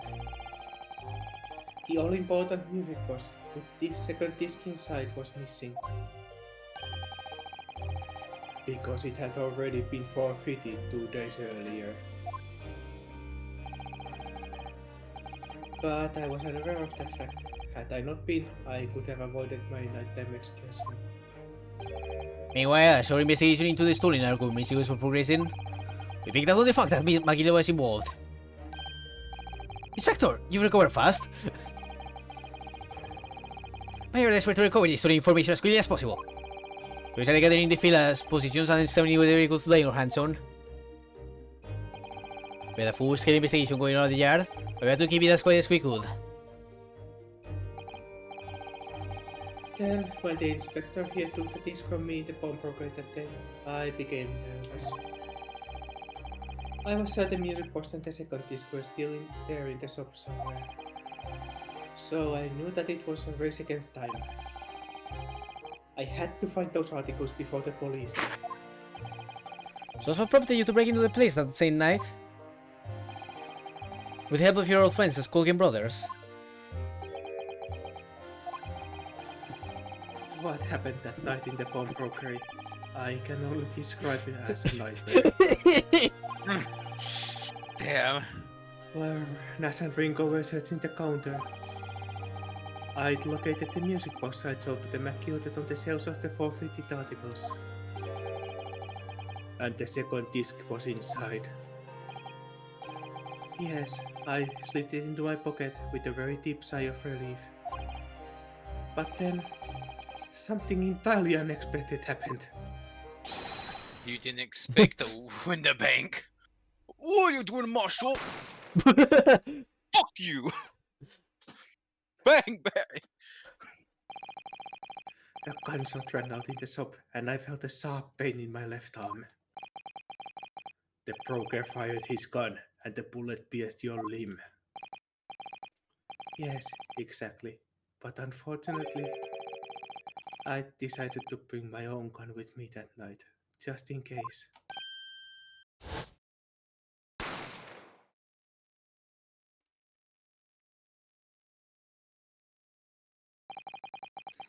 Before I knew what was happening, I fired back. The man had already turned to flee.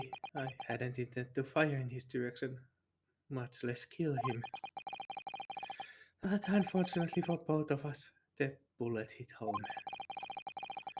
It struck him in the middle of his back as he fled through the storeroom door for refuge. So literally, it was when the bank shot first, and just as a reaction, he shot back, not for not thinking about it. A sorry tale. It all took place in the blink of an eye. I don't imagine Nash and Ringo even realized what had happened at first. I was terrified, so I fled. And that's the whole story. That's everything that happened at Windy Banks on that wretched night.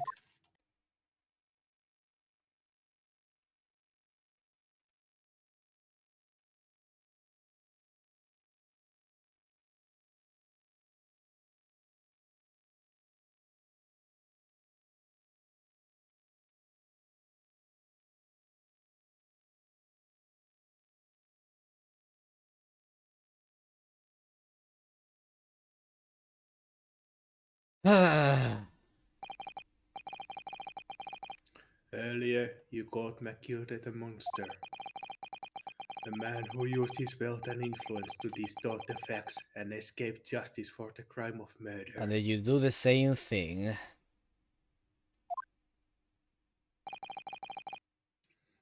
What a tragic irony. For what you have done is exactly the same. By the way, I changed cat forms again if you may shrink. Okay.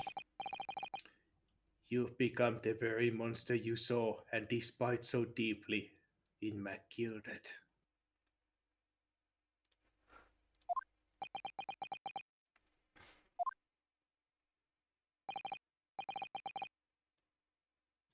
Yes, I think I have.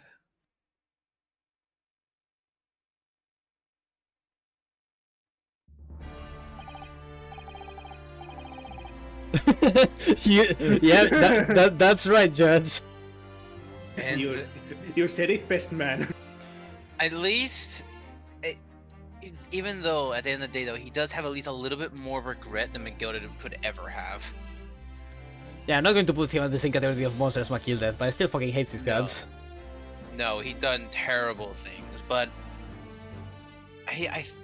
the worst he has done, of course, was trying to pin it on Gina, and obviously killing Windenbank. Even if it wasn't a fully intentional murder, it was So that's still the best a murder. part. Not selling government secrets. I'll be real. To me, I don't. Or Really putting care. his father's life in danger. Well, to be fair, Oh, that on was that more one, on that I one, don't it's think you like- understand the repercussions. His father could have been accused of high treason if they ever got caught. Well, yeah, but it was more like his father was insisting that he did it. No, that's not. That's No, not what he's I'm talking about the fact that he got his dad involved by making the disc stuff and all that, by lying to him. Like, if they ever got caught, his father would have been very possibly accused of treason. I'm gonna Which be is honest, I don't think that he was thinking too much, because for all his actions, he's wise, but he isn't that smart. Yeah, that's what I. Yeah, but what I'm going to is that he's still a fucking terrible person. He's terrible. He just but has a nowhere bit. He near. just has a bit. He just has a bit more of explanation to his existence than McGilded, at least. Like, I agree with that. He probably didn't really think about getting his father in trouble to that degree. He just wanted to. I don't think he realized that quite. like, For his dad. Himself, he realized, but not his dad. okay, Ashley is a broken man who, because of who he is, he did terrible acts, which are unforgivable. And meanwhile, McGilded is just a terrible man who did terrible things for the sake of just his own benefit. At Yes. least until we find even more about McGilded. Oh God. Yes, I can't wait for the McGilded lore where they try to redeem him, and I just raise the strength of the fire because I don't fucking care. McGilded redemption arc. McGilded redemption arc, please no. No, please, I don't want that. Let some of these people just be bad because they're bad. Yeah, but what I mean is, like, I don't think Ashley really thought about ever getting caught. He just mostly thought, who could make music boxes for me? Oh yeah, my old man. And that's pretty much the extension of his thinking. He did get his dad in trouble, but he just didn't realize he would. He didn't really think about it when he was doing so. Yes, let me just make my father translate these government secrets. I'm sure it will be fine. I mean, I'll be real. He honestly probably wasn't thinking that. Look, this is the same man who took Nash and Ringo with him. To be fair, I think he didn't have many other options. He doesn't look like a very social person. Yeah, but he has money. He could have hired anyone else to come with him. I guess they had some level of trust with Nash and Ringo. You know what really fucked everything up for him each time? Trusting the wrong people. Yes.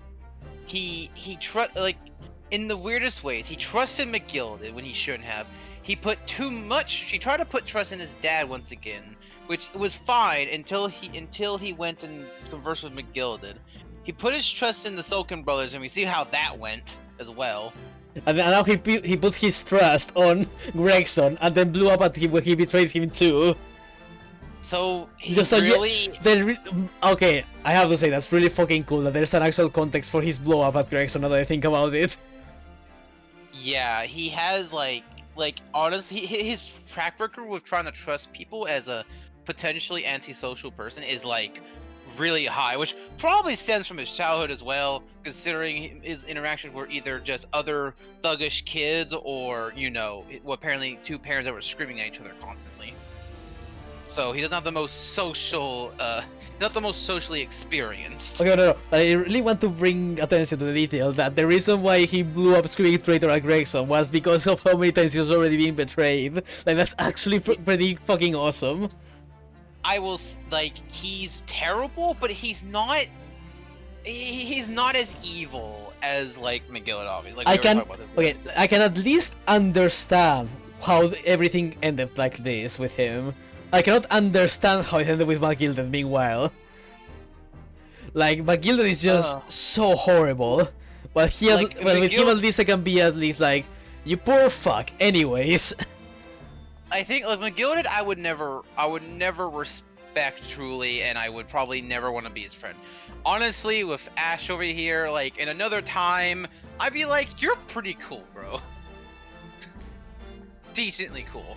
I wouldn't mind. If only he could have gotten some friends to give him therapy. But he was too fucking traumatized from his childhood to be like, just get money, get out, and then he just repeat that for like 20 fucking years. God, what a miserable fucking existence, honestly.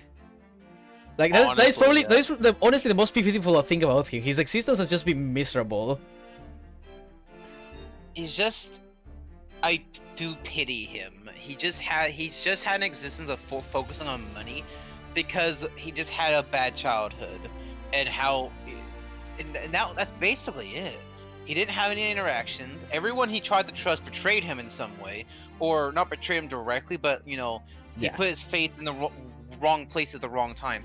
McGilded, like, and then he tried, like, he wanted to connect with Dad again, it appears, like, after he found out, like, oh hey, he's actually kind of, he's not the same, and then that got him killed. Imagine how he must feel about that shit, considering how much revenge he wanted going after McGilded.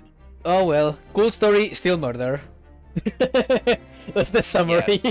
Though it wasn't as much of intentional murder as like McGilded, who did just rip his He look at the guy and goes, yeah, "Thanks." McGilly just shanked Mason for the disc just because Mason was hesitating because he no knew his remorse. son was on some shading thing. With no remorse. Meanwhile, Ash, he did shoot Windibank like moments after he himself got shot in the arm. Now, yes, he didn't have to shoot back, but it was probably an instinct, adrenaline suddenly happened. That in those moments he made a mistake, a terrible mistake, but he still did it. The main problem here is that he didn't own up to it. He didn't. Like, but though, he went on to talk shit about McGilded, but in the end of the day he did the same fucking thing. But he did realize that he was regretful, but he's been a treacherous fuck for so long. It's just something he was going to try to put off on someone else anyway. Because he's very. Well, I can't really tell what the final what the final reason of him trying to avoid this crime would be. It could be that he just felt that he couldn't call back, or it could be he was just terrified of the punishment at this point. Not sure. Maybe we'll get more. But point is, I actually really enjoy Ash's character. Okay, yeah, Ashley ended up being a pretty good fucking antagonist. I'm not gonna lie. It's because like he was so stubborn to the bitter end.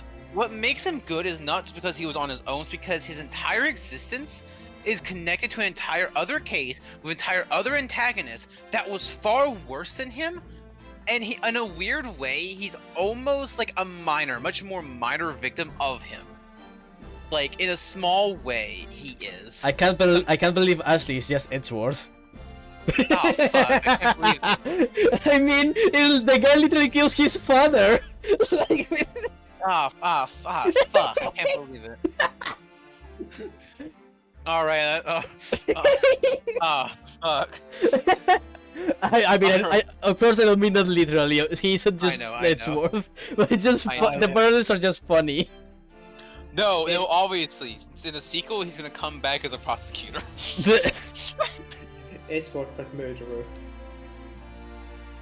I mean, to be fair, Edgeworth was close to he convicted of murder too. So, yes, I think at the end of the day, out of all of the antagonists, I'm not sure. like not antagonists, but like actual crime committers, because they'd have means that have been unsatisfactory. The fact that we only have like one or two that actually purposely killed their The first target. case and the final case were the only true crimes. Well, no, not well, the they're final, Mac- the third. Well, yeah, there's Matilda, but Matilda is.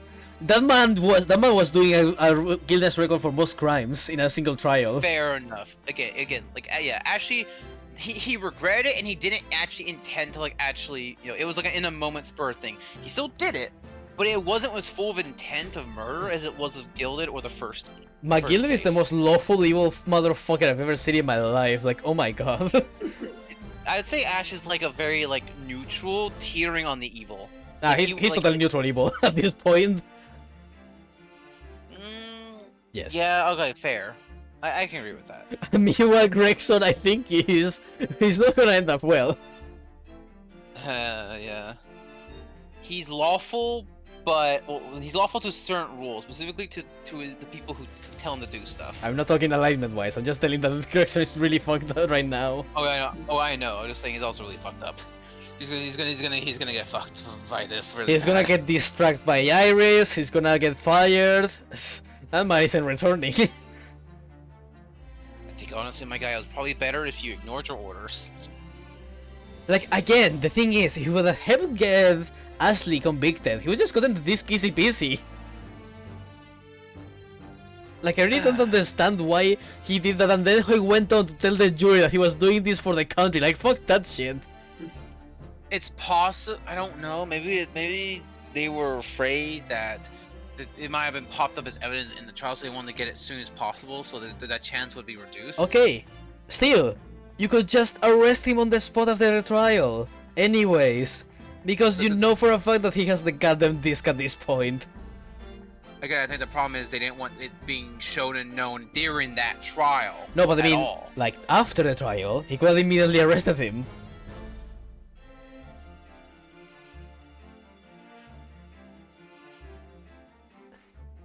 Like, there's so many ways Gregson could have done this, but he decided to go for the safest and easiest route for him. Maybe it's because they didn't want, like the idea of someone actually were able to do this in the first place out in the open. Like they didn't want some people to know that someone was able to like take this information and put it on discs and stuff. Like, But that information had already come out before the fucking deal.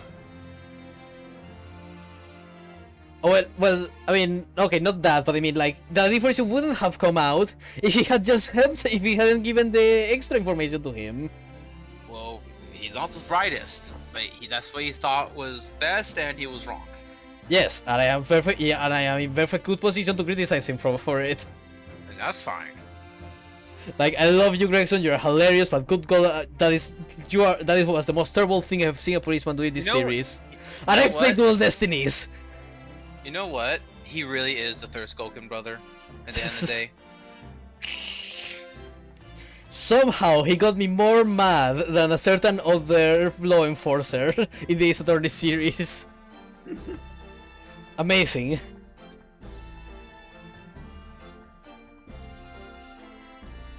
Well, this has been a long and exhausting trial. I think the issue is that since the investigation with the McKilter had been going on for so long, the government was just really desperate to get anything back that they could. Okay, but again, he had no reason to do the deal right there and there in the middle of the trial. He really didn't. Like, he would have had to wait until he could leave the trial anyways to deliver the disc. Like, I don't know. Maybe I'm just taking crazy pills.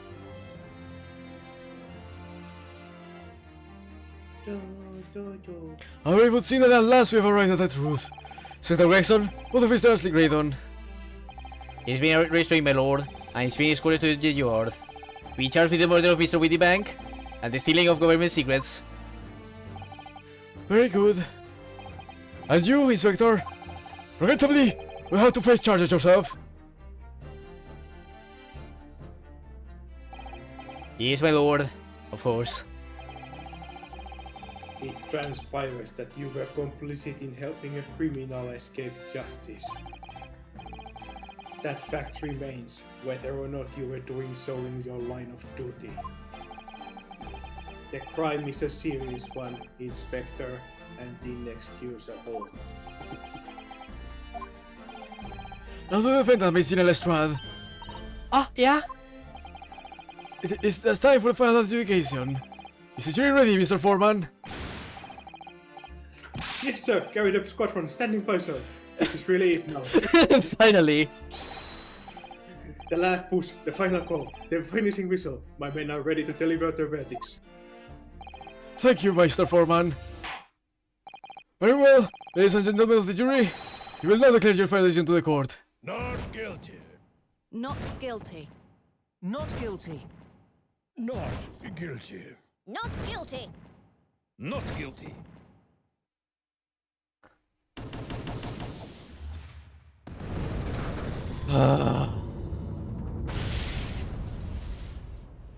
Finally.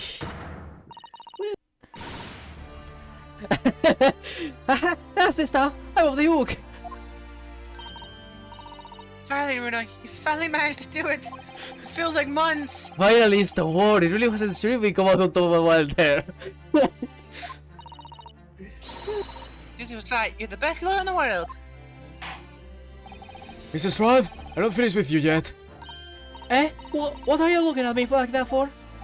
Before you start enjoying your freedom, there are certain other crimes to consider, Eh? 2 months ago, in my courtroom, no less, you gave false testimony, did you not? In relation to the trial today, whether did you unlawfully intervene in the maximum burglary? You also attempted to abscond with Mr. McGilda's property, it seems. Eh? I don't know nothing of the sort. Of course not. It's not like you were gleefully wearing Matilda's coat in your cell yesterday or anything. Aw, and just when I thought I was getting excited about throwing a party for Guinea this evening. Drawing our attention to the defense. Determining that, when playing together, music was discontinued and the message of Morse code was, well, was certainly a most unexpected revelation, Counsel.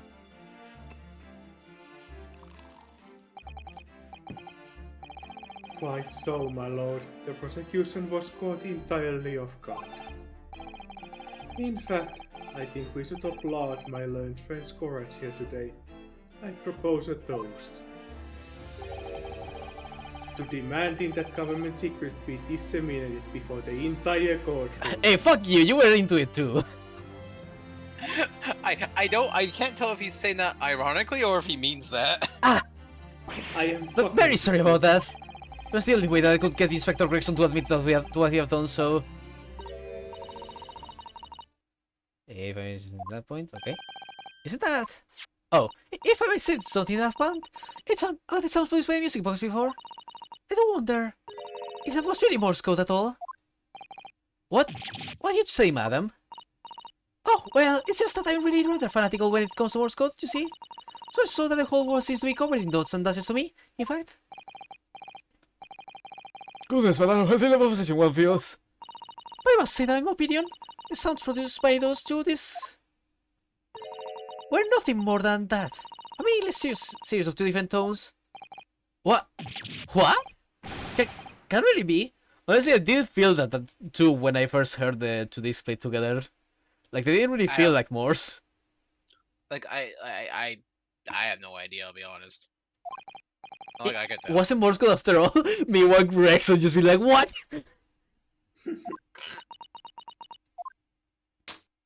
The fuck? My lord, the defense would like to listen to the music box again. I have your Nat. How many days do I have to tell you? Those discontinued ministerial secrets sunshine. This courtroom is not an appropriate forum to discuss the nature of the government communications. We know McGildet conspired to trade national secrets with our enemies. Secrets acquired from Mr. Graydon. Now that the man has admitted to his crimes, we have no need to pursue the matter further. Yeah, we just Oh, we just gaslight the doorway into victory. so is this why is this gonna be like something that pops up later then? Probably, yeah, maybe, yeah, like maybe the other discs are like. We still have no idea what the hell the basketball shit is about either. Oh god. But it's really going to bother me. Hey, look, it's us. It's me. What are you thinking about, Iris?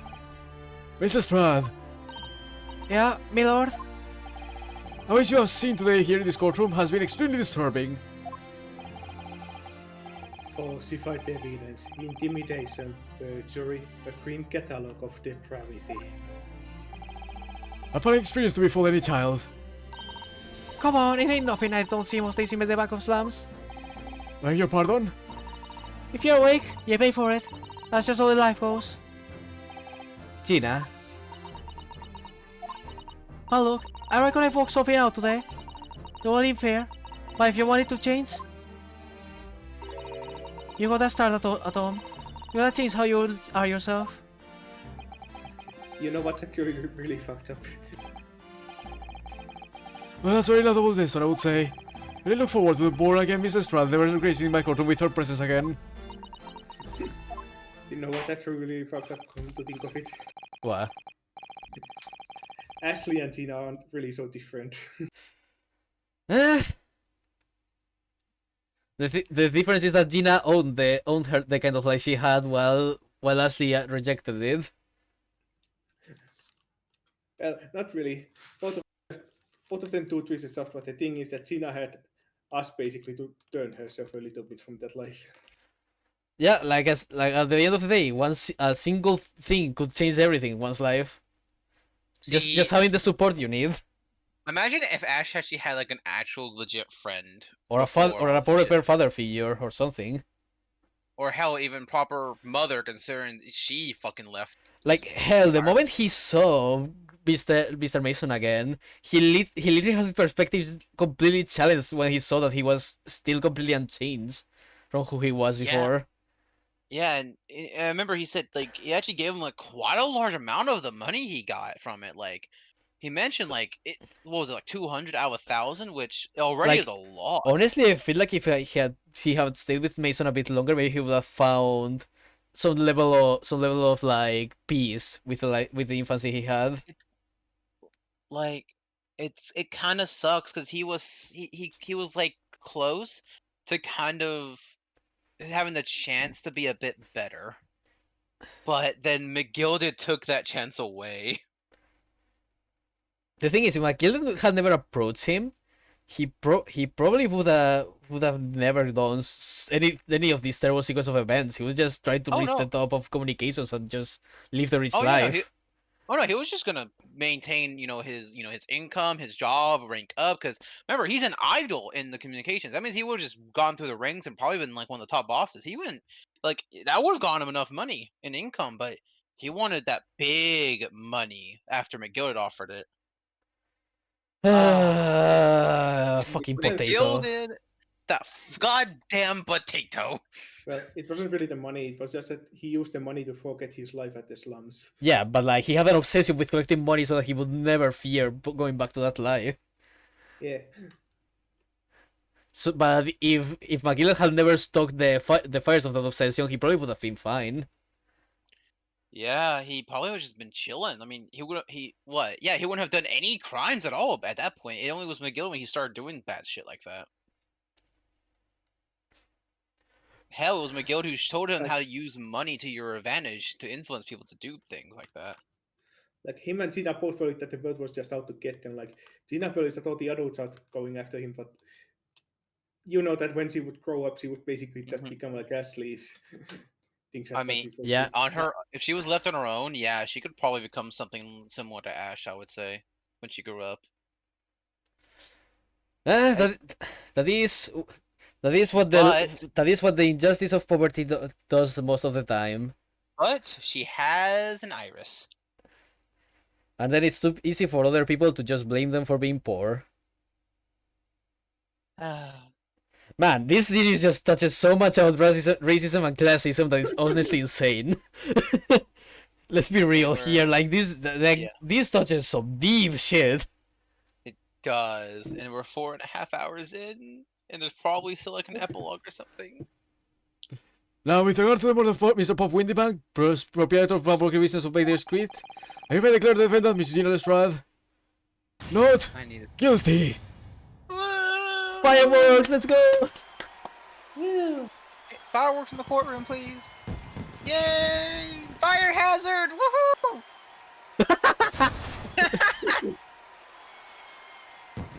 Yay! Aw, that was cute. Adorable.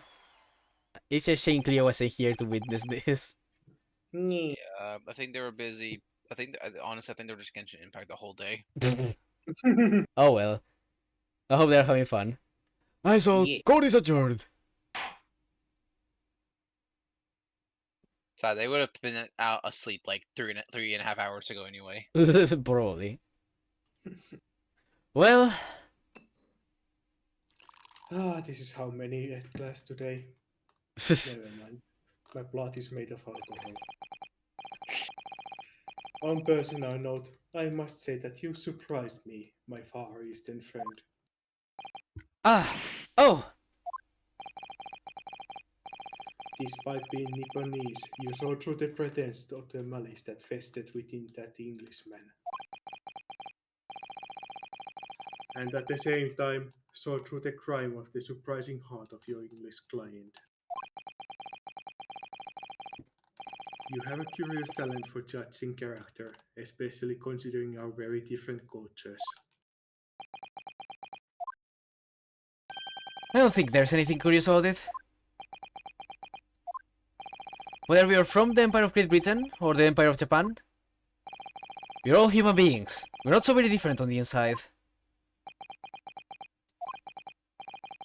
You know, I took this case for one very simple reason. To lock swords with you once again here in the courtroom. You did? When I encountered you for the first time 2 months ago, it reminded me of toasting friendship and trust with another Nipponese, only to find my trust betrayed. Through you, I hope to look into the eyes of the man I once knew and try to understand. You mentioned something similar earlier today. About total betrayal at the hands of the Japanese. What happened exactly? Well, you may ask. And one day, when the time comes, you will learn the answer, whether you like it or not. Alright, then I'll wait for that day if I must. Sequel bait. Sequel bait. Coming to be known as the Reaper of the Bailey, and my retirement from service 5 years ago. It gives me cause to wonder if our meeting has some deeper purpose. So, farewell, my learned Nipponese fellow, until we meet again.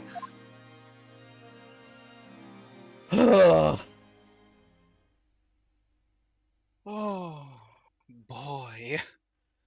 Alright, time for the post trial. 5:24 PM. Holy shit, we've been in this trial for since 9 AM.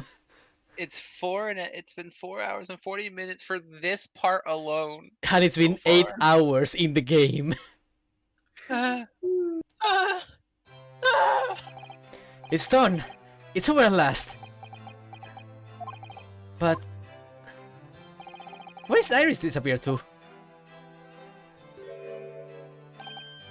Ah! Congratulations, Gina. I knew it all along. That you were innocent. Well, you did what you said, Mr. Naruto. You believed in me, right up to the end. Yeah, so that's your name. What's about it? I told you I had faith in you, didn't I? No one ever asked me for, see? Kept a promise I made, properly. That's awful. I figured something out today. All my life, growing up in the slums, never trusted no one. That's just cause I think scared of being stabbed in the back. I mean, the more you trust someone, the more it hurts when they let you down. Yes, I think I can understand that. After all, I had a taste of it in that trial 2 months ago. It's just to trust someone, I paid for it. The trial left a big scar. You know though, Gina, I worked something out quite recently too. Trusting in someone else is really an exercise in learning to trust yourself. Your gut tells you it's the right thing to do, and your trust is rewarded. There's no better feeling in the world. I think I have to Believe in the gut. believe in the god, the secret of the Naruhodo family. Yo! I'm proud to be non-canonically connected to this family. I think I have you to thank for reminding me of that valuable lesson. Oh, well, maybe I say so. Will make a lot of sense to me, though. I'm trying to say that putting my faith in you, Gina, has been a real pleasure. Oh, crying out loud, pack it in! I suppose. I sort of feel the same way. Cute. I mean, sometimes trusting someone else is, you know, alright. Thanks. Oh, if you could please. I gotta really bellow out the Kazuma. It gives me a second.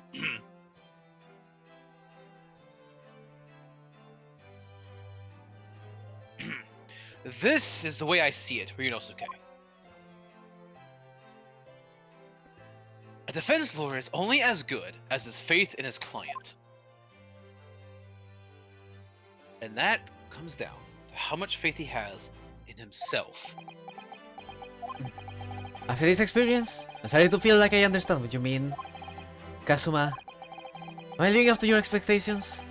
Am I turning out to be the lawyer you believes I could be? Oh. But... Alright. Oh my god! God damn it! Could you pull up the hit? Part of the so what do you introduction. I love how the other guy turned out and was like, wait, what the fuck? think? Pardon the interruption, but what the deuce does a man have to do to be noticed around you, my dear fellow? Ah, that voice! It's too late for that voice now, Mr. Naruhodo. I've been standing here patiently in the corner of this room for an eternity. The distant. Ah, yes, it was me all along. I would have said when you finally noticed me. But you people, with your incessant babbling. Thank you, Shomes, for completely removing Kazuma from our means. I will make sure to repay you. Shows you're Ah, Mr. Shomes! Ah, yes, it was me all along. You see? What a fucking idiot. Sholmes is legitimately probably my favorite voice character in anything I've played ever. Dude, Shomes is the best investigator we've had in the series, period. And I've only played the first. He is somehow even better than Gumshoe. I can't believe this shit. I'm being real. Every other game has to live. Every other game I'm going to have to experience after is gonna have to be like, but he doesn't have Sholmes though. I assume you've been taken back to hospital, to be honest. Indeed I was, but I managed to escape again. God damn it. Also, he just has my energy when he's excited. He has that pure ADHD energy, and I love it. Oh. I happen to be aware of one or two forms of the doctor who was tending to me. I merely made my knowledge of them known to the man, and he happily issued me with a leave of absence. How very above board. That's right, I blackmailed myself out of the hospital. I think, maybe. But enough of my adventures. That was a fine victory, Mr. Naruhodo. Your tireless efforts justly rewarded, I feel. Congratulations are in order. As a close friend, I tip my hat to you. Oh, thank you. Huh? Some great detective you are. Quit being co-assigned, maybe? Have I irked you in some way, Miss Lestrade? Why are you having us losing your nice way, so who has been fighting for our lives? Ah, well, that bullet did cause me to lose a substantial amount of blood, it's true. And I have indeed been feeling somewhat cold. Perhaps it's cause ice, but, well, have a feel. Could you take your hands off my neck, please, Mr. Jones? Don't you feel my icy grip, Mr. Naruhodo?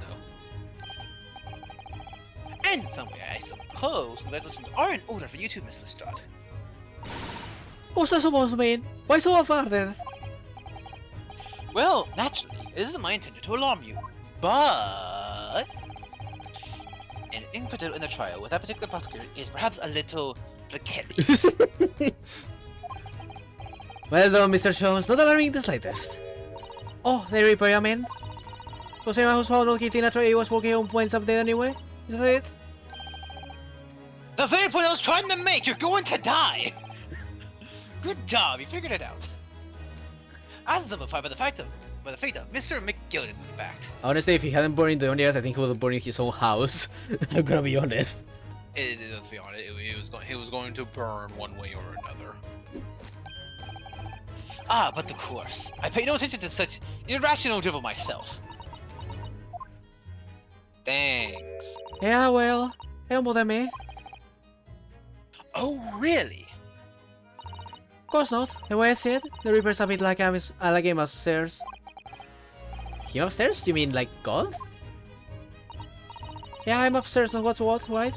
You know what people are like on the inside. You don't have to go to the wrong end of the stick. There are some codes like that book trotter who are rotten to the core. At the end of the day, upstairs, imposters make sure they get what they deserve. I suppose that's one way of looking at it. Your injustice is one thing, though. The Reaper taking matters into his own hands and claiming his life is another. Well, I like the manipulation of this world, so it's okay. I got principles, see?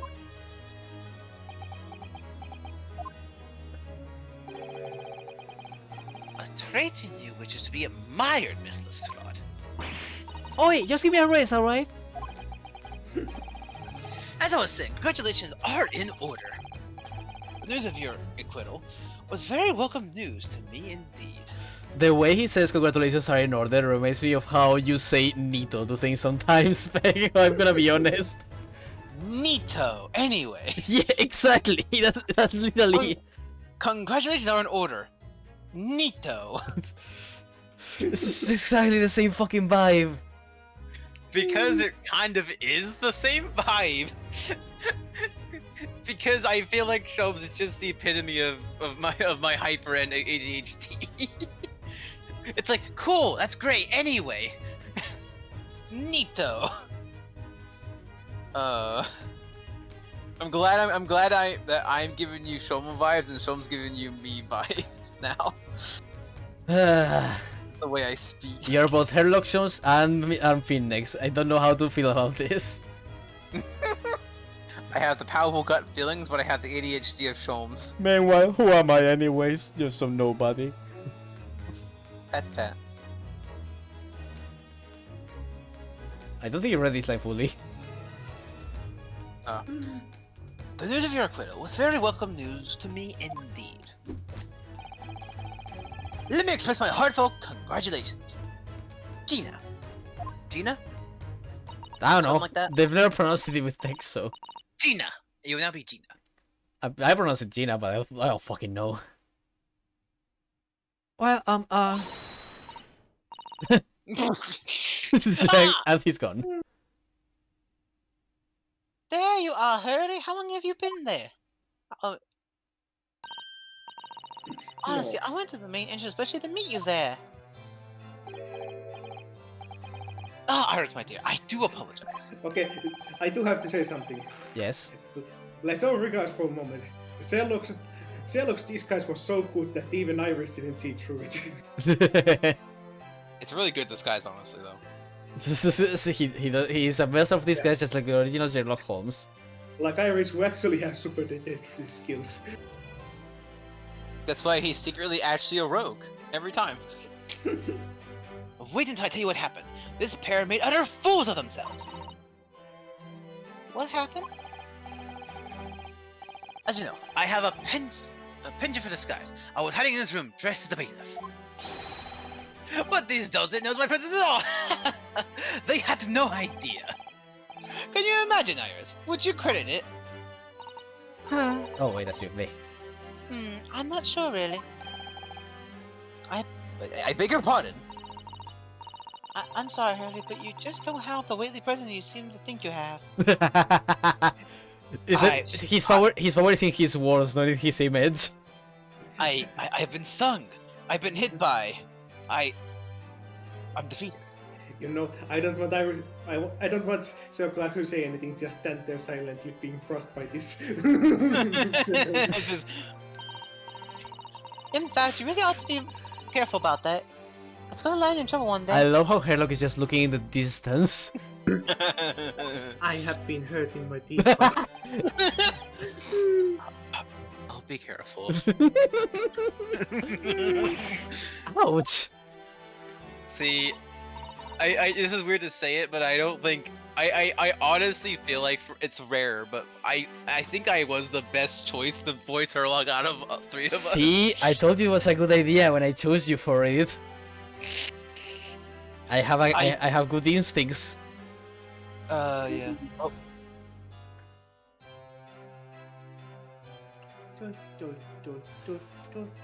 Oh. Anyway, it's such a shame. I was hoping to throw a party for Guinea tonight.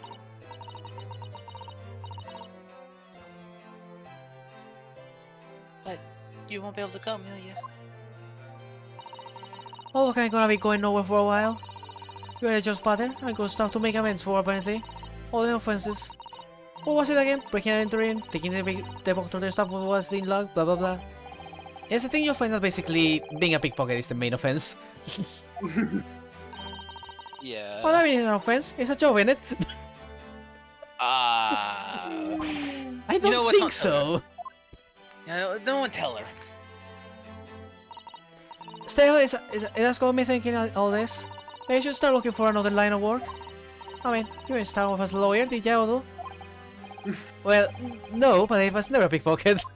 I think I literally pulled a muscle voicing Herlock. Amazing. Naruhodo, the professional victim. Professional victim. Well, anyway, I reckon I could make a change. I'm gonna do something for all them low like that, me from the slums, so that makes a difference for him. Yay! Well, Become the anti-Ashley. Mm-hmm. Wonderful idea, Guinea. I'm sure you can do it.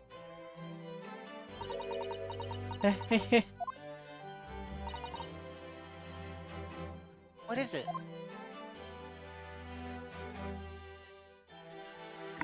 No. Nothing. Christina Lestrade. Vision Curry is alright, ma'am. Come with me to rear get all once. Damn. Right. Well, looks like I'm off then. Yes, goodbye, Gina. And good luck.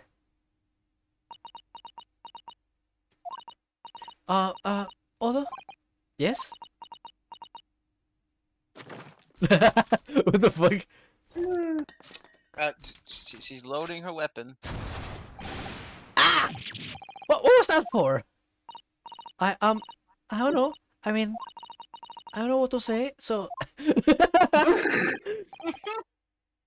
I see. So when she's nervous, she now fires. I understand.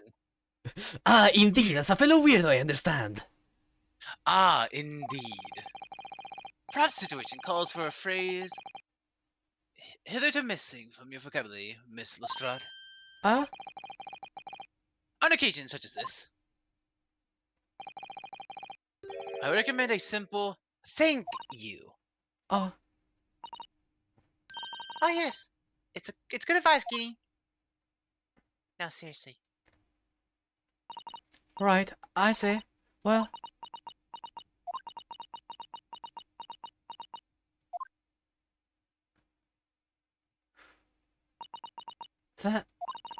Thanks. Although... Oh, No, no, you are bubble. oh, No. thank you for everything what you've done. For believing in me. I want everything to go right for this child, god damn it. please let all the potatoes burn and let her be happy. This is my desire. Not at all. In fact, that should be my line. Thank you, Gina.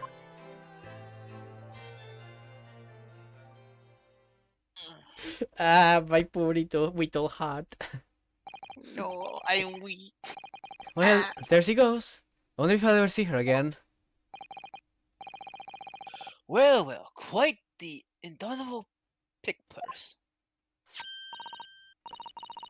Oh, I nearly forgot. I bought a paper outside. Jesus, they're already printing. It's a special edition, and this shows all over the front page. Pickpockets innocent proven. Isn't it wonderful? Just so neat to Gina, Iris. Should have been thrilled. Oh no, how silly of me. Ah, but anyway, would you like the good news or the bad news? God damn it. Not again. Fuck. Well, what do you say, Bruno? Hurley? That's just what I think. I'd rather get the bad news out of the way first. Absolutely not. I have no intention to listen to anything but good news. And there you have it. People answer the question says a lot about them, doesn't it? Let's not go there. Oh, then maybe let's start with the good news this time. The rain has finally stopped. It was a record level rainfall, apparently. Well, we're inside. Well, that is good news indeed. We can journey back in greater comfort. Alright then, what's the bad news? Did my place flood or something?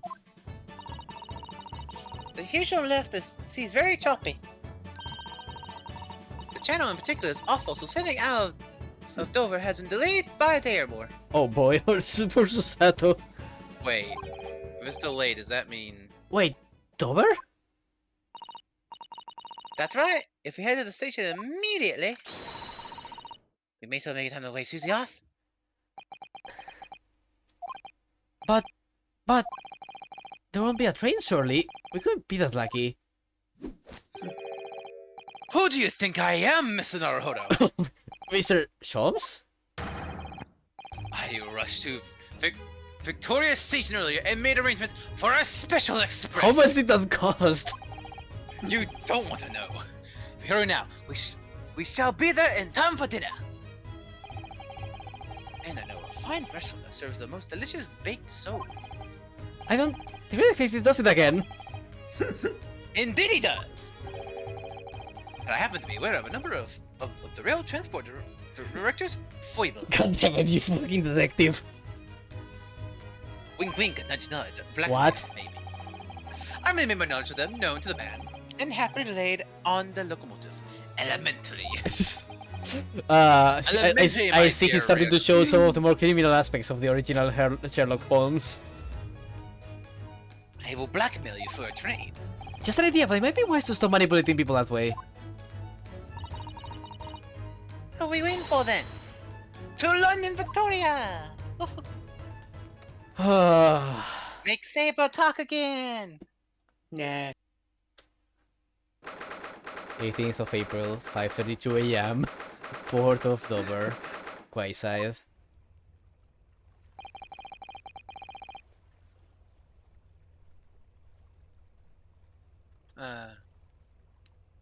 That took so much longer than I anticipated. Dinner time, my ass.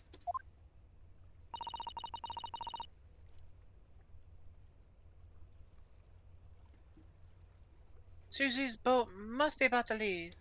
Now. Miss Osato, where are you? Over there, look! Lucy's reading something. God damn, this boat is late. Oh! Miss Osato, wait! What are you doing?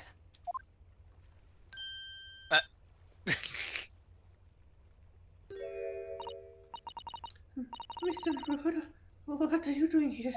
We came as so much good after the trial. I mean, we heard that sailings were being delayed due to the bad weather, you see. Oh, I see. Then tell me, how did Gina's trial go? It went well. She was acquitted.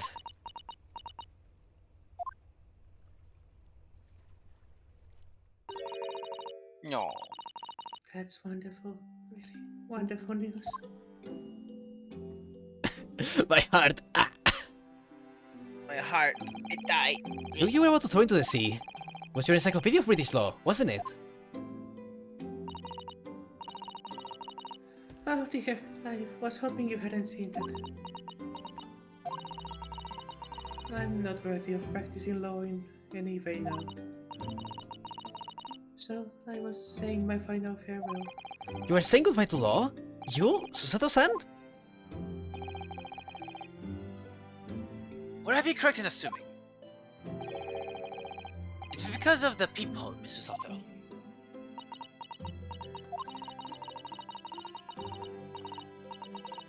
I deliberately altered the scene of crime, and then I tried to hide the fact. What I did is utterly unforgivable. That reminds me. How did you even come to have this, Susie? On the evening of the incident, Mr. Soames had invited Tina to dinner, if you remember. Feels like ages ago. Oh yes, we had a wonderful time.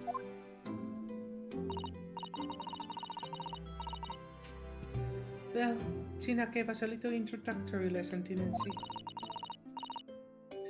To the art of pickpocketing, I mean. Oh, that was so much fun. I saw Runo's armband. Yes, please don't do that again, Iris. That one's very important to me. Well, if it's so important, you should pay more attention to it. You didn't know us for ages.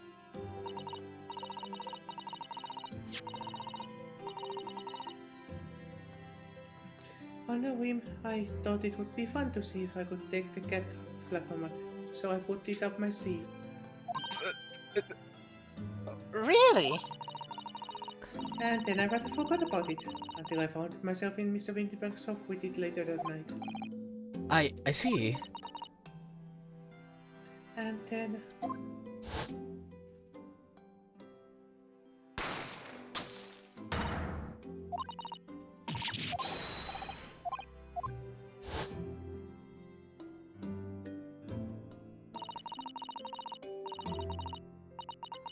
After Mr. Naruto had left the shop, I started to think. That door started to play on my mind. The storeroom door, you mean?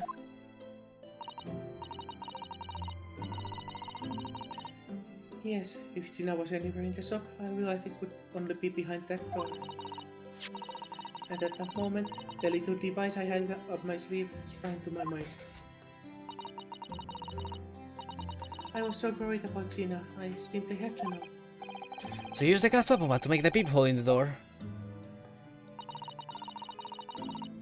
As captured as the photographic print of the shop. By one of Hurley's red-handed recorders. Indeed, it was one of the first... sorry. It was of the first importance at that point. Precisely when the people was made, the information would provide to... Oh, sorry, the information would prove to be Mr. Naruto's greatest weapon. Sorry, I'm on the bed. I'm hurting. So I'm reading from far away. Wow. Though naturally, without proof, it would have amounted to nothing.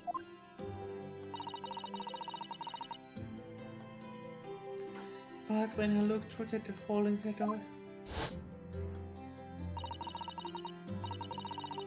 the sight that met my eyes made my blood run cold. Poor Windy Bank. Yeah, damn. Thoughts started to run through my mind. I remembered that trial 2 months earlier. Trial of Magnus McGilded.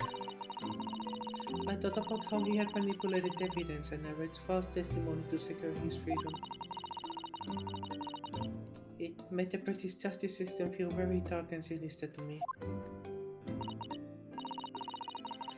And then terrible thought occurred to me. What if some wicked criminal was planning to do the same thing now? Because from the appearance of the crime scene, it looked exactly as though Tina had shot Mr. Winterbank. Even though I was sure she would never have done such a thing. But worried that the culprit would try to frame her for the crime?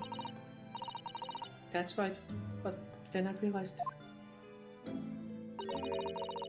it would be very difficult for anyone to give false testimony in this case. What do you mean? Well, the crime appeared to have happened behind the door of a locked room.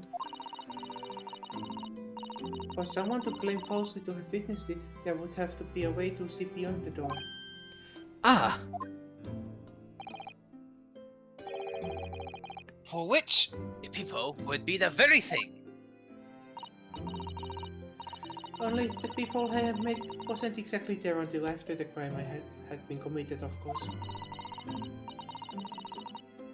And the criminal would know that, so it wouldn't make any difference.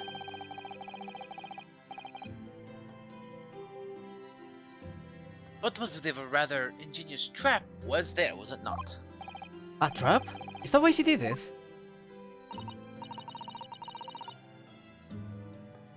So is that why you kept it secret, I Susan? can't believe Susato prepared that updated autopsy report level of trap. Oh my god. You never mentioned that you made the people to anyone. Not even the police. I know, and I knew at the time I was doing wrong. A criminal offense, even. That's why I decided to confide in Mr. Solms. If Mr. Naruto was completely backed into corner with no other possible means of escape, the truth about the people could save him. That was my plan. She really does think of everything. But then, why didn't you just tell me everything before the trial began? My dear fellow, you're not thinking straight. If she had done that, it would have rendered you complicit in the whole escapade. Ah, Could have. You could have been disbarred if you have been seen. Sorry, I'm really bad with this right now. Words are starting to confuse me more as time progresses. Bad. You could have been disbarred if you had been seen to have knowingly tampered with a crime scene. So Mr. Sato decided to shoulder the burden of responsibility alone. For your sake and Miss Lestrade's.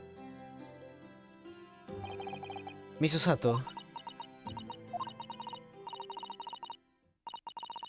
The truth is, when it happened, I did it because I lost a little of my faith in the law.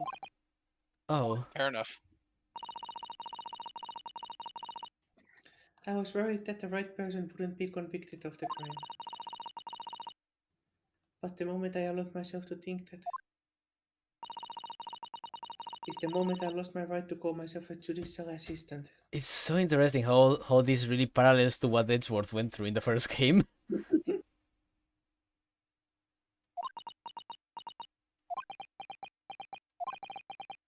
What you did isn't comparable to what he did. Graydon is the one who lied in the witness stand, using that people as a way to implicate Gina. And besides, if the people inconsistency hadn't existed, I'm not all sure that she would have been acquitted in the end. Miss Sato, what you did saved Gina's life.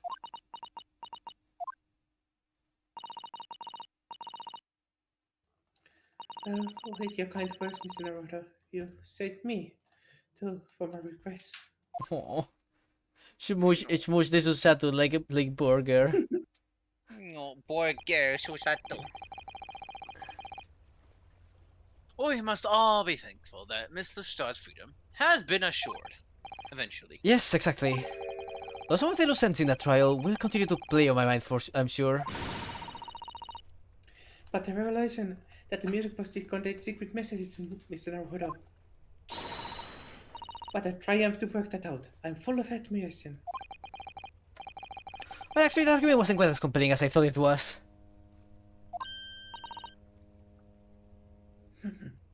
Well, it wasn't. There was a communications officer among the jury members, you see, a telegraph operator, said that the majority of the sounds on the disc were just meaningless tones. As one would expect, after all, we are talking about secret government communications. No doubt they were written in cipher to avoid being readily understood, so they have been intercepted. In cipher? I see. So I could never have how to understand the message anyway. Well, at least it'll start to intimidate Gregson. Nonsense over there, fellow. It's quite a zero-pay problem, I assure you. Don't tell me you cracked it already. Did one. Hey.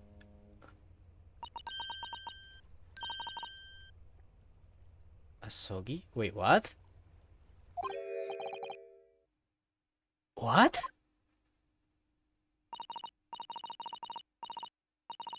Well, that can't be reward, can it? How funny. Excusez-moi? Irish, you crack fucking something. And why is Asogi in there? Iris, I need explaining like now. Like right now. Please. Wait, Iris! Oh, what did you say? Oh, I just said Asogi. Does that one mean something to you? Means something? Asogi, what's the name of my best friend? What? But how? How do you know that name, Iris? I wrote it down during the trial before, when the message was playing on the music box. She just created on the fly? She really is a genius. I thought the message probably wouldn't be written out in plain Morse code, so I tried various ways to interpret it. This 10-year-old just fucking cracked the secret government code. Well, no. The secret government code was just Morse code. Secret government code. Yeah. Whenever I tried, the words didn't seem to make any sense. That is, in English at least. Oh. It suddenly occurred to me, you see, that there's more than one Morse code, not just the English variety. Various countries around the world have altered and added to Morse code to use it to their own languages.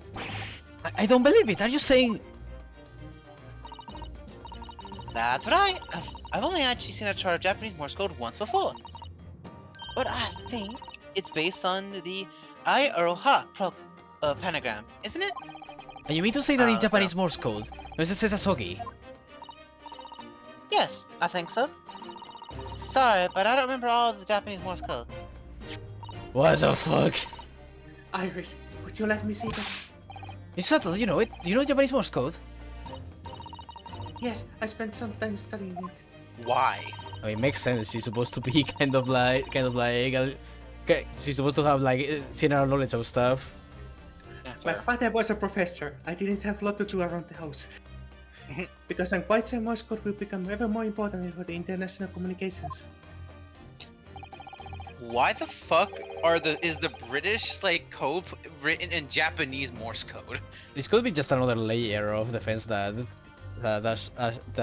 he created. Possibly. Well, these were supposed to be the communication between the two different Yeah, countries. it could also just be that it was a message sent to Japan or from Japan. Then, oh, what the fuck? And mother recommend, my dear man, that you focus your efforts on the English version. Shut up, Herlock. Be that as made, Iris, show me the message, please. Of course.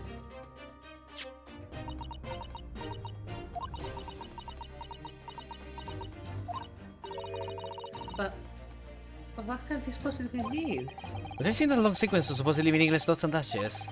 So the color reinforces Sato-san's face. Sequel bait. Sequel bait. There's no doubt that this message is written in Japanese Morse code. So the British Empire has been using Japanese for its secret communications? I don't understand the reason why, but the message appears to be a list of 4 people's names. 4 names. The first is Kei Asuki. Aha, Kazuma. Kazuma Okay. Asogi. Why? Why is his name on the disc? The second is Eishin. Shin, I don't recognize that name. The third is Teiki. Björkuson. Yeah, Jurgo wait. Gregson?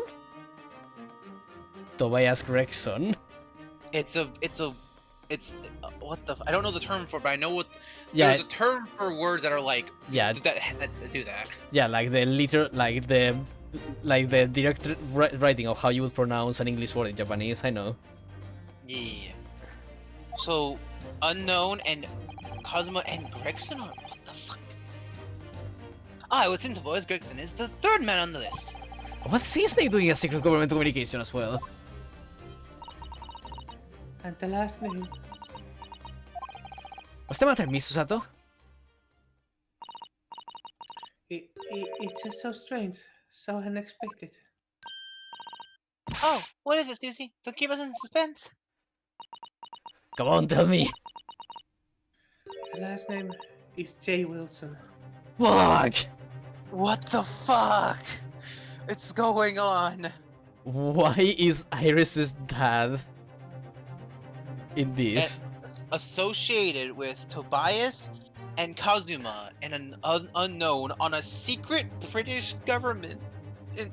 What is happening? What? Wilson? John H. Wilson? You mean Daddy? Hello, Soames. Soames has left the house. It says only J. Wilson, so I'm afraid I can't be sure. Then, after the four names, it reads, if I translate from Japanese, that is all four. And that's the end of the message, or rather the end of what you noted down, Iris. What do you mean that it's all four? What? The fuck? What is, come- what is this is happening? this is mean as fuck sequel bait. I just can't believe it. Who'd ever have thought that those discs contain Japanese Morse code? It always a strange list of some disturbingly familiar names. It would appear that this particular message is a communication of some kind between Great Britain and the Empire of Japan. So that it could be in Japan then. Where Susie Runo came from. I mean, technically, yes. Oh, well. No. It's not very likely, really, is it? I mean, there are thousands of people with the surname Wilson. There must be lots of J's among them. Oh, you poor I- sweet summer I child. mean, he ain't wrong. Professor John H. Wilson, visiting professor of medicine at Imperial Yume University. We can't tell Iris about that now. We just can't. What the fuck? Oh my god, this is so What strange. is so Somehow solving the case of Mr. Windybag's murder today. I feel like I've rolled back a boulder at the mouth of the very dark cave.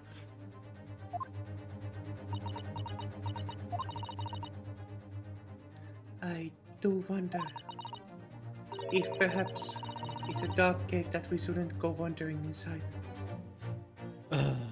And we also have still a question of how do you know about the Hound of the Baskervilles? This fucking game. What's the fucking connection?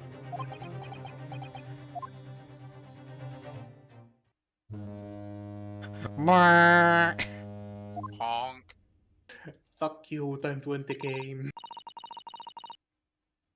Oh dear, the ship's going to set sail soon. Yes, it seems so.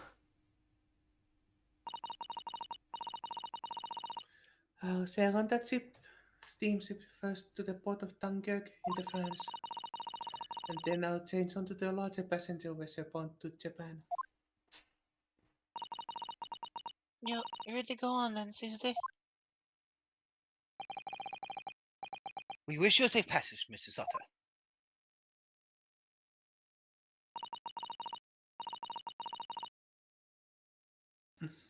Thank you so much. I wish you all the very best.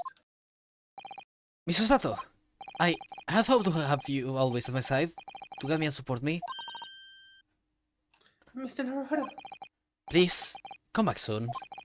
As far as I'm concerned, you really are the very best judicial assistant in the world. No. I'm quite sure. I'll be back before you know it. Really, Susie? Oh, now don't forget Iris. I made you a promise I've yet to fulfill. A promise? About your manuscript. Ah, Oh yes, the Hound of the Baskervilles. The other thing. well, I'll be waiting for you then, Susie. A promise is a promise. God. How is the second game going to be, dude? What the I fuck? don't know, I'm afraid. Definitely Iris. And it won't I- take 6 hours for one trial. It will take 12.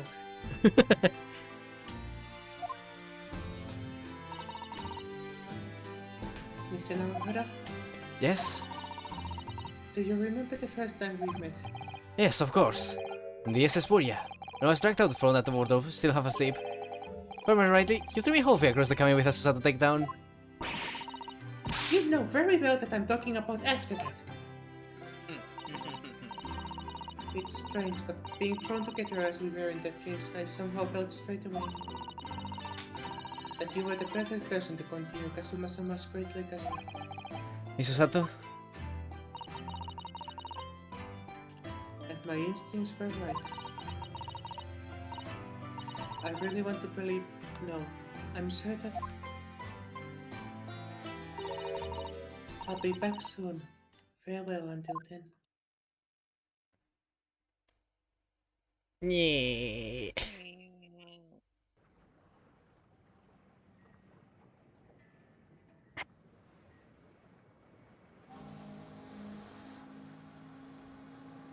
Somehow we seem to have come to the end of the adventures of Ryunosuke Naruhodo. Or the first one. Or the first volume, at least. No. Hi, what are you doing there? Like a Looking high. back now, it feels as though fate has led me on this journey. Kitty. No, kitty. Why is this guy walking around with a sword? What the I fuck? wasn't Fate about led to me say from that, you becoming a fuck. lawyer, to traveling halfway around the world, to meeting the great detective. I'm sure there'll be trials and tribulations ahead. Ha! Of course there Ha. will. Heh.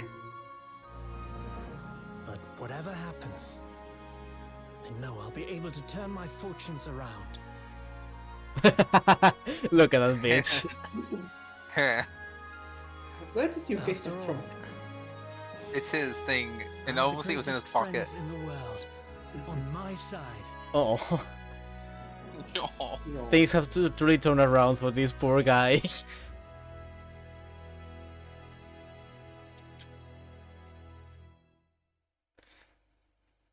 Ah. Oh, Herlock jump scare. Ah, yes, Mr. Naruhodo. yes, Sorry, Mr. I had- Sholmes. I have to interrupt your cutscene for a second. I have some rather awkward news. The railway company has decided to sue over the Special Express train, apparently. I'm making you pay me double. Huh? It caused such a commotion on the line, all the other trains had to wait at stations. But really, we would never have made it over in time otherwise. Anyway, I explained everything, and how it was all your fault. Huh? Huh? I believe a formal complaint should be delivered to your office tomorrow. Would you not wait, my dear fellow? According to Mr. Sato, you love defending yourself in court. I'm going to murder all of my friends. That's it. Huh? Huh? Huh? It's alright, I'm perfectly happy to testify. I wonder if I should have told Naruhodo I said that. Ah, well, Hey, you'll find Pete. out soon. You really look like the sort of man who'd do something so outrageous? See? Here comes the meme. Mr. Sholmes? Yes. A word, if you don't mind. Why, certainly, any word you like. Bellow it out, my dear fellow. Oh yes, I love Bruno's words. I know just the one he'll use here. These two fuckers. Then I really must say. Objection! A classic. I like how both the gremlins are my voices as well. Look at this lad. Oh, God, that was only part 1. What a going good... from Ace 21 for me into this with you, I don't know how I'm going to experience the rest of the games now. The following week, hundreds of music boxes arrived at bigotry from all over Europe. Something was afoot. Though it transpired, I had ordered them all myself, so I advertised them for sale with used by Mr. Soames to solve an important case. And the money I've earned, consulting detective work pays a pins by comparison. Oh my God. Mr. Beast. I spent 1 million guineas buying the 10,000 music boxes. I haven't slept in a wink. This manuscript is due tomorrow now. When I'm this busy, Hurley's usually cooks me breakfast. Well, cooked is an overstatement. For some dry toast and insipid coffee. I do miss using her lovely Japanese breakfast. Oh. This fucking Be ready, game. Staper, just in case.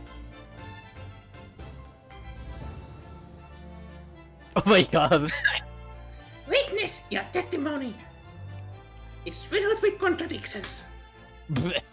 Oh, back then. Okay. And now they're just replaying some of the moments now. Well, I suppose if that is an innocent man, or you calling me myself a liar? Witnesses, a courtroom is no place for your petty arguments. No, it wasn't repeated. Oh, damn. I was waiting for you guys to read your fucking lines, you fucking... I wasn't sure he was talking about coins. I thought it was. I did. Look, I'm gonna be honest, I had Hosonaga. Having delivered the Russian next to the shore in Shanghai, I lay low on the steamer for a while. But last night, I apprehended an extremely suspicious Japanese national. No! I've done nothing wrong! All I did was get one guy's house and bring refuge in my pocket! A man brings some kids on board and suddenly he's hard criminal. Oh my It's God, not fair. Waga, I have kittens, oh. And he took the kitten with Oh. him. Oh. No. Bless this poor man. No. Also, why is Hosogawa still... Oh. Scientific investigation will be the gold standard for policing in the new age. I dream of a world governed by the tenets of order and discipline. Like a great clock, in fact, whose hundreds of parts mesh together in perfect unison. Now, if you excuse me, I've had a few minutes and 37 seconds until my next appointment. I love that Jose Naga is still on the goddamn ship, working. I was like, where is he? There he is. International detective for Deliverance, I guess. Yeah. You need this trans magazine is out. I need it again. Oh no. Whenever I see that one line she wrote now, I get a standing ovation. Wanna hear it? Huh? Not bad, I suppose. For an amateur. So you actually ended up going well, huh? Yeah. Well, maybe, at least I hope you learned your lesson. And then she pushed me to shame.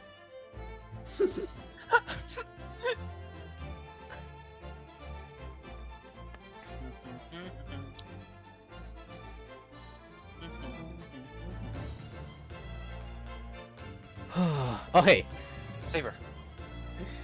Revisiting the old girl daily basis, of course. Sony, my old jailbird. I must say, battling with those police stairs every day has done wonders to my dicky pick.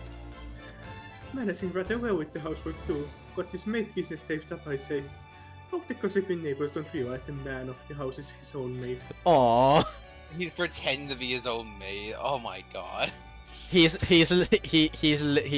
becoming a better boy, and also he's working out, I guess, so that's nice. He's also checking on his wife very often. Oh no! Myron, he's back on the beat again. Oh, thanks to the Reaper. There's nothing more enjoyable these days than hunting a small change in the gutter. I'm better Bob now looking out for London Hill, the jobs and hobbies and my lovely wife. Oh, pal. Oh, Rolly. Yeah, I'm so glad they're doing well. No, I know. I wish I was so happy for them. Now I can't wait to see what the Skull King brothers are up to. Oh god, no. I bet they're probably mid jail cell. I'm going to assume. Hi, Gina. Looks like I'm gonna be doing time for a bit now. But I risk comes every day for another. So it ain't too boring. She's always going on about all the cases what Jones is looking into. Criminal investigations are kind of interesting. When you get into them. Yeah. I'm glad she's doing okay. Yeah. You know, I don't know why, but I'm starting to believe in this science thing.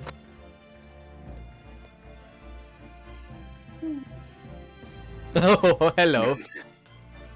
Yes, I've renounced my upbringing and chose a life of sophisticated crime. But regrets? Please. Anyway, bro, anything else we used to know? We got time independent come milk change, go get milk going, right? The famous Massachusetts. Making the neighborhood for all it's worth. Oh my god. It looks like he found some friends again though. It looks like he finally found some friends to actually maybe maybe at least be in a life of petty crime instead, if he survives. Who do you think taught them to pose originally? Listen, if oh, These past 6 months has been time I shall remember forevermore. Painful goodbyes and wonderful encounters. I come to realize that's what life's all about. Naruhodo-san, I promise. Your assistant will return to you one day.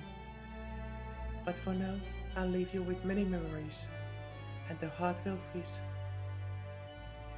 that life will treat you well. Oh. no. I was gonna say, hopefully he might turn a different way while he's in there. Well, I mean, he's probably going to get capital punishment, so I don't know if he's going to survive. I can hope for the Oh, best. No! oh, he's so cute. No! Look at my baby boy. Look at them all. Oh, it's such a wonderful little misfit group as well. they're my little damasses. No. It's so fitting that we voice at least one of each of them. Oh, Kazuma. Mm. You were gone too soon. But it worked. But it was such good storytelling. Fuck. God, how did they make a character who died in the first after the first chapter so fucking good? Because they did never. Because they would always reflect back on him and what he meant for the characters that did live. They really saw me and said like, but what if we made it even better? Like, I've only experienced the first of the attorney, but like, I'm just gonna say, like, this was far more. Oh, there's that bitch. Yes, it's far more enjoyable than the first game. No offense, but like, oh my god. God, literally going through the entire everything. The first case was like literally the size of like a third case. It's so crazy. Oh my fuck. Like this game was so intense every single time. It was so good. It had a right amount of serious, a right amount of goofy, and tackled actual important topics along the way. Man. And at the end of the day, there weren't that many bad people. There were literally a total of three villains in this entire thing. And that's not including. Oh, Villain and then he himself. stays behind after the second chapter. No, my heart. Aw. The first. I Aw. hope she's doing good too. Surprisingly, we didn't get to see anything of her. Maybe later, hopefully. I guess everything doesn't tie into everything. Well, we have a second game, so. No. No. And that's when she fully started to join up with him as well. Oh, this game, like this storytelling, holy shit. I have to ask, since you're fans of Ace Attorney, both of you, like, I just want to know, compared, like, I don't like to compare, but compared to all of the other games you have experienced so far, how good is this one compared to the rest of the series? Okay, this game, I'm very biased, but I'll say this game 100% matches up with my favorite game of the Ace Attorney series, which is the third one. Do not make me pick between the two of them. I cannot. The third Understood. one has the best prosecutor ever. Like, he gives 3,000 leaves around Band 6. And this is half the story. But yeah, like, this game is 100% like Trials and Tribulations level of incredible for me. Hell, it pretty much did the entire trilogy, like the entire trilogy of character work and stuff in a single game. It's insane. I can't wait for that fucking playtime to see how long it took for this to complete. Oh, this is two lovebirds. Yeah. And the other two lovebirds. And then him and his cat. I can see what's about to happen as well. Let me guess, the cat's gonna start following in a second. Well, there's Iris. Yeah. I am watching. Oh, no. The cat stayed. Thought the cat was gonna follow too. Look at this gang. Look at this gang. Look at my leg. Naruhodo. Fucking Show. Baroque Band 6. We're gonna have to make a tier list of the prosecutors at some point. And then these three fuckos. We need to have some sort of like list after we play more of the I mean, games. the thing is, if you turn the Benedict around, he would actually be striking the same pose as them. Oh my god, he would be. Oh my god, he is! Holy shit! Yeah. I didn't quite realize that. They really were posers from the very beginning after all. If he doesn't get like punished with death sentence, I hope he gets to at least live a good life as in his own little criminal gang. He fucked Yeah. up, but I think if he gets a chance, I think a second chance would be fair for him. I maybe. feel like a life as a petty criminal at this point kind of suits him as just his own little fucked up therapy. He deserves some time. Like I like he's terrible, but I think some time could make him better. And I think he deserves that chance at least. Mr. Beast. Aww. No. The greatest attorney adventures, Finn.